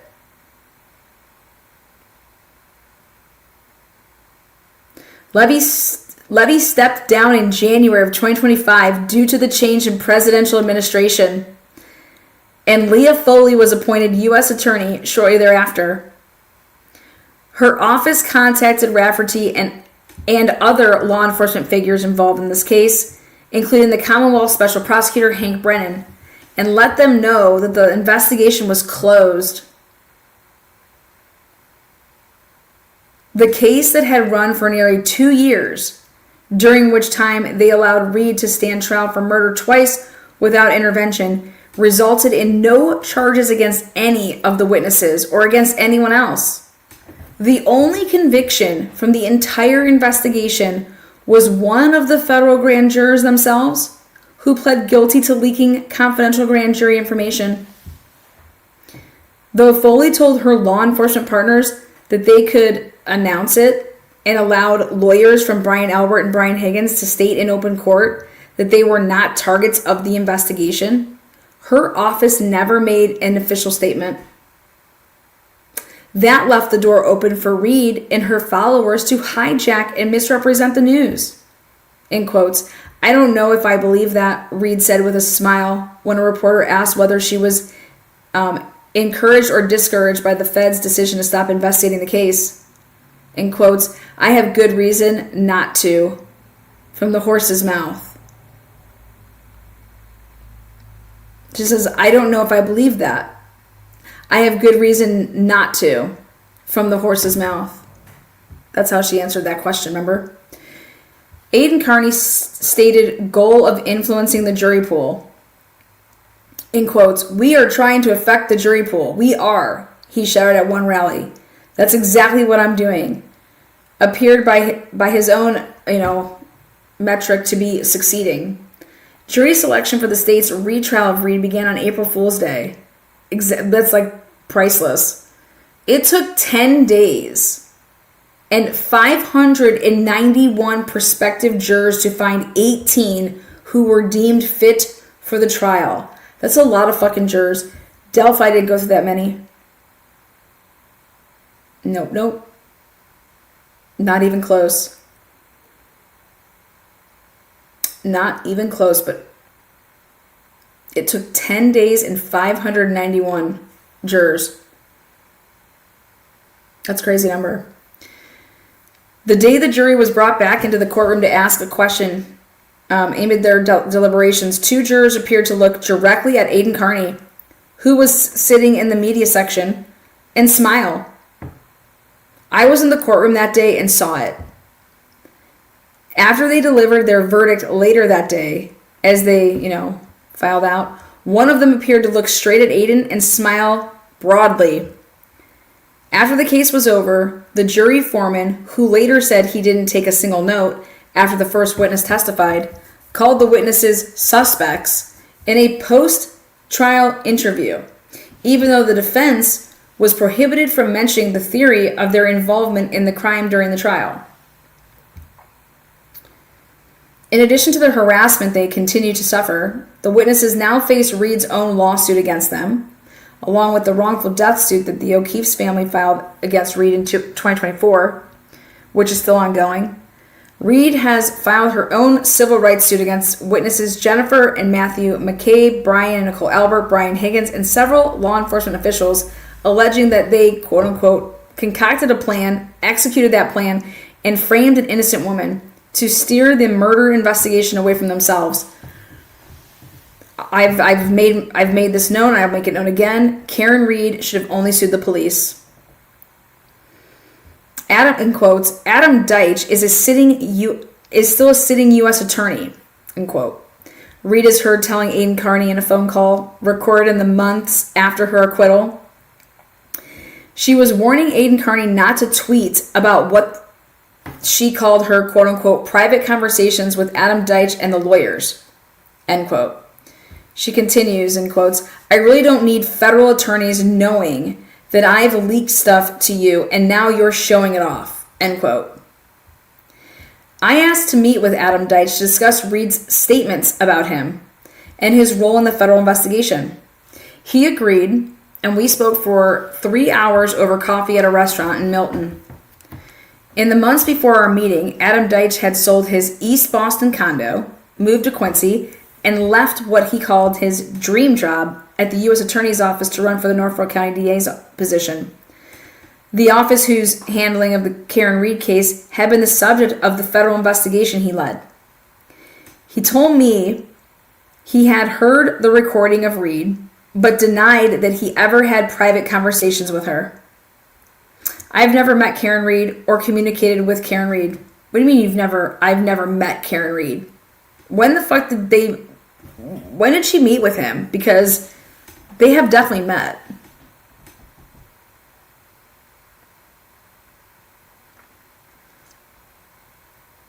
I did send thank you notes to her and her family after they contributed to my campaign, and I'm proud to have the support of anyone who cares as much as they do about change in the Norfolk County DA's office.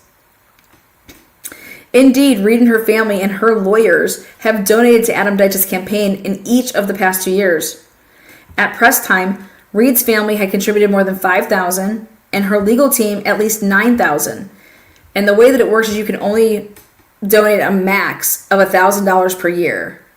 And the way that they were doing their donations, they would do it at the end of the 1 year and at the beginning of the other year, and that was a big chunk of money, like, ba-boom.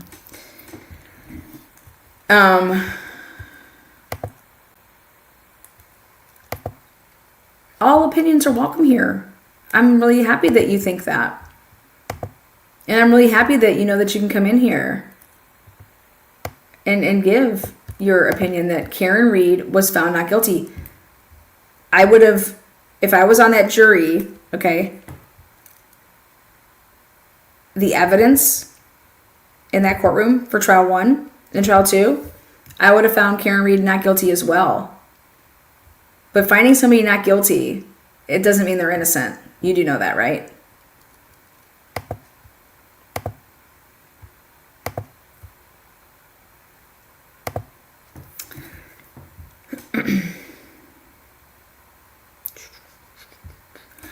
Lana, someone killed John O'Keefe. Not sure what you are saying. What was John O'Keefe's, what did the medical examiner find? Did they put homicide?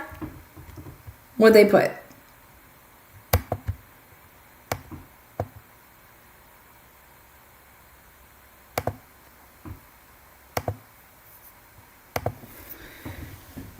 I don't know who the fuck Lena is. I hope Lena gets it together. Whoever Lena is, I hope that she gets it together. Nope, undetermined. Thank you. Blunt force trauma, yep. You know that happens when you fall back and hit your head. Nope, undetermined. And that's exactly how it should be.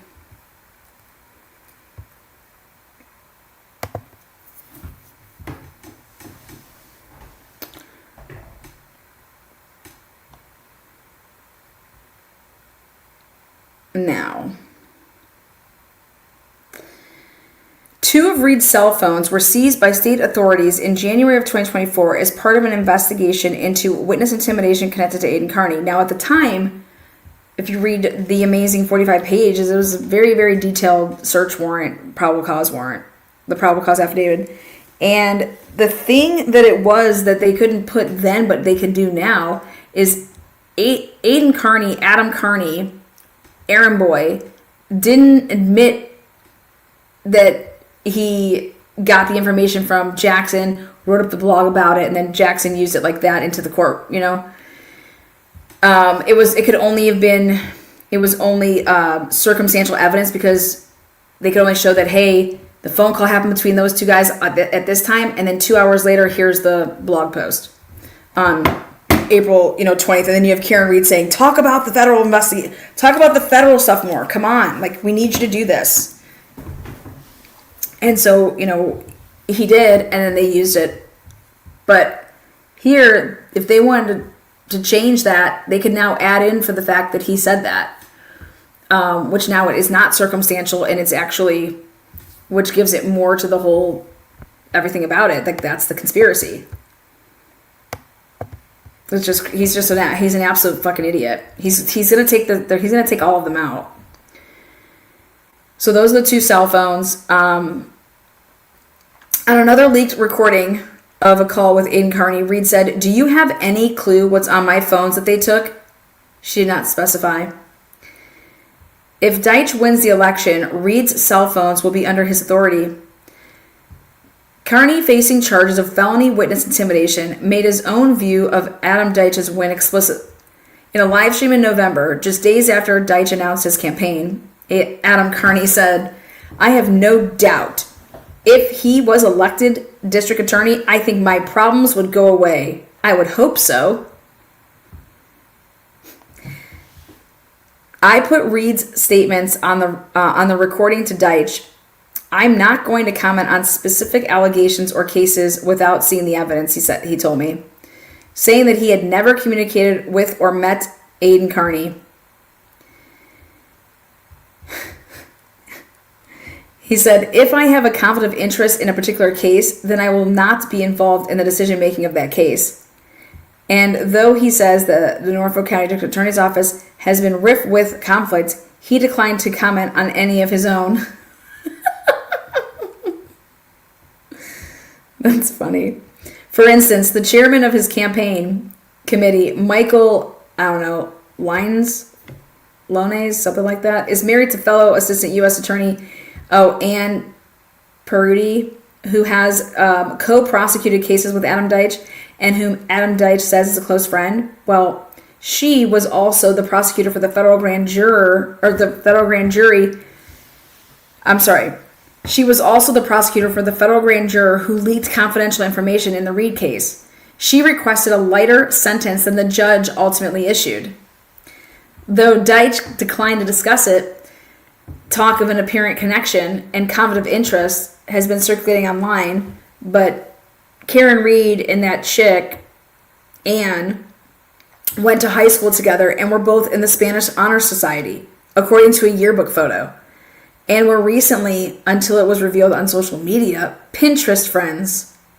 Indeed, Reed reportedly went to the wedding of Anne's sister, Trisha, who was also in the Spanish Honor Society with them.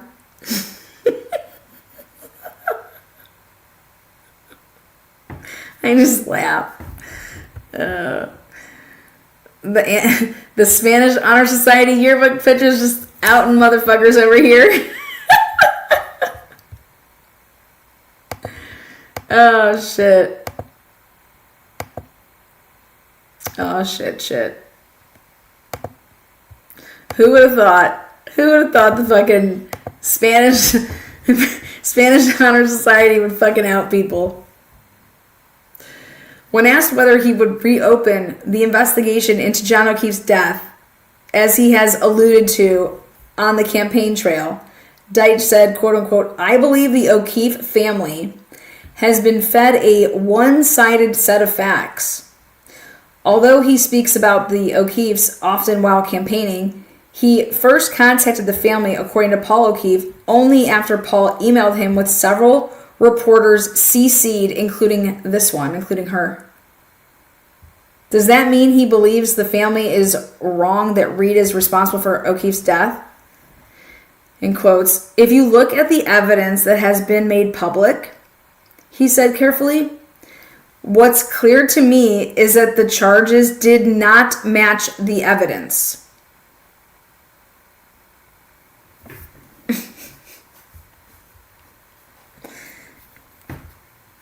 Oh boy. Just so we're clear, he's using this as a stepping stone to try to get in. He's not doing shit about any of this. Trust me.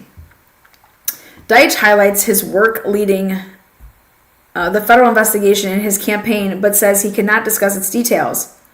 The investigation closed in early 2025 without charges. What it produced publicly was the text messages found on the personal cell phone of Massachusetts State Police Trooper Michael Proctor, the lead investigator on the O'Keefe case. Messages so racist and misogynistic, they led to Proctor's dismissal and later the revocation of his law enforcement certification. Deitch has appeared on the YouTube program of Emily C., a free Karen Reed podcaster whose past segments have included mockery of John O'Keefe's mother and of the children of the witnesses. Deitch told me he was open to appearing on podcasts across the political spectrum to reach the widest possible audience. Well, I'm going to put my fucking hat in to interview Adam Deitch then. Okay? A few weeks after our interview, Adam Deitch declined an invitation to appear on a show called The Forensic Room, hosted by supporters of the witnesses and the O'Keefe family. Instead, Reed and her father, Bill, attended the grand opening of Adam Deitch's new Quincy campaign headquarters. In quotes. His campaign to run for the office, Morrissey says, certainly provides plausible motive for misconduct in the investigation he led as an assistant United States attorney. 5 minutes down the road from the Norfolk County DA's office, more than 400 supporters of the witnesses in John O'Keefe's murder investigation gathered on a March evening to raise money to defend themselves against Reed's lawsuit. Long tables flanking the ballroom were loaded with merch for sale. There was a silent auction featuring donated Red Sox tickets and Loon Mountain getaways. Designer, just a whole bunch of shit, whatever. Oh, and then Natalie donated something. The former Reed Carney friend and passer noter. She flew in from California to show her support that night. Inside of the crowd, which had grown too large for the dozens of round tables draped in white cloth, rose from a standing ovation for Peg O'Keefe, who was there with her son Paul to support the witnesses. Something Turtle Boy's never seen. Brian Albert, too, was met with thunderous applause as he took the microphone. In quotes, this three-pronged attack was executed with military precision. It consisted of a vicious and unscrupulous defense team, an army of social media lunatics, and a highly unusual and unprecedented federal investigation. In my opinion, for the common goal of influencing the outcome of this case, he said. The system he said, failed them at every turn. They allowed us to be lambs for the slaughter. It's the worst thing I've ever experienced, and that's saying a lot because I've seen a lot. I've seen the worst humanity has to offer. The money they raised that evening would go to defend against Reed's civil lawsuit against them and to fund a lawsuit of their own. 1 month after the event, on April 16th, Chris Maddy, the lawyer for the Sandy Hook families, who won a $1.4 billion defamation award against Alex Jones for claiming the shooting was a hoax of the Sandy Hook kids, he filed a lawsuit on behalf of Jennifer McCabe, Brian Albert, Colin Albert, and Brian Higgins against Reed and Aidan Carney for defamation, intentional infliction of emotional distress, and civil conspiracy, among other accounts. This case arises from a multi-year conspiracy orchestrated by Karen Reed and Aidan Carney to subvert and prejudice the criminal justice process in Norfolk County, Massachusetts, end quote. The complaint states, Reed knowingly destroyed the reputations and lives of innocent people to deflect attention away from her own culpability. It alleges, and Aidan Carney, quote unquote, received his information exclusively from Reed and her legal team, made no independent journalistic effort to verify the accuracy of the murder accusations before publishing them, repeatedly ignored or dismissed evidence contradicting this narrative. 1,000. Maddie says that the lawsuit put it best, in quotes, "This operation to assassinate the character of innocent witnesses has caused incalculable harm, subjecting them to a daily tidal wave of hatred, harassment, and intimidation," he says. While the damage to them has been catastrophic, Reed's and Carney's lies, which were amplified by a vigorous public relations campaign, have also poisoned the community's cohesive, tainted the criminal prosecution of Reed, and deprived the O'Keefe family and the Commonwealth of the justice they deserve. On his live streams, since the lawsuit was filed, Aidan Carney called Maddie retarded and said that Maddie would be his play toy for the next few years. He said he would destroy Maddie's reputation. Now, in quotes, "Now's when we double down, motherfucker," he said. "I have an army of people behind me." The witnesses had stayed mostly quiet through the investigation, both trials, and years of harassment. At the fundraiser that night, McCabe stood before the crowd of 400 and spoke. "We trusted the process. We trusted the system. We believed if we told the truth and endured, that would be enough. We were quiet we were quiet when quiet was right. This time, we're not whispering." And this is what has everybody up in a fucking uproar and thinking that this is trash. It's far from fucking trash. All I know is we should all be saying, transparency, let's fucking see it. Karen and Aidan, you guys talked all this shit. Aidan was begging to get his dick sucked and go into court with Karen Reed. Okay, and yeah, let them sue us. And we're going to prove that they're the fucking killers. Now they're all just running like scared little vaginas all over the place. Okay? So we should be saying, yeah, they ran their mouths, right? The witnesses didn't say shit for all this time. Now they put out an article, put some quotes in it, and they have an attorney that's a very, very good attorney. And they're coming for everything. Everything that you took from us. Now we're coming for it. And I think they're going to win. And I think they're going to win in a landslide. You heard it here first. Peace. They're going to win, and they're going to win big. As they should.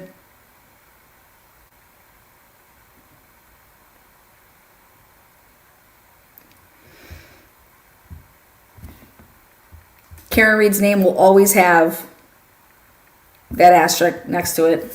No doubt about it. Until next time. God, my throat. Thank you guys so much for supporting and staying up and listening.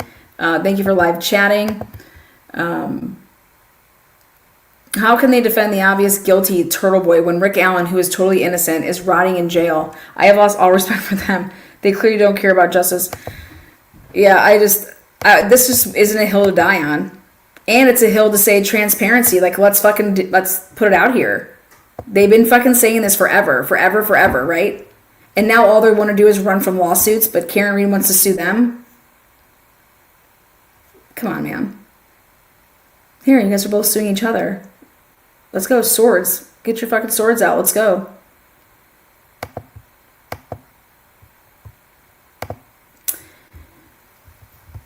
I'd be willing to bet anybody on the outcome of this. And Aidan Carney, he's guilty. You were innocent until proven guilty, but he recorded himself. If he didn't record himself, but he recorded himself harassing and witness intimidating and You name it. The fucking guy did. Peace out.